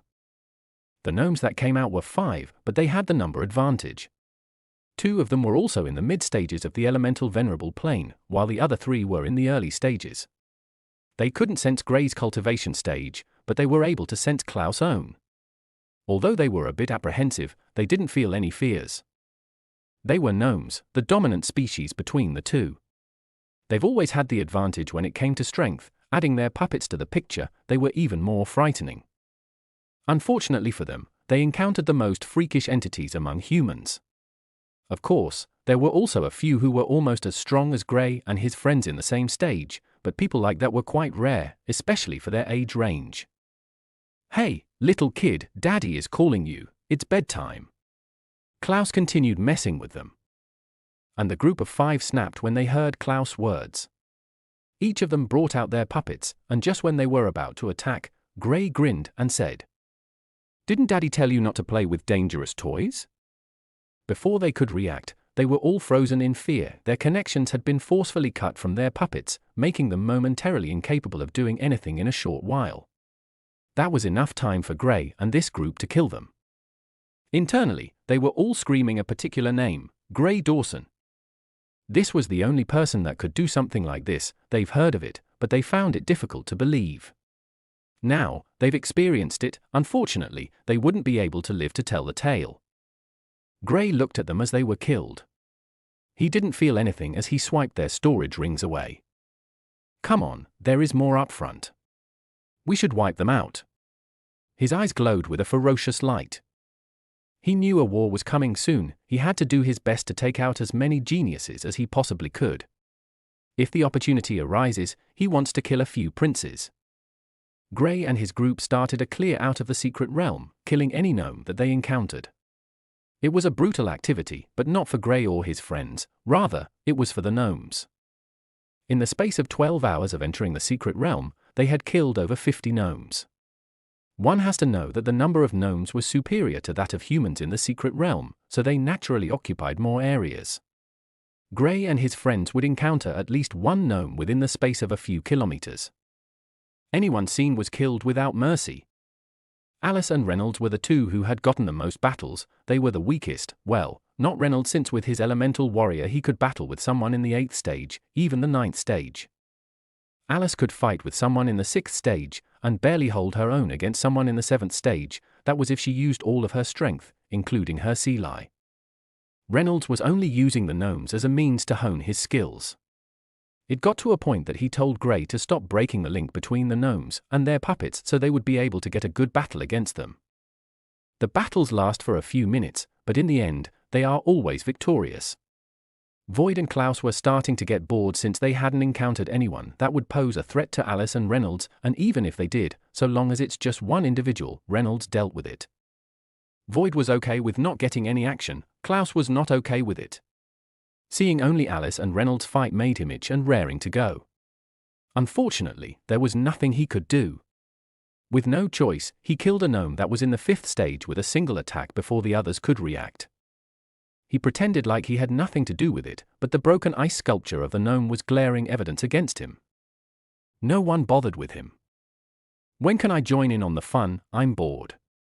Klaus asked after Alice and Reynolds killed another group of gnomes. We'll tell the next ones we meet to take us there. Gray looked around, and after trying to sense if there were any other gnomes around, he was disappointed with the results. Looks like we've killed quite a lot of them. While Gray and his group were thinking of how to get to the gnomes. In a large castle. A large group of gnomes were gathered. They looked a little worried. The reason for this was obvious. Over 50 people seemed to be missing. Normally, they wouldn't have noticed this early, but when a few people tried contacting their friends, they noticed that they were not responding. More people started to try to communicate with their friends, and while a few were able to reach out, a lot were not able to respond. It meant one thing: they were dead. Chapter 1284. Why does this sound familiar? In the castle, one of the top figures seated asked with a curious face. For some reason, he felt he had experienced something like this before. It took only a second for him to recall why it felt so familiar. Could it be him? His eyes widened. He didn't want to believe it, but he didn't feel there was another human that would be bold enough to do something like this. Stop associating everything with that fellow. He wouldn't dare to step foot into here. Another one of the gnomes said, looking at the figure who just spoke in disdain, "Little brother, you have so much to learn." The gnome referred to as little brother was none other than the 7th prince from the gnome race. He still dreamt of the horrors he faced when he was bullied by Gray. His father, the emperor, placed all the blame on him, and was even more furious when they were unable to get him, even after getting to the elemental venerable plane. I don't think one person is capable of achieving such a feat. It must be the work of a group. Find them. I want to see who is bold enough to attack us. The elder prince said to the people present. They nodded and all left the castle, leaving only the 7th prince, the elder prince, and a few others who were in the late stages of the elemental venerable plane. Brother, if he's the one, then this isn't a wise decision. The 7th prince warned. Don't worry, even if it's him, he isn't invincible. The elder prince looked at his younger brother in disgust. He was the second prince, and was almost 10 years older than the seventh prince. He didn't think much of his younger brother. After all, they were opponents when it came to fighting for the position of future emperor. Although the others were older, the seventh prince was quite talented, hence giving him some chance against the others. It had only been around 2 years plus, but the seventh prince was already in the 5th stage of the elemental venerable plane. The second prince has been in this place for almost 8 years, and he was only at the peak of the elemental venerable plane. At the current rate the seventh prince was advancing, there's a good chance that even if he doesn't catch up to him while he's still in the elemental venerable plane, he would definitely catch up to him in the elemental sovereign plane. The second prince didn't think too much about what the seventh prince was warning him about. If Gray was in the sage plane at the time he caused his younger brother's trauma, he should at most be in the same stage as his younger brother or weaker. Well, from what he heard, then he should be weaker. He would be able to beat his younger brother, much less someone that is weaker than his younger brother. While the seventh prince was a little worried about the mysterious killer being Gray, the second prince didn't care about it. Gray and his group cared even less about what they thought. After almost 2 hours of not encountering any other gnome, they finally met another one. This one was one Gray was all too familiar with. This gnome was the other gnome that tried attacking him in the lower realm. "It's you." The gnome was stunned beyond words. "Of course, how are you doing?" Gray asked with a smile. When he sensed the gnome's cultivation stage, he shook his head in disappointment, still in the 5th stage. The gnome was taken aback when he heard Gray's words. He didn't know why Gray would tell him such a word. "I'll enjoy killing you. The rewards placed on your head is very tempting." The gnome didn't think too much and charged at Gray. Since he was aware of Gray's ability to cut off their links to the puppets, he didn't try to bring it out, he just felt there was no need. He attacked, but to his surprise, he was sent flying with one attack from Gray, who stopped the others from intervening. "Now, tell me where your hideout is." Gray walked over to the gnome who still hadn't been able to comprehend what just happened. He didn't know when Gray attacked him. How did you do that?" he asked in shock. "What?" Gray asked and punched out again. "This?" The young man was sent flying once again. He wasn't even able to defend himself. Gray appeared in front of him and attacked once again, asking the same question, while punching him. After he was done with his gnome punching bag, he stopped and finally focused on what he wanted to find out. "Oh right, where is your hideout located?" He forgot to ask the important question because he was too caught up with beating the hell out of the gnome. The gnome didn't understand what was happening. He had been beaten black and blue, yet he still couldn't understand how it was possible.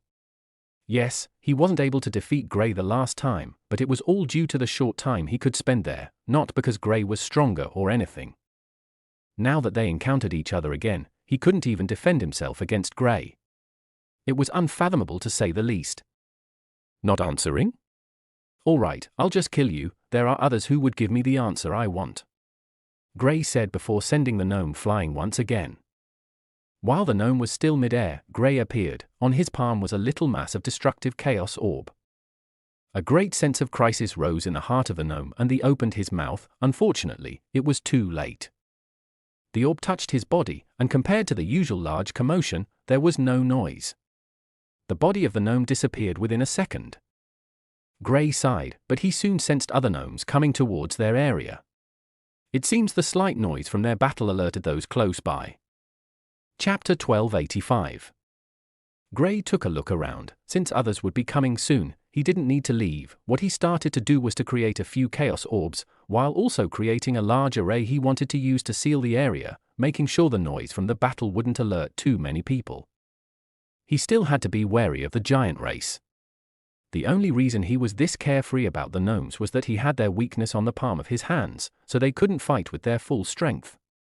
If the giant race were to start helping them out, it would be catastrophic for the humans in there. His group wouldn't have any problems with dealing with the giants, but the others would be in so much danger. "How come we haven't seen any of those people from the giant race you spoke of?"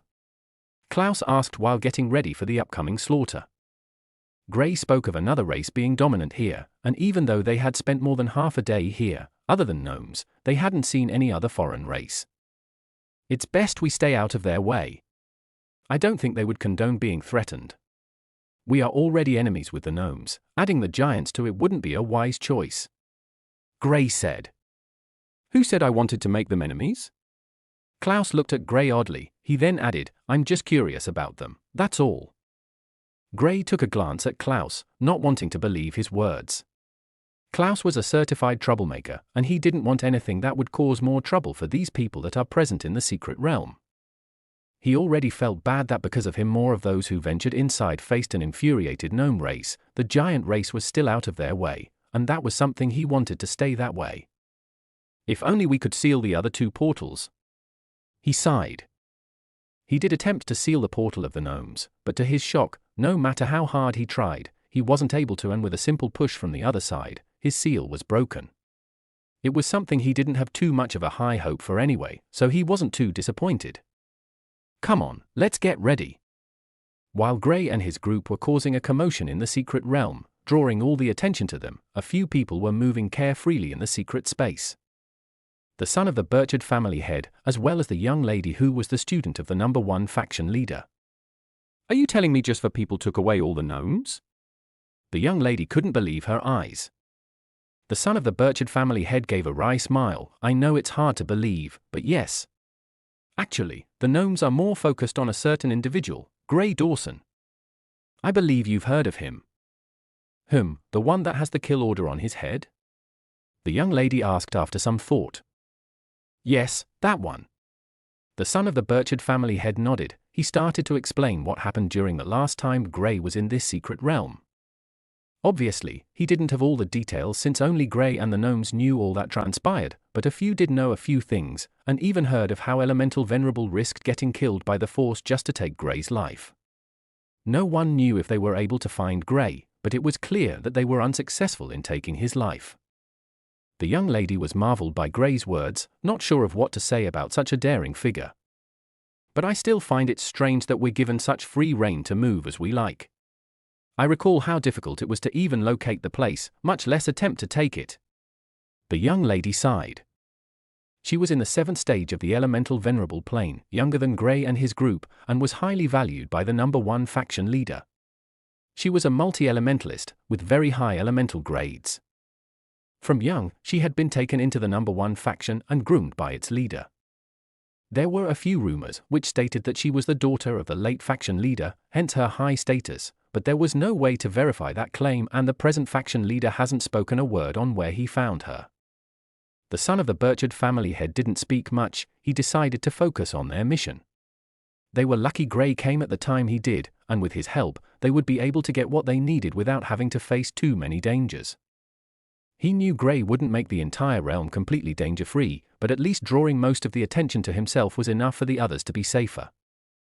Gray had no idea what was going on in other places of the secret realm. At the moment, he was more concerned about the people standing in front of him. This group numbered over 15, something that was out of his expectations, and 5 of them were already in the late stages of the Elemental Venerable plane. Void, you will help out this time. I don't think we can do this alone. Well, unless they foolishly bring out their puppets. Of the 15 people present, none of them knew Gray. Are you the group killing our people? One of the late-stage Elemental Venerables asked. This person was a lady who looked well over 30. She was in the 8th stage of the Elemental Venerable plane. Will you believe me if I say no? Klaus asked with a friendly smile. In front of him lay a gnome's corpse. Gray didn't even know when and how Klaus managed to obtain the body of a gnome. Seeing the corpse in front of Klaus, the lady got the answer to her question. Chapter 1286. The lady attacked the second she saw the corpse in front of Klaus. They were searching for this group, and she wanted to kill them and get rewarded. Klaus chuckled and glanced at Gray, giving him a smile before charging forth.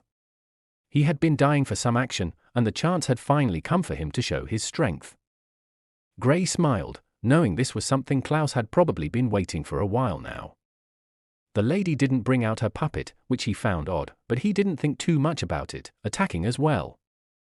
Reynolds brought out his elemental warrior. This wasn't the time to hold back. Their opponents were quite popular, and given the number advantage they had over them, he wanted to make sure he was at his strongest. Alice's Sealie appeared beside her. Time to fight. The Sealie merged with her, and her strength shot up. Given her usual strength, she had no issues fighting those in the 7th stage, even though her strength only got up to the 6th stage. She was a genius who could fight across stages, so fighting against someone in the 7th stage wasn't a problem for her. The lady wasn't the only one who attacked, the others by her side attacked as well. The group of 15 had a few people in the late stages, and only about 5 were in the early stages. Gray and his group were outnumbered, but with Gray's inscriptions, he managed to completely neutralize those in the early stages. They were more focused on defending and couldn't involve themselves in the battle. Alice, with the help of her sea lie, managed to hold down 2 mid-stage elemental venerables. Reynolds held down 4 on his own, leaving the rest in the late stages for Gray and Klaus. Gray was the one who took on most of the pressure. After all, he was the strongest. He was fighting against 3 people who were all in the late stages. Klaus was fighting against the lady who was the strongest person in her group. She was in the 8th stage of the elemental venerable plane, and Klaus was in the 7th stage. Their first class was a draw. Her attack wasn't able to cause any harm to Klaus since he was able to easily block it with an attack of his own. Boom! Fuck it! I need help. Reynolds screamed for help. He was stronger than the people he was fighting against, but he was outnumbered, and the people he was fighting against were all in the 6th stage, making it even harder. Alice was in a tough spot and couldn't help. Klaus was the only one fighting a single opponent, but his opponent was too strong. If he dared to take on another opponent, he would be badly beaten by them. Gray was already fighting against 3 people, all in the 7th stage, while also controlling his inscriptions to deal with those in the early stages. Technically, he was fighting 8 people at the same time since he had to share his focus. But there was still someone who hadn't made a move yet. Void, take out that person. Be discreet, I'll send out an attack to make it look like me. Gray didn't want the lady and the others they were fighting with to know that there was still a powerhouse hidden from sight. He sent out a punch in the direction of one of the people Reynolds was fighting with. The punch looked ordinary, but everyone could sense the power behind it. It suddenly vanished, and before one of the men fighting with Klaus could figure out what was happening, a small hole appeared in his chest, killing him in the process. The man and the others with him couldn't understand what just happened. All it took was a single attack from Gray and he was able to kill the man. The man was a 6th stage elemental venerable. They all sensed the attack after Gray unleashed it. Even if it was a threat, it shouldn't have been able to take the life of the man in such a manner. How did he do it? Someone blurted out worriedly. Gray was able to kill one of them casually. They naturally had every right to be worried. Gray didn't speak. He knew it was all thanks to Void who amplified the attack. He focused on the battle before him. The trio he was element, while one had the fire element and the other the wind 1036. Fighting consisted of 2 multi-elementalists who possessed the fire, earth, and wind element. They both possessed the earth element, while one had the fire element and the other the wind element to complement the earth element. Bring out your puppet if you know you don't want to die. Klaus screamed while fighting with the lady. Neither of them had the advantage, but he was the one whose voice was the loudest in the scene. Don't say I didn't warn you. Now that I'm still going easy on you, take out your puppet so I can have a proper fight. Seeing the lady unresponsive to his words, he increased his strength a notch. A small moon appeared on his back, and for the first time, there was a clear advantage in their battle. Klaus pushed her back for the first time. The expression of the lady changed softly. She couldn't believe Klaus was stronger than she was. Klaus flicked his nose lightly. Come on, I'm getting bored here. Can't you do something interesting? He attacked once again, forcing the lady to retreat. She tried to match up with him as she had previously done. Unfortunately, she noticed that her attacks seemed useless against Klaus. They weren't even able to stop his attacks. She was getting completely overwhelmed in the space of a few seconds.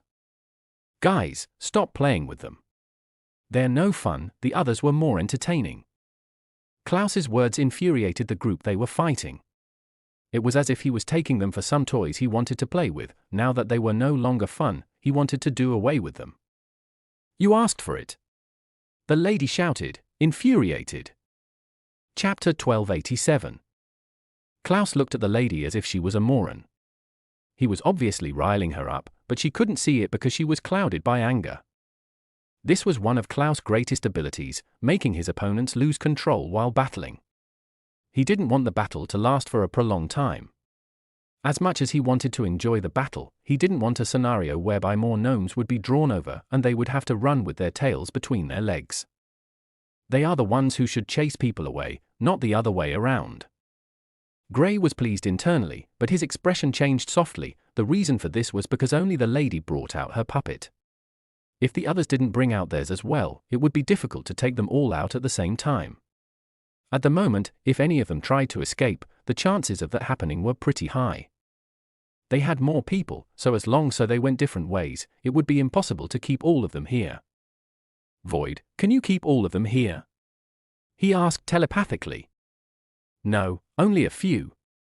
If those you're fighting with want to leave, it will be difficult for me to stop them, especially with the others assisting them. Void shook his head. He doesn't like overestimating himself. Since he couldn't keep them, there was no use in lying to Gray that he could, or even attempting it. If he were to fail, it might bring unwanted consequences. I'll think of a way to deal with these guys, just try to see what you can do. Gray replied and continued his battle.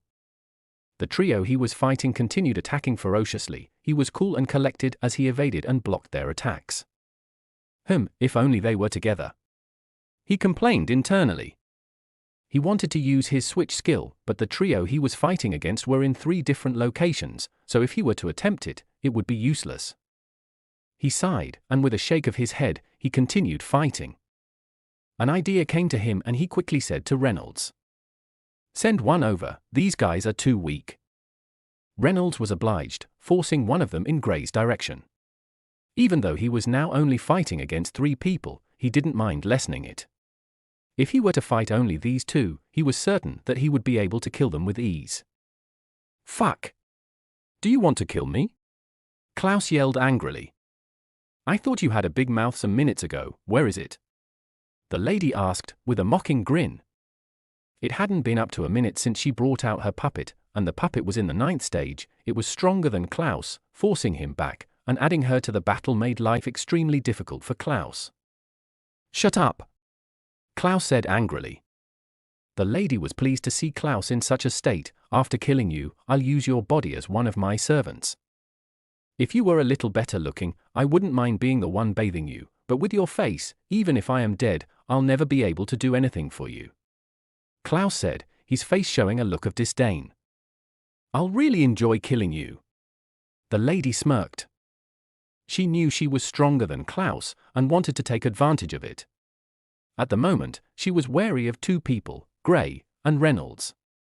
The lightning element had a little advantage over them, and since Reynolds had a lightning elemental warrior, her puppet wouldn't be of much use against him. Gray was too strong. She could see how he was fighting against the trio and was still able to kill one person, and also even ask for another person. She also knew that he was the one who was using the inscriptions. Such a person wasn't someone she could beat head-on, even with the help of her puppet. On Gray's end, the man Reynolds forced over wanted to rush back, but Gray naturally wouldn't allow that to happen, so he sent an attack his way, forcing him to stop in place. "Stay." The trio he was fighting with felt insulted by what he did. Of course, they knew he was stronger, but they thought they should at least be able to stop Gray from doing as he pleased in the battleground, but it was clear he didn't put them in his eyes. They attacked, and one of them brought out his puppet. His puppet was in the 9th stage, which surprised Gray. The man was in the 7th stage, so having a 9th stage puppet looked out of place. But he soon understood why. The puppet wasn't that strong, even for a 9th stage elemental venerable. With a single smack, Gray sent it thousands of meters away from the battleground. The man was furious when he saw it. It was as if he was being humiliated by Gray. Gray smiled, looked at the people left, and started to plot. Void said he could keep those below the late stages back, which meant that as long as he was able to take out the lady Klaus was fighting with, the trio in the late stages, the battle would be over since the others wouldn't be able to escape. One of the trio in the 7th stage brought out a puppet, but it still wasn't enough. He turned his eyes to the man in the 6th stage, and without a word, he vanished. He appeared beside the man and punched him in the direction of the 2 of the trio. The duo he punched the man in their direction weren't close, but they were around 150 meters apart. Calculating his speed, he felt confident in being able to at least kill one of them with the help of this man. After killing one, if things go as planned, he might also be able to kill the second. Chapter 1288. The man Gray sent flying soon got in the middle of the duo Gray was aiming to kill. They were both multi-elementalists and the most difficult to deal with, so Gray wanted to use the element of surprise to take out one, or both if possible. While sending the man flying, he had already prepared a Chaos Orb that had more space essence within it. He switched places with the man the second the man got to the spot he wanted.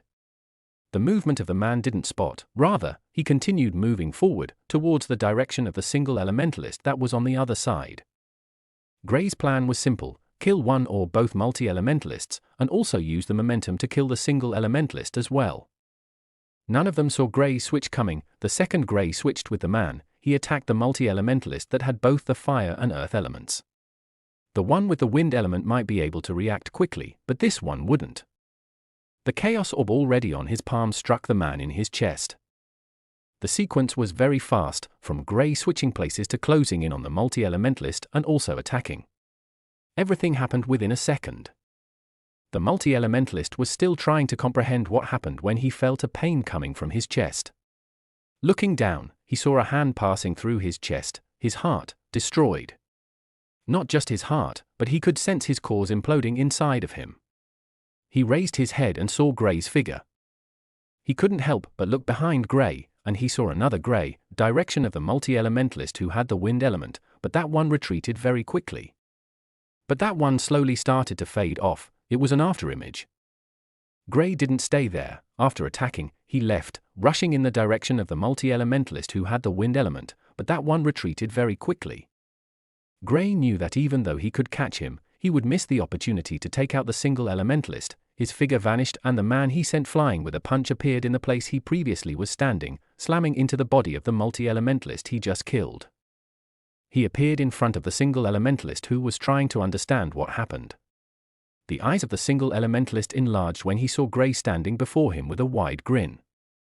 Gray attacked, using the fire element to cut his opponent.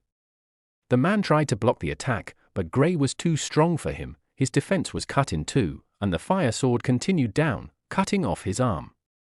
Ah! The man screamed in pain.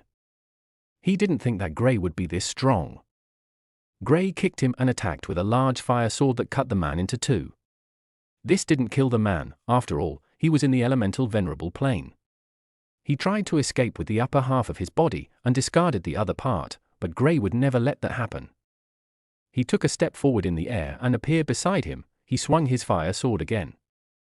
This time, the man panicked and quickly brought out his puppet. Gray smiled when he saw this. "Klaus, now!" he screamed. The other multi-elementalist he let go was the one who brought out his puppet, and he was already prepared to cut the link with it. Even the puppet the lady used in bullying Klaus was no exception. The reason Gray hadn't done any of that was due to Void's words, but now, he didn't have to think too much about it. Everything was in place now. He cut off the link all three of them had with their puppets and they were momentarily completely vulnerable. Klaus was the first to act, even before Gray. He was infuriated by the lady who was forcing him back.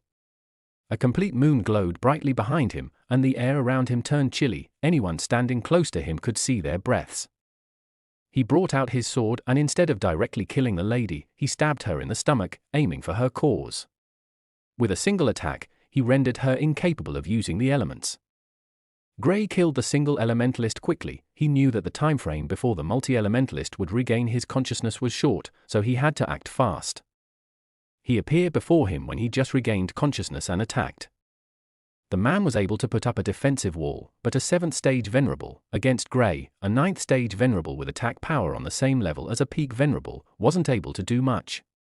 His wall was easily broken through by Gray's fire stream. The attack hit him, sending him crashing into the ground. "Void, do your thing," he said as he flew down to the man who was on the ground. The man coughed up a mouthful of blood. By this time, Gray had completely left the inscriptions, which gave the early stage venerables the chance to escape. However, it was too late. Void used his domain to cover the area, completely sealing it. Alice was still fighting with her opponents. Reynolds had killed one, and there was only one left who was trying to escape. She brought out her puppet, but Reynolds made short work of it. Gray left Reynolds alone. He attacked one of the duo Alice was fighting with, distracting him. Alice capitalized on it and was able to finally kill him. She turned to the other one and continued fighting. Gray turned to Klaus. Seeing the state of the lady, he couldn't help but pity her. He saw the wound in his stomach, which implied that Klaus had shattered her core, turning her into a gnome without any elements.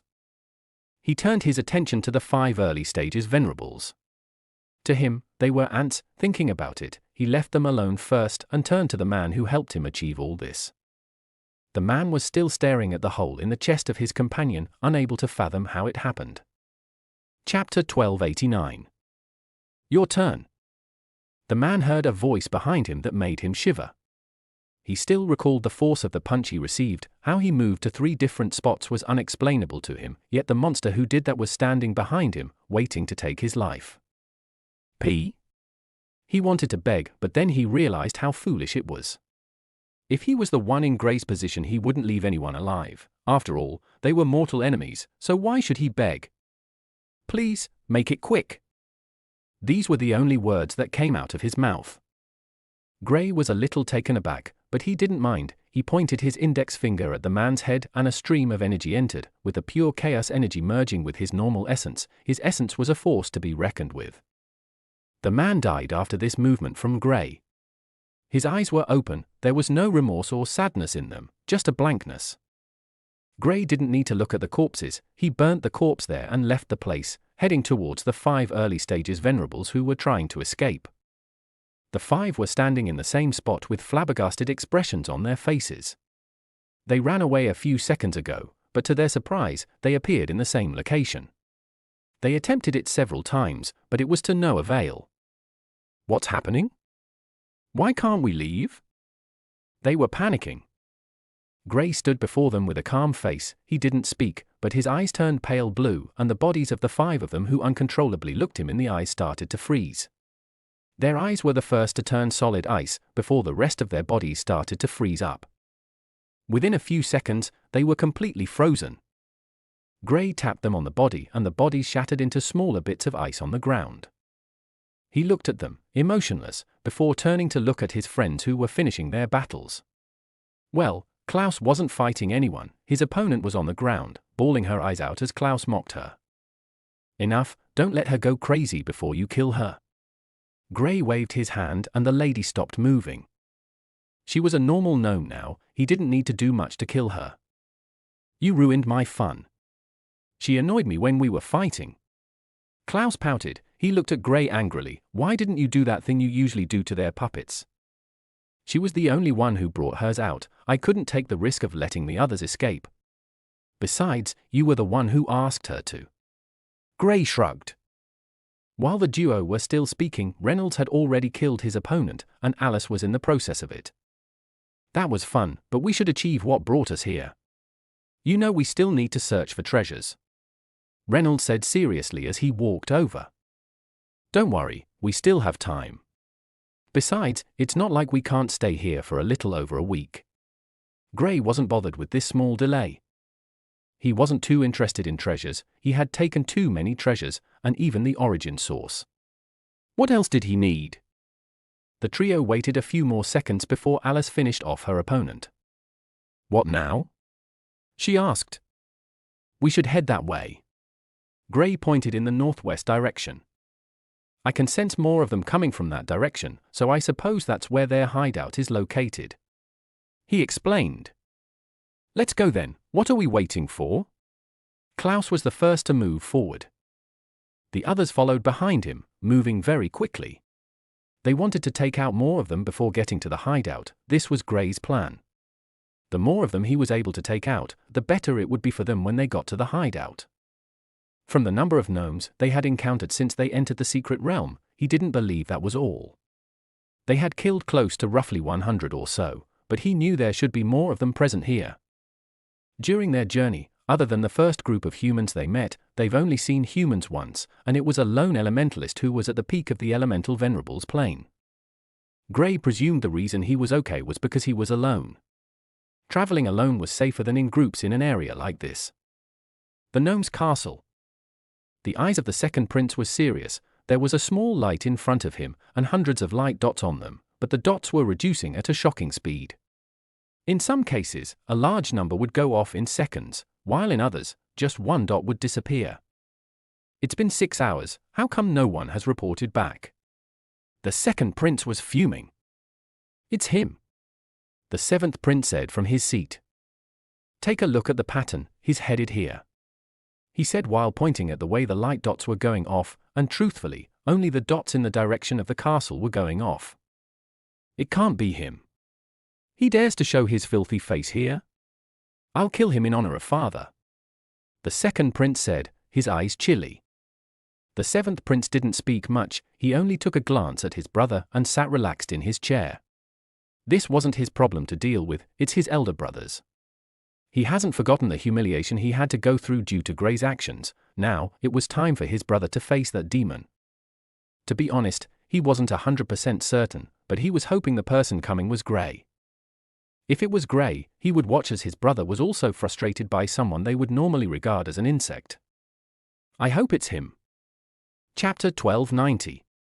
They call that a hideout? Klaus asked as they looked at the huge castle that rose into the sky. Even a moron would be able to identify that it was the gnome's hideout. There was a large statue of someone there. Gray wasn't familiar with the face on the statue, but given the way the person looked, it was easy to know the person was a gnome of high status. Well, they've never been subtle in their ways, Gray said, not too surprised this place was like this. When he also found the hideout in the lower realm, it was almost in the same way as well, but this castle had more majestic designs, giving it a look befitting a king. Do you think they already know we're coming? Reynolds asked. I guess so.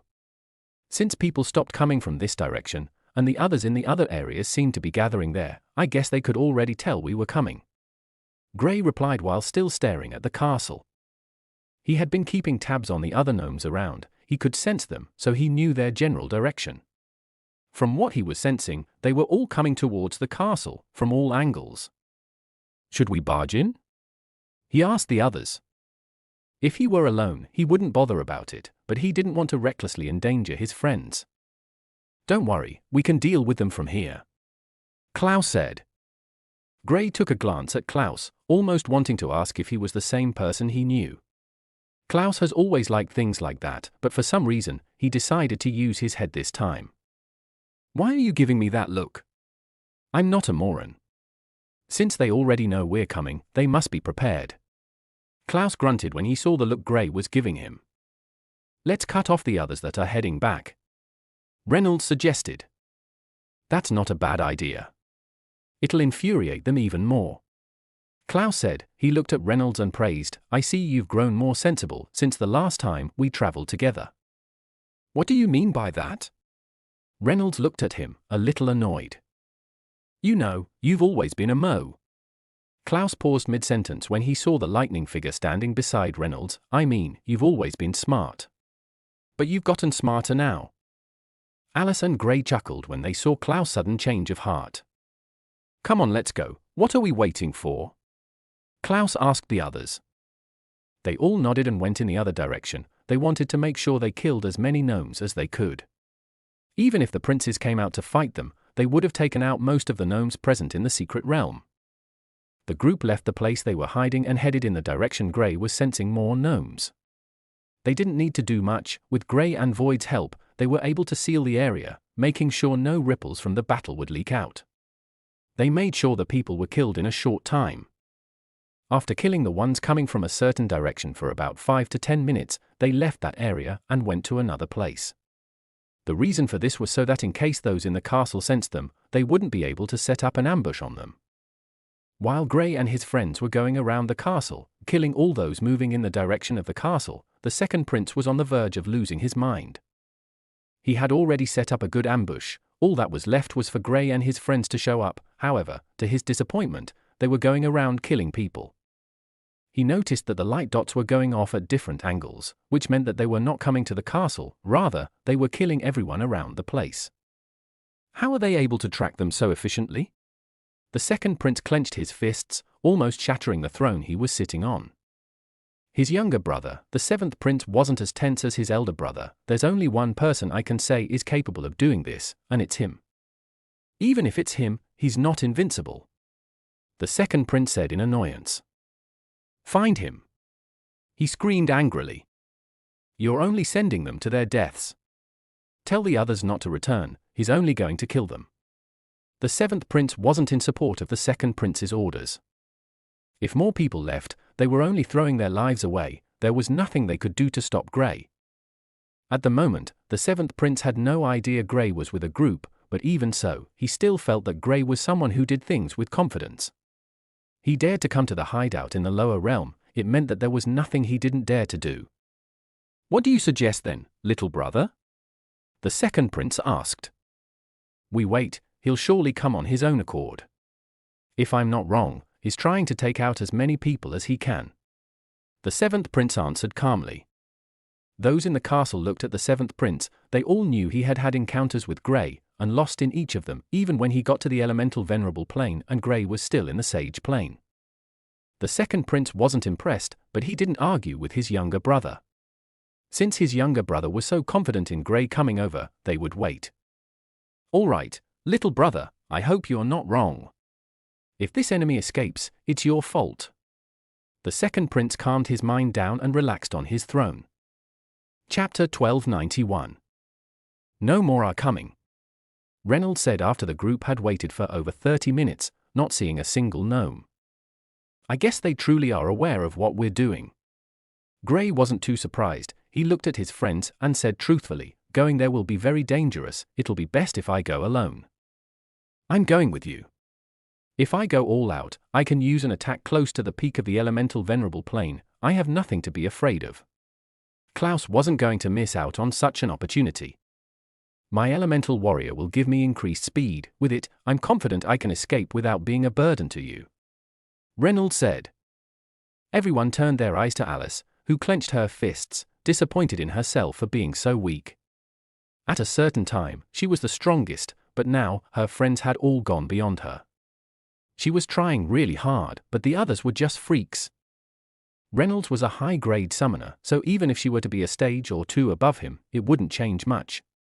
Klaus could be said to have unlimited luck. Everywhere he goes, he sees something that's very beneficial to him. Grey, she didn't even know what to think about him. He's just too freakish. Just when she was about to say she wasn't going, a small cat appeared on her shoulder and her eyes sparkled. Yes, Void was present. At the moment, Void might even be a little stronger than Grey. Well, in terms of cultivation stage, he is stronger than Grey. Void also had the space element and was more adept at using it than Grey. Void will watch over me, you don't have to worry about me, she said. She might be frustrated, but she didn't want to be away from her friends. She didn't want to hear how they made the lives of the gnomes in the castle. She also wanted to see the reaction of the Prince Grey frustrated the last time, and how he would react to Grey's sudden appearance. Grey didn't say anything. He wasn't the one who told Void to jump over to Alice's hands. In all honesty, the true reason he warned them about the danger was because of Alice. The other two could handle themselves, but she was just too weak. Since they would be fighting a large group of people, he didn't want a scenario where he would be bothering himself with making sure nothing happened to Alice. Void's getting smarter, he thought internally. If Void were to hear this statement, he would most definitely lash out at him. All right, let's go, he said to the group, and they walked in the direction of the castle. They weren't even subtle with their movements, walking down the pavement that led to the front of the castle. Klaus was walking in a poised manner, looking at everything as if it didn't mean anything. There were a few gnomes around. Seeing the group of humans walking into the castle region, one of them in the late stages of the elemental venerable plane charged out, attacking them. His puppet came out, assisting it. Grey saw this and smiled. He knew it was a test to see if it was him, and he couldn't be bothered with him. Without saying anything, the puppet that was a few inches away stopped moving altogether. The same could be said for the man who released the puppet. Before he could get himself, Grey was already in front of him. With only a touch, the body of the man started to fade off. It was a shocking scene, but it also showcased Grey's immense strength. This was what he came here to do, to intimidate the gnomes. He knew the gnomes had a certain weakness to the light and lightning elements, so with the help of both these elements, as well as the space element, he was able to achieve what he just did. Gray looked around, arranged his clothes, and walked gallantly up the stairs leading to the castle door. Klaus swaggered behind him. When they got to the door, Klaus didn't wait for Gray's order. He touched the door, and it started to freeze up. Creak! Bang! The metal door was completely frozen in only a few seconds, and it shattered. Gray and his group saw the large numbers of gnomes inside the castle hall waiting for them. Not just that, but they also saw the ones that were coming from all sides of the castle, surrounding the castle from outside. He smiled, and when he looked at the seventh prince, 20 spatial rings appeared and floated in front of him, each ring starting to circle the castle. Although the castle was huge, it wasn't hard for Gray to control these rings to circle the castle. "All right, let's get to business," Gray said to his friends as they walked into the castle. The eyes of the seventh prince showed a little bit of apprehension when he saw the rings. He had experienced something like this, Gray passing a ring to him, which almost took his life. If that was the same thing Gray planned on doing, then they were in some trouble. He tried to see if he could sense Gray's cultivation stage, but unfortunately, he couldn't. No matter how much he tried, he was unable to sense it. He moved closer to his brother and whispered, "Can you sense his cultivation stage?" The second prince had also tried to sense Gray's cultivation stage when he just walked in, but to his surprise, he couldn't. He had already sensed the cultivation stages of Klaus and the others, but Gray was like a normal person to his senses. However, he saw what Gray did outside and knew that he had to be careful of someone like this. If he were careless, he might not know what killed him. "Bold of you to walk into my castle." He didn't show any fear in his eyes. He was a prince, and he had nothing to fear. Besides that, he was also at the peak of the elemental venerable plane, and very few people on the same stage as him could defeat him. Killing him, though, was out of the picture. Chapter 1292. Gray wasn't too bothered with the words of the second prince. He took a glance at the seventh prince and said, "I have a present for you." The moment the seventh prince heard this, he recalled the last time he tried to take some things from Gray and felt a bit scared. He didn't want anything from Gray, even if it was something meaningful. He didn't want it. Gray would not give anyone a gift, especially someone who takes you as an enemy. "What do you have for him?" The second prince was the one who spoke up. Don't worry about it, you'll find out what it is soon enough." The seventh prince took a glance at his elder brother. Seeing his expression, he shook his head, clearly indicating that whatever Gray had for them was not something they should look forward to. "Why are you here?" The seventh prince spoke up. He knew that if they were to leave Gray and his friends to do as they pleased, he would once again camp in front of their portal. This wasn't what they wanted to see. The first time Gray did this, humans grew more powerhouses compared to before. This time, they didn't want to take the chance. They've always been privy to humans and how they grew, but during the past year, especially after Gray, they had zero knowledge about this secret realm. They've been lacking information about humans in general. Other than Gray, they didn't have any other humans in their sights. "I'm here to make a deal." Gray looked around. After seeing that none of them tried to attack him, he smiled softly and re-evaluated the seventh prince. Anyone else would have attacked with their puppets, but against Gray, except the seventh prince, no one else knew how to deal with him. "A deal?" The seventh prince took a glance at Gray. He didn't expect that Gray would drop such an offer. After a while, seeing that the group was serious, he replied, "Fine, but you will not attack anyone from our group within that time." The seventh prince replied, "Ha ha, I always knew you guys were scared." "Fine, not just that, but we need to spar with some of you. Give us a few people and we're good." Klaus laughed mockingly.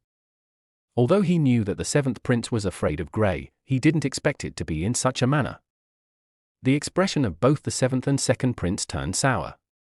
They've been trying to keep it in all this while, but Klaus' words made him think about Gray's advancement in depthly, and unfortunately for him, there was nothing holding Gray from using all his elements.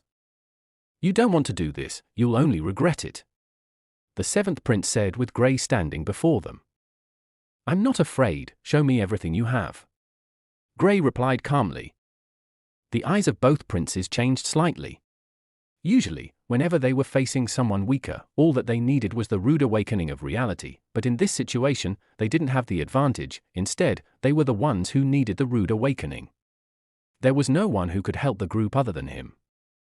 Gray stepped up and created an earth wall to block the attack that was coming in his direction. Boom! The attack was destroyed as he looked at the face of the group attacking. "You can't win," he said softly. "We can win. You're the one who can't win." The seventh prince had been waiting for his revenge against Gray for a long time now. When the opportunity presented itself, he didn't even think twice and attacked. Gray looked at the seventh prince. He didn't think much of his attack. With a single move, he blocked the attack and sent him flying in the process. The seventh prince, who left his area of comfort, couldn't believe his eyes. With a single attack, Gray was able to force him back. This was beyond his imagination. How come you're stronger than me?" he asked. "I've always been stronger, I just wanted to make you feel good the last time." Gray gave a sarcastic reply. There was no way the seventh prince was going to know that Gray's response was sarcastic. He was infuriated by his words. "Elder brother, kill him," he said angrily. "You're not the one in charge here," the second prince said. He took a glance at the seventh prince and himself before coming to a conclusion. "It can't attack. You already know me, why let your brother bother?" Gray made the puppet the second prince brought out useless, but he was unable to attack. The reason he attacked without a care in the word was because he had the others behind him. If he dared to attack without their permission, he was done for. The seventh prince was a little apprehensive of Gray, and although the second prince didn't want to carelessly attack Gray, he knew that if he attacked without any help, he might place himself in a bad situation. The second and seventh prince looked on as Gray and Klaus were able to take out all the people before them with ease. They didn't show even the slightest stress while taking them out. "If this is all you have, then I've wasted my time." Gray's words rang in the ears of the second and seventh prince, but there was nothing either of them could do. Gray was too fast, and keeping up with him was almost impossible. The battle in the castle quickly erupted. Gray and his group were strong, but the second prince already had people waiting for them. If not for Gray, the second prince would have gotten the advantage, but luckily, the prince didn't have anyone coming from that area, so Gray and his group didn't have to worry about anyone. Gray used some of his elements. With his increased essence, he was able to easily show the difference between him and the seventh prince, while also sending the second prince flying. Chapter 1293. The second prince took a glance at Gray after getting himself back. He couldn't believe what just happened.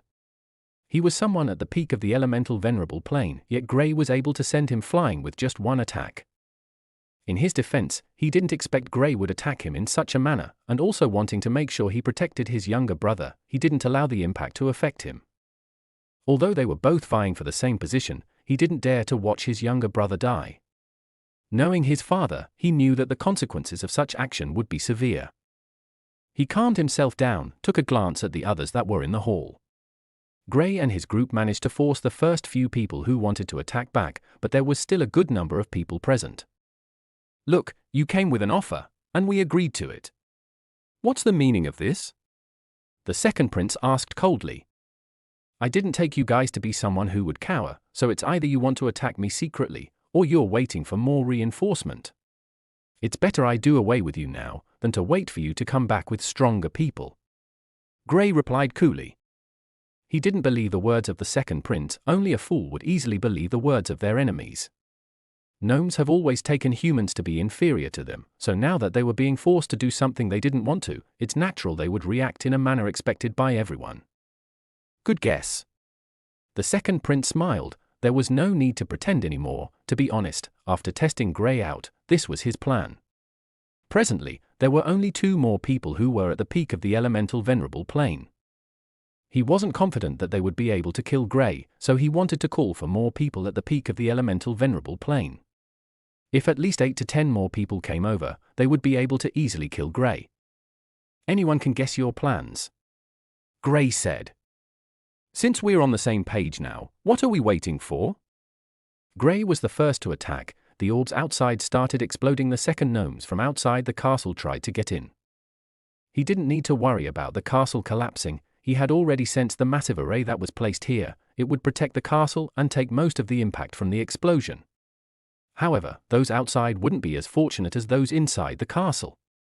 Boom! Boom! One by one, the orbs exploded, causing the castle to shake from the tremendous destructive power it contained. Grey didn't stop there, he continued attacking. Not just him, but his friends did as well. Alice, with the help of her sea lie, engaged a group of early-stage elemental venerables. Even though she was stronger, the group she was fighting numbered over 10. Reynolds' elemental warrior appeared and he merged with it from the start, attacking 3 of the late-stage elemental venerables. He couldn't attack more than these 3. If he dared to overestimate his ability, he would be left in a bad state. Klaus was the most shameless, he only attacked a group that were in the early and mid-stages. Yes, he attacked more people, but with his superior strength, he was able to easily overwhelm them. Grey took a glance at the people they were fighting. When he saw the number of people left, he couldn't help but shake his head. Damn! He thought internally. Without thinking, he charged into the large group of gnomes. One of them took out his puppet, and before the 7th prince could warn him, Grey had already capitalized on it, killing the person within a second. The explosions outside were still booming, and the impact from the battle inside was resonating in the entire hall, yet Grey had been able to kill the first person in such a short time.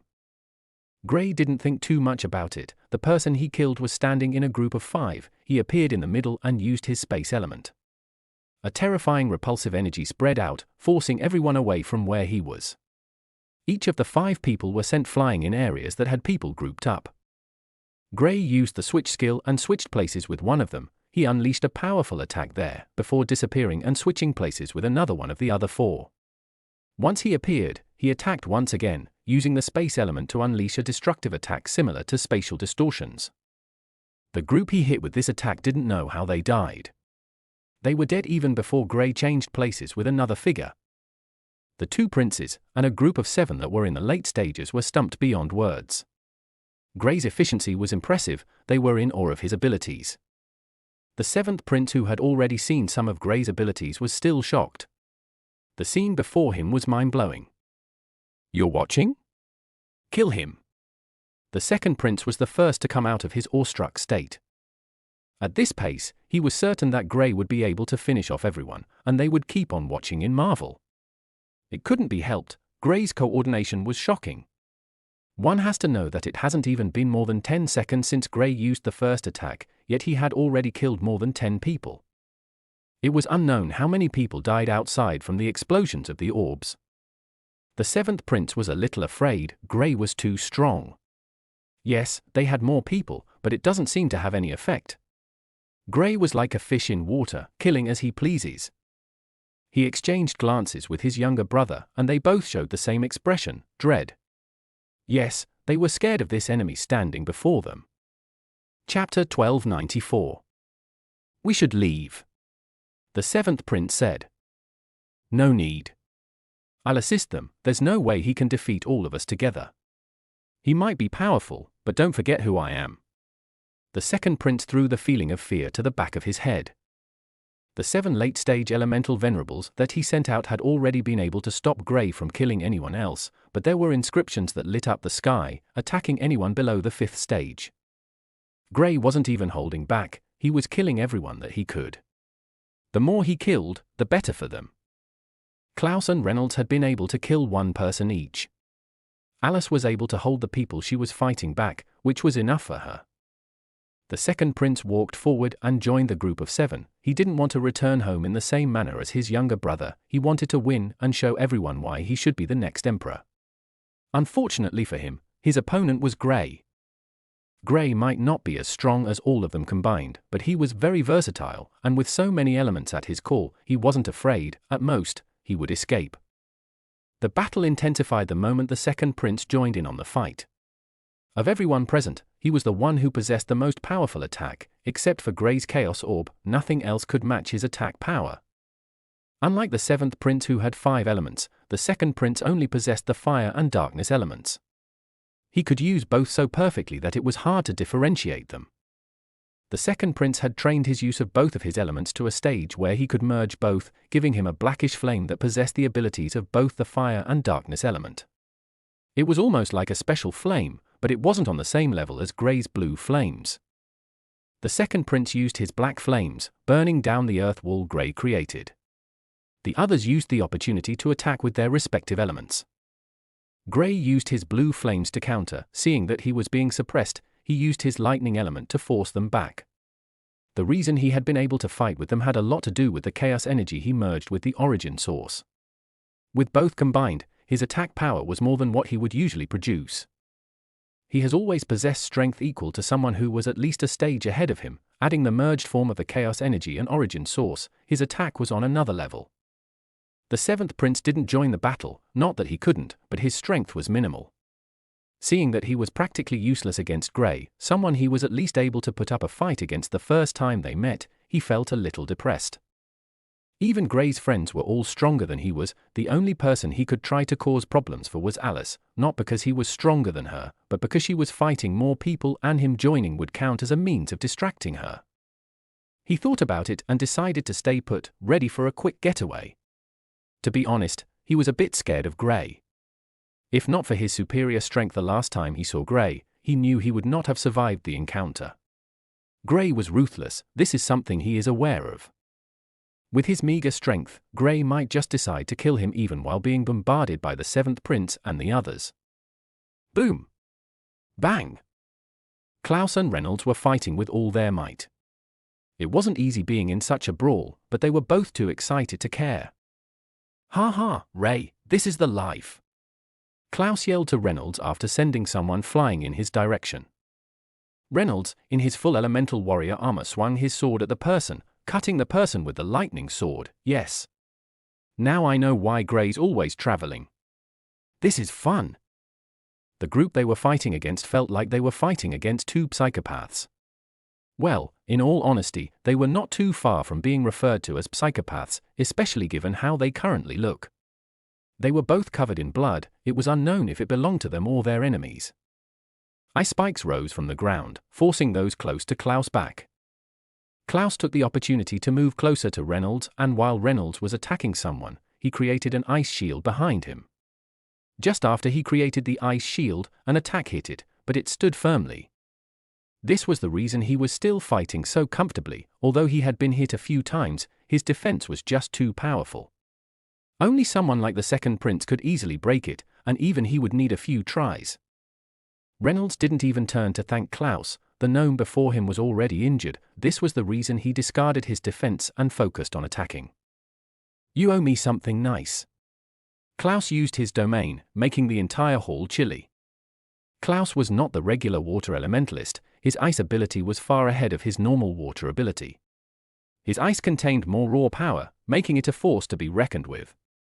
The second Klaus domain started to take effect. Everyone that wasn't his friend felt the brunt of the chill. The ground started to freeze up, and even a few people felt like their souls were about to be frozen solid. The second prince was alarmed when he saw this. He already felt like Gray's friends were all powerful figures, but now, he knew that even without Gray, the humans had young geniuses that could pose a threat to them.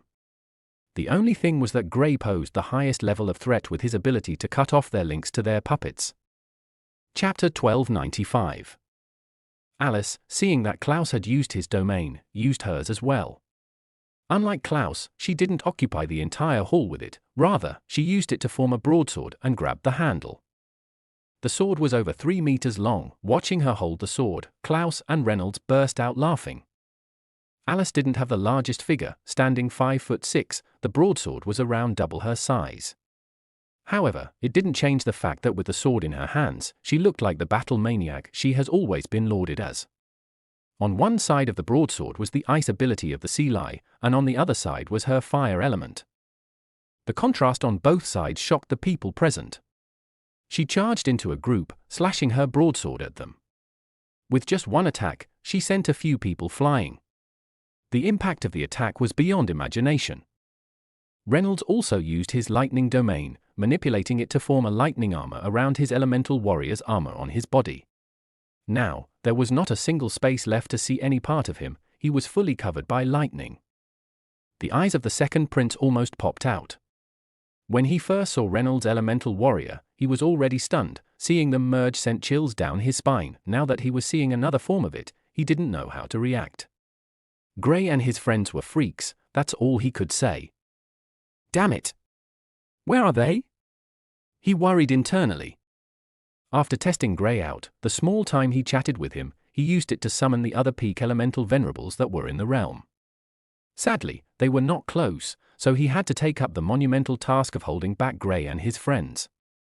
He thought with their large group, they would be able to do it with ease, but Grey started a killing spree within the first minute.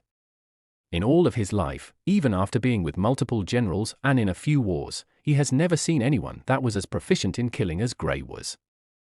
It has to be said that Grey was good at killing, especially when put in such a situation. A few minutes, he said to himself, and just then, the worst happened. He was already having a headache dealing with Klaus Ice, yet Grey unleashed his domains on them. His fire domain spread out, and it was not the regular fire, rather, it was his icy flames. This increased the speed at which the place was freezing, and even those in the early stages of the elemental venerable plane saw ice forming on their bodies. Grey didn't just take out his icy flames, but he also made use of his lightning domain. The already weak gnomes weren't able to hang on any further, and they started to succumb to the chill. The most frightening thing happening to them was that as they were battling, they could sense their consciousness slowly being eroded by the cold. It was only a matter of time before they started to fall down, alive, yet in a coma. Their consciousness frozen, unable to wake up in the nearest future without help from a top expert. "We're losing more people as the battle progresses, let's retreat." The seventh prince spoke up. Although he was not feeling the impact of the attack, he was a little apprehensive. Grey hadn't used his full abilities, and they had already caused this much damage. He couldn't help but imagine just how destructive this group of four were. The second prince looked around, and with each 10 seconds that passed, at least one figure dropped to the ground. "This is our base, we can't run from it," he said coldly. "We're not running, we're only retreating, we will take it back." The seventh prince convinced his elder brother. The second prince took a look at the place, thinking about the repercussions if all of his subordinates dies. He turned around, and just as he was about to leave, "Don't worry, you don't have to leave," Grey said, and to the shock of the two princes, Grey and his people vanished. Grey left behind a statement, "We'll come back some other time." Klaus' irritating voice was also heard from the void. "Don't forget to give up tea the next time we come. Do you guys have some nice wine?" The second and seventh prince didn't understand what was happening. Grey and his friends barged in, started a battle, and left just like that, and it was even when he has decided to abandon the castle so more of his people wouldn't die. "What just happened?" the second prince asked, unsure of how to take what Grey and his friends just did. "He came to tell us he's around," the seventh prince replied. This was the same thing Grey did to him. Well, in his case, Grey didn't have any help from these freakish people, so it wasn't as bad as this one. In this case, Grey and his friends completely wrecked everyone and left. What was worse is that there were people outside who still hadn't been able to make it inside the castle. He didn't even know how Grey and his group were able to achieve that.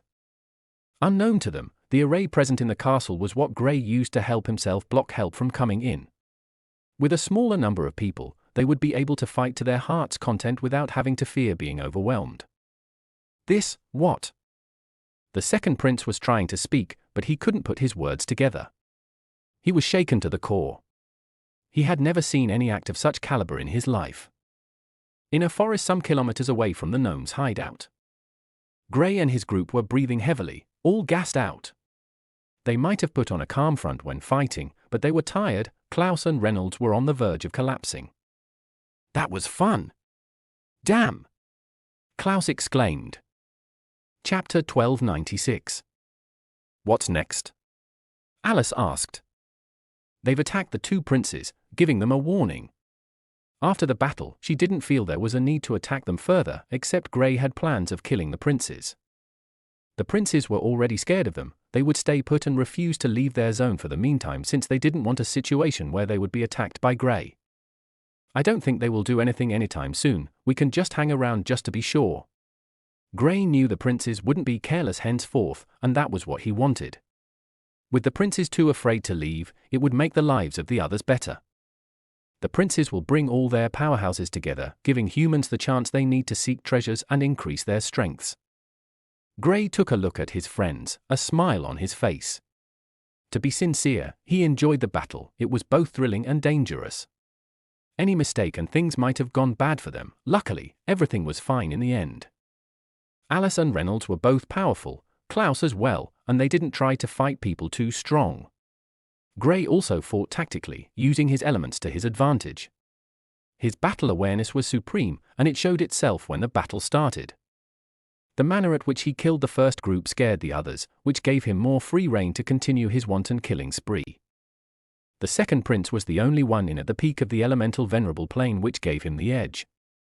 With the number of people present, the second prince couldn't attack carelessly. Gray and his group on the other hand didn't need to bother about anything as they attacked freely. "We won't be able to get anything good if we stay here," Reynolds said. Unlike Klaus, he wasn't blessed with infinite luck. Gray was also someone who had void with him. Getting treasures was too easy for him.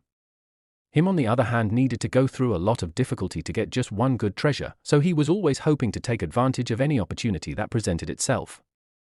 This was a great chance for him to power up, but they were stuck here, making sure others are able to get whatever treasures they needed. "Don't worry, we still have time. We've only been here a day or so." Gray did a rough calculation in his head. He didn't keep up with time, and this place was a little different from their world. Reynolds took a glance at him before nodding. Gray was right, they still had time. He was only in a hurry to increase his strength. He had also heard the rumors of the upcoming war. He didn't want to end up being a cannon fodder, so he had to level up as fast as he could. Gray was advancing pretty quickly. The same could be said for Klaus, but himself and Alice were lacking. This was not something they wanted. The last time, it was thanks to Gray that they were able to step into the elemental venerable plane. He didn't want to fully depend on Gray. Although he didn't have any problems with that, he didn't feel it was appropriate. At least, he wanted to get some things by himself. Alice was also in the same spot as Reynolds, so she was ready to start treasure hunting now. Gray took a glance at them and said to Void, "Contact the bunny leader, we need its help." The bunny leader had a lot of subordinates under it. If they could get it to set them as spies, they would be able to move freely, getting the chance to not only find treasures, but also be informed about the happenings in the gnome zone. While Gray and his friends were discussing on what steps to take next, in the gnome castle, the second prince and seventh prince could be seen standing side by side. Before them was a group of 8 individuals. All of them were at the peak of the elemental venerable plane. If this group was present when Gray and his friends came here, things would have been very different. Gray knew for a fact that with such people present, even with his amazing abilities, he would have found it difficult to do everything he did when he came. "Where are they?" the second prince asked, his eyes slightly red from anger. He was enraged. Gray came with his friends, killed people and left without any consequences. This was not something he could take. He wanted Gray dead, and he didn't care what it would cost him. They vanished without a trace. I tried marking them, but he erased them as soon as the mark was placed. One of the few in the late stages spoke up. When Gray was about to leave, the man acted quickly, marking them before they left, but to his shock, the mark disappeared almost immediately they were placed. This was a strange experience for him. The second prince clenched his fist, gritting his teeth hard. "We can't let them wander freely after what they did," he said through clenched teeth. "I know, but we can't leave your side. If he's as strong as you say he is, then you will be in greater danger once we leave." One of the men at the peak spoke up. "I survived just fine before you came." The second prince took a glance at the man who spoke up. The man didn't shy away from his gaze as he replied, "But for how long? The castle was almost destroyed, the array was messed with. I think the reason you two are alive is purely because he wanted to leave you guys alive." The second prince wanted to speak, but he thought about it and didn't say anything. The seventh prince stepped forward. "So what do you suggest we do? We can't leave them out there. Since when do we have to cower before humans?" Chapter 1297. The man looked at the seventh prince. "Don't get me wrong, Prince, they're going to suffer for what they have done. However, we can't take the normal approach. Clearly, they are after you too, and if they choose to hide, we can't find them. If that's the case, why don't we force them out?" "How are we going to do that?" one of the men in the late stages asked. "Simple, slaughter humans." The man at the peak replied mercilessly. He has always looked down on humans. He could never accept the fact that a group of humans dared to step into their territory and even killed multiple people right in front of the princes. He didn't think highly of the princes after this incident. The princes could see the change in the eyes of the man, not just the man, but all those at the peak who returned. When they saw the situation of the castle and how many people died, and after finding out it was done by a group of 4 youths who only had one person that was at the peak of the elemental venerable plane, they felt irritated.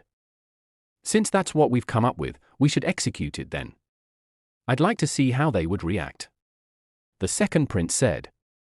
The 7th prince took a glance at the man and asked, forcing them out will warrant us to leave the castle too, wouldn't it be dangerous? The eyes of the man who brought the suggestion changed softly. He didn't think about this part. Don't worry, we will be by your side. The others will be the ones who have to carry out this mission. The man reassured them of their safety. You said he's the one who can cut off our links to the puppets? Another man at the peak asked curiously. The 7th prince nodded to the question.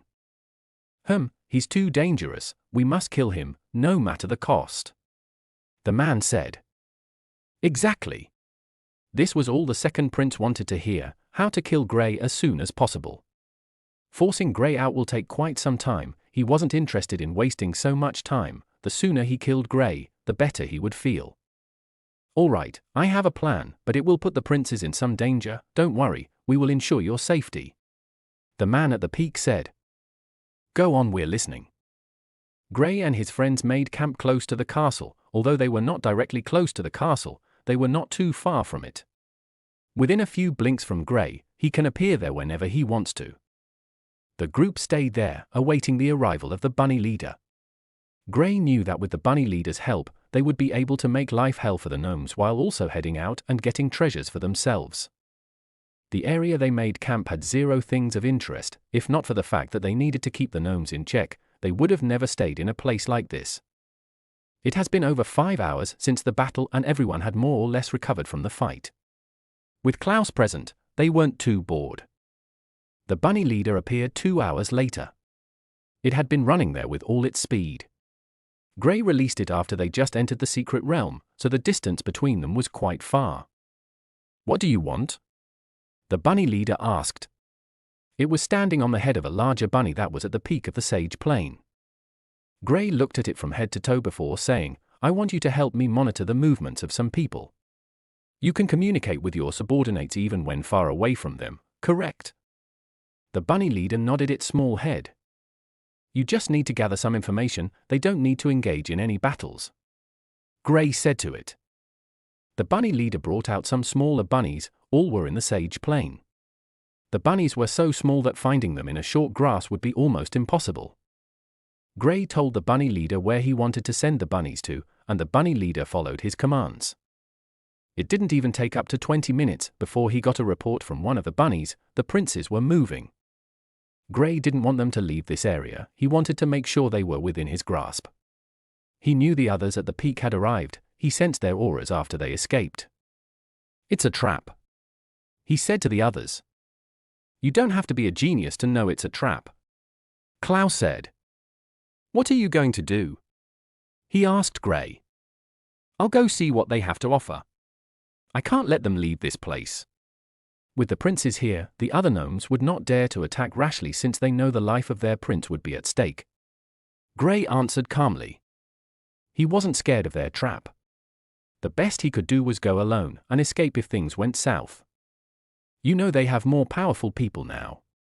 If they stop you from leaving, you're toast. Alice said. I'll take Void with me, and there's also this guy. Grey picked up the bunny leader. Although he hates fighting, he's quite adept in escaping. Fine, but don't die foolishly, Alice replied. Grey smiled. Don't worry, I'll be fine.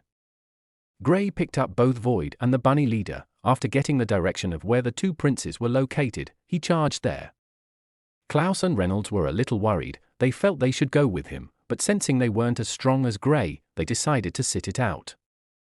Alice was worried, but she didn't think too much about it. She was confident that Grey would be able to come out of it alive. As long as the bunny leader and Void were with him, they should be able to keep him alive. Chapter 1298. Grey knew he was walking into an ambush, but there was nothing he was really scared of. With his proficiency with arrays, there was no way someone would be able to use it to trap him. So even if they create an array with plans of using it to stop him, it's going to be unsuccessful. A few minutes later, in a pathway through the forest, the two princes could be seen casually walking. "We've already gone far from the castle. If he's not coming, we better head back instead of wasting our time," the second prince said, irritated with what they were doing. "Don't worry, brother, I believe he will show up." The seventh prince calmed his brother down. Although he didn't want to say it, he wasn't also in support of this, but he was confident that his elder brother would be able to keep him safe before the others step out. They had to at least make sure Gray wouldn't be able to escape before stepping out. The second prince was about to speak again when he sensed Gray's presence, his here, and his not even hiding himself. Such confidence will be the end of him.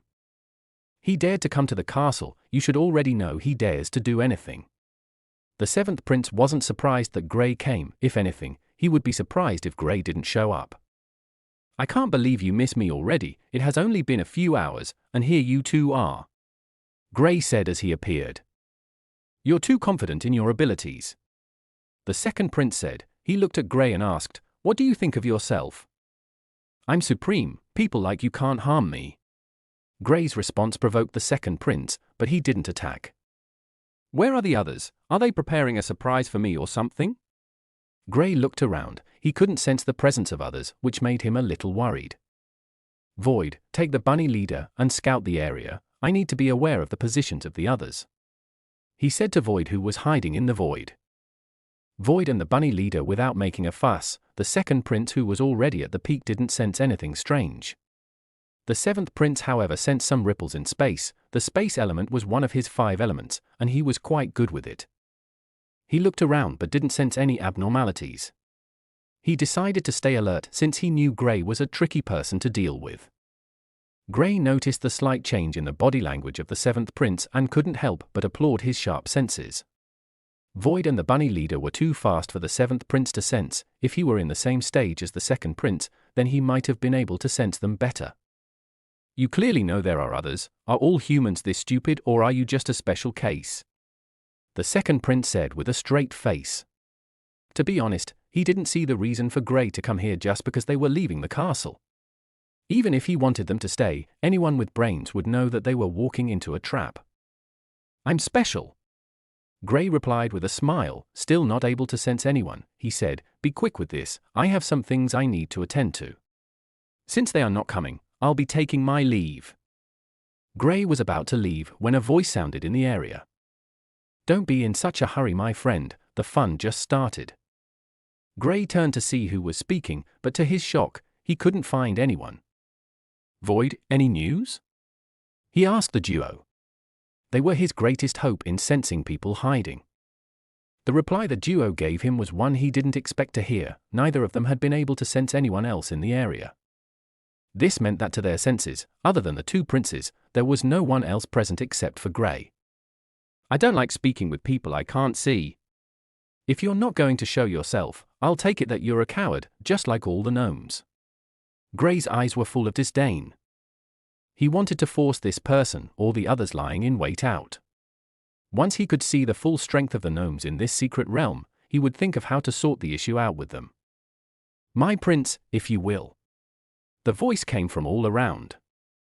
Gray's eyes scanned everywhere, but he didn't see or sense anything. His gaze fell on the body of the princes, and he noticed that after the voice made its last statement, their bodies showed signs of movement. The princes were still standing on the same spot, but a few more figures started to appear around them. In the space of 5 seconds, 8 figures appeared, all at the peak of the elemental venerable plane. Unlike the second prince, each of these people looked well over 40, which indicated that they possessed sufficient experience. "You're the one the Emperor wants dead." The man who the voice belonged to spoke up.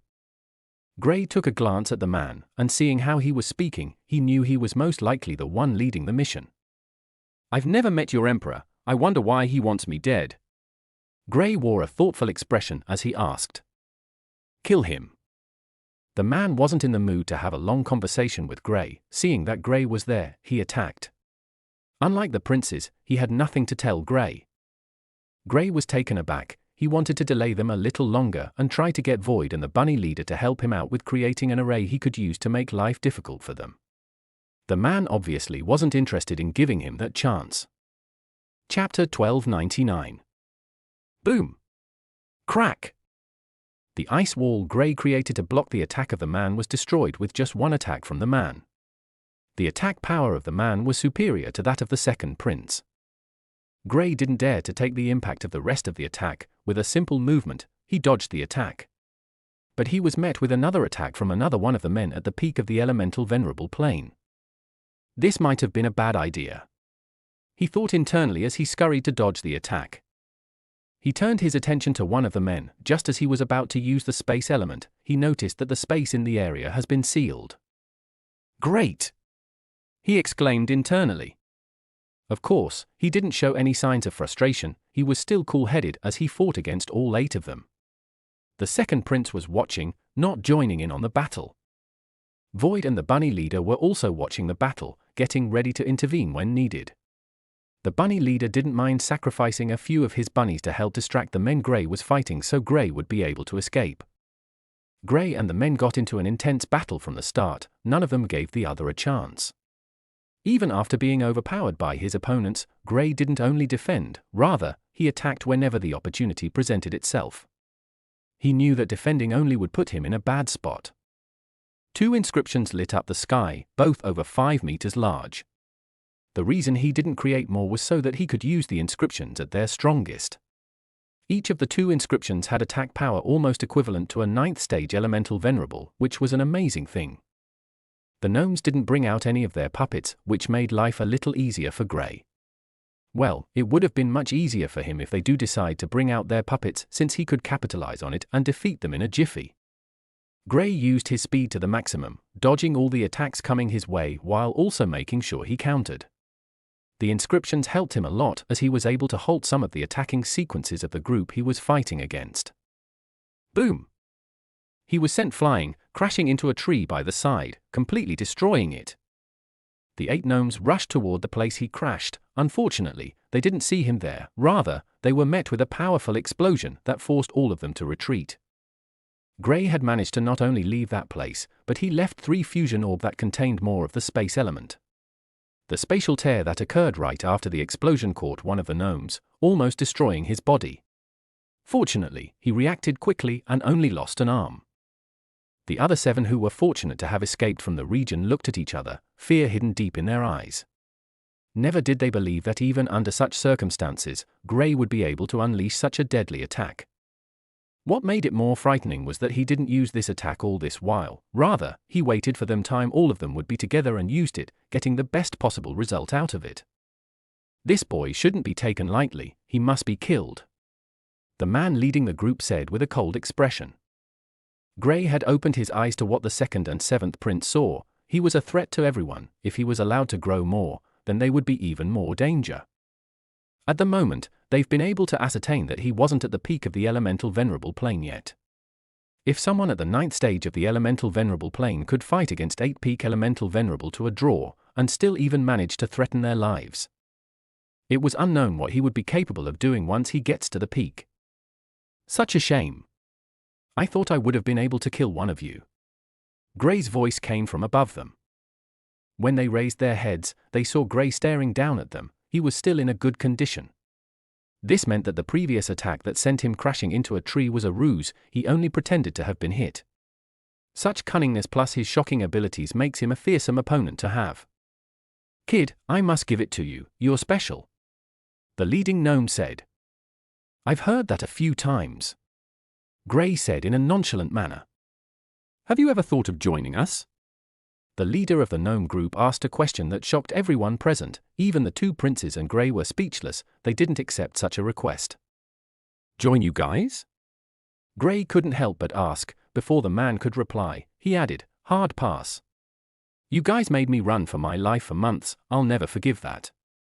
It can be made up for. You're someone even the Emperor would appreciate. Wouldn't you want to reach the God plane? The man asked, trying to entice Gray. I know you humans can't break through to the God plane, but with the help of our world, there might be a way for you to break through to the God plane. Think about it, who doesn't want to enter that plane and become a god?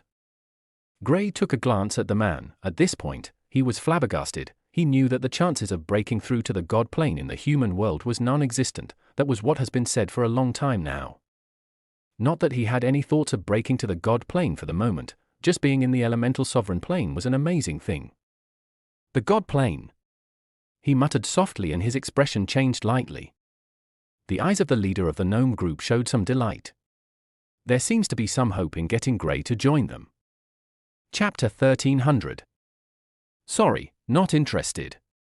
If I want to get to the god plane, there are other ways to achieve it. Gray wasn't the least bit tempted by the offer. He knew there was something blocking those from the Aurora continent from getting to the god plane, but that was still a long way away. He would cross the bridge when he gets to it, but for now, he didn't want to bother himself with it. This is why you humans never succeed. We came with an offer to assist your kind, but you rejected us. Like the last time, you will regret your decision today. The leader of the gnome group said. Why are we even bothering with him? The gnome who lost an arm to Gray's previous attack asked coldly. He was incensed. Of everyone present, he was the only one who got injured from Gray's attack. He wanted revenge against Gray. To him, Gray must be killed. We can always grow him as a puppet. If you feel he has enough potential, hand him over to one of the princes after he's dead. The man added. Gray looked at the man who had only one arm left. I should remove the other one. Maybe you'll learn to keep shut when real people are talking. The man's expression changed when he heard Gray's words.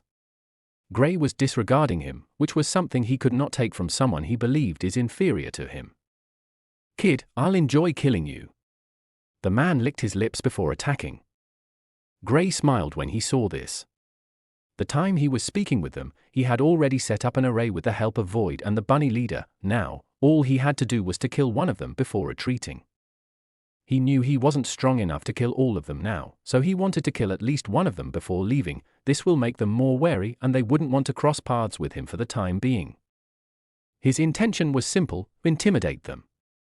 This was also why he went to the castle for the first time to fight. He wanted to intimidate them and make sure they didn't dare to attack humans wantonly for the time being, but with the addition of these peak elemental venerables, it wasn't achieved.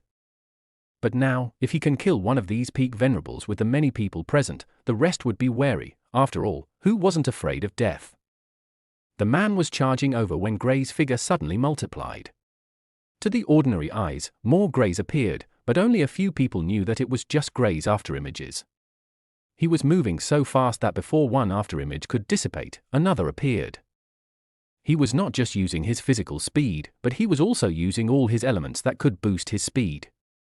His red lightning was faster than his silver lightning, coupled with his wind element. He was a frightening figure to keep up with, even for these guys at the peak. Before the others could react, Gray had already appeared behind the man. With a punch, he blasted the man into the sky. His fist was enveloped with the space element, a destructive form of it that when he made contact, before the force could send the man flying, parts of the man's body had started to slowly vanish, being eaten by the destructive spatial distortions. The man screamed, but reacted on time. Using all he could, he once again had to sacrifice a part of his body to keep himself alive. The man cut off the part of his body which Gray's fist made contact with, creating a hole in his stomach. One could literally see the other side from the hole. The place was bleeding profusely, but he still hadn't dealt with the entire attack. Gray's fist contained immense strength to begin with, so the man was still facing the full force of Gray's aggressive attack. After Gray sent the man flying, he was surrounded by the other 7 men. This time, even the second prince joined in on the action. They knew they shouldn't give Gray the free rein, if not, they would all be in trouble. Gray was quickly suppressed by their attacks. He was just one man, there was only so much he could do. Seeing that they were getting the upper hand, the man, who was severely injured from Gray's attack, rushed over once again. He couldn't let Gray escape, not after everything Gray had done to him. His arm wasn't healing, and neither was his stomach. The attack seemed to have another effect, stopping him from healing. At this rate, unless he takes in a top-tier healing treasure, he might die. Gray was bombarded by all their attacks, but he remained calm. With the help of the array, his speed had shot to a shocking level, so he was still able to at least dodge most of their attacks. Die! Die! Die! The man was screaming as he attacked in a reckless manner. All he wanted was to see Gray dead, nothing else was important to him. Gray, on the other hand, was waiting patiently. It should start taking effect now, he thought to himself as he took a short glance at the man. His space element was not the only thing in that punch, he added bits of the poison miasma that was in his body into it. The spatial distortions would not allow the wounds to heal in a short time, giving the poison miasma enough time to get into the body of the man and cause havoc. As the man attacked continuously, the poison miasma was doing damage to him. His essence was being used up at a faster rate, and it was also strengthening the miasma. The pain from Gray's punch hid the presence of the miasma. Only when it was too late did he sense it. He was about to unleash an attack when he suddenly coughed up a mouthful of black gooey blood. This is the end of this video. Thank you guys for listening. Hope you enjoyed and wish you wonderful rest of the day. The Silent Ruptor's out.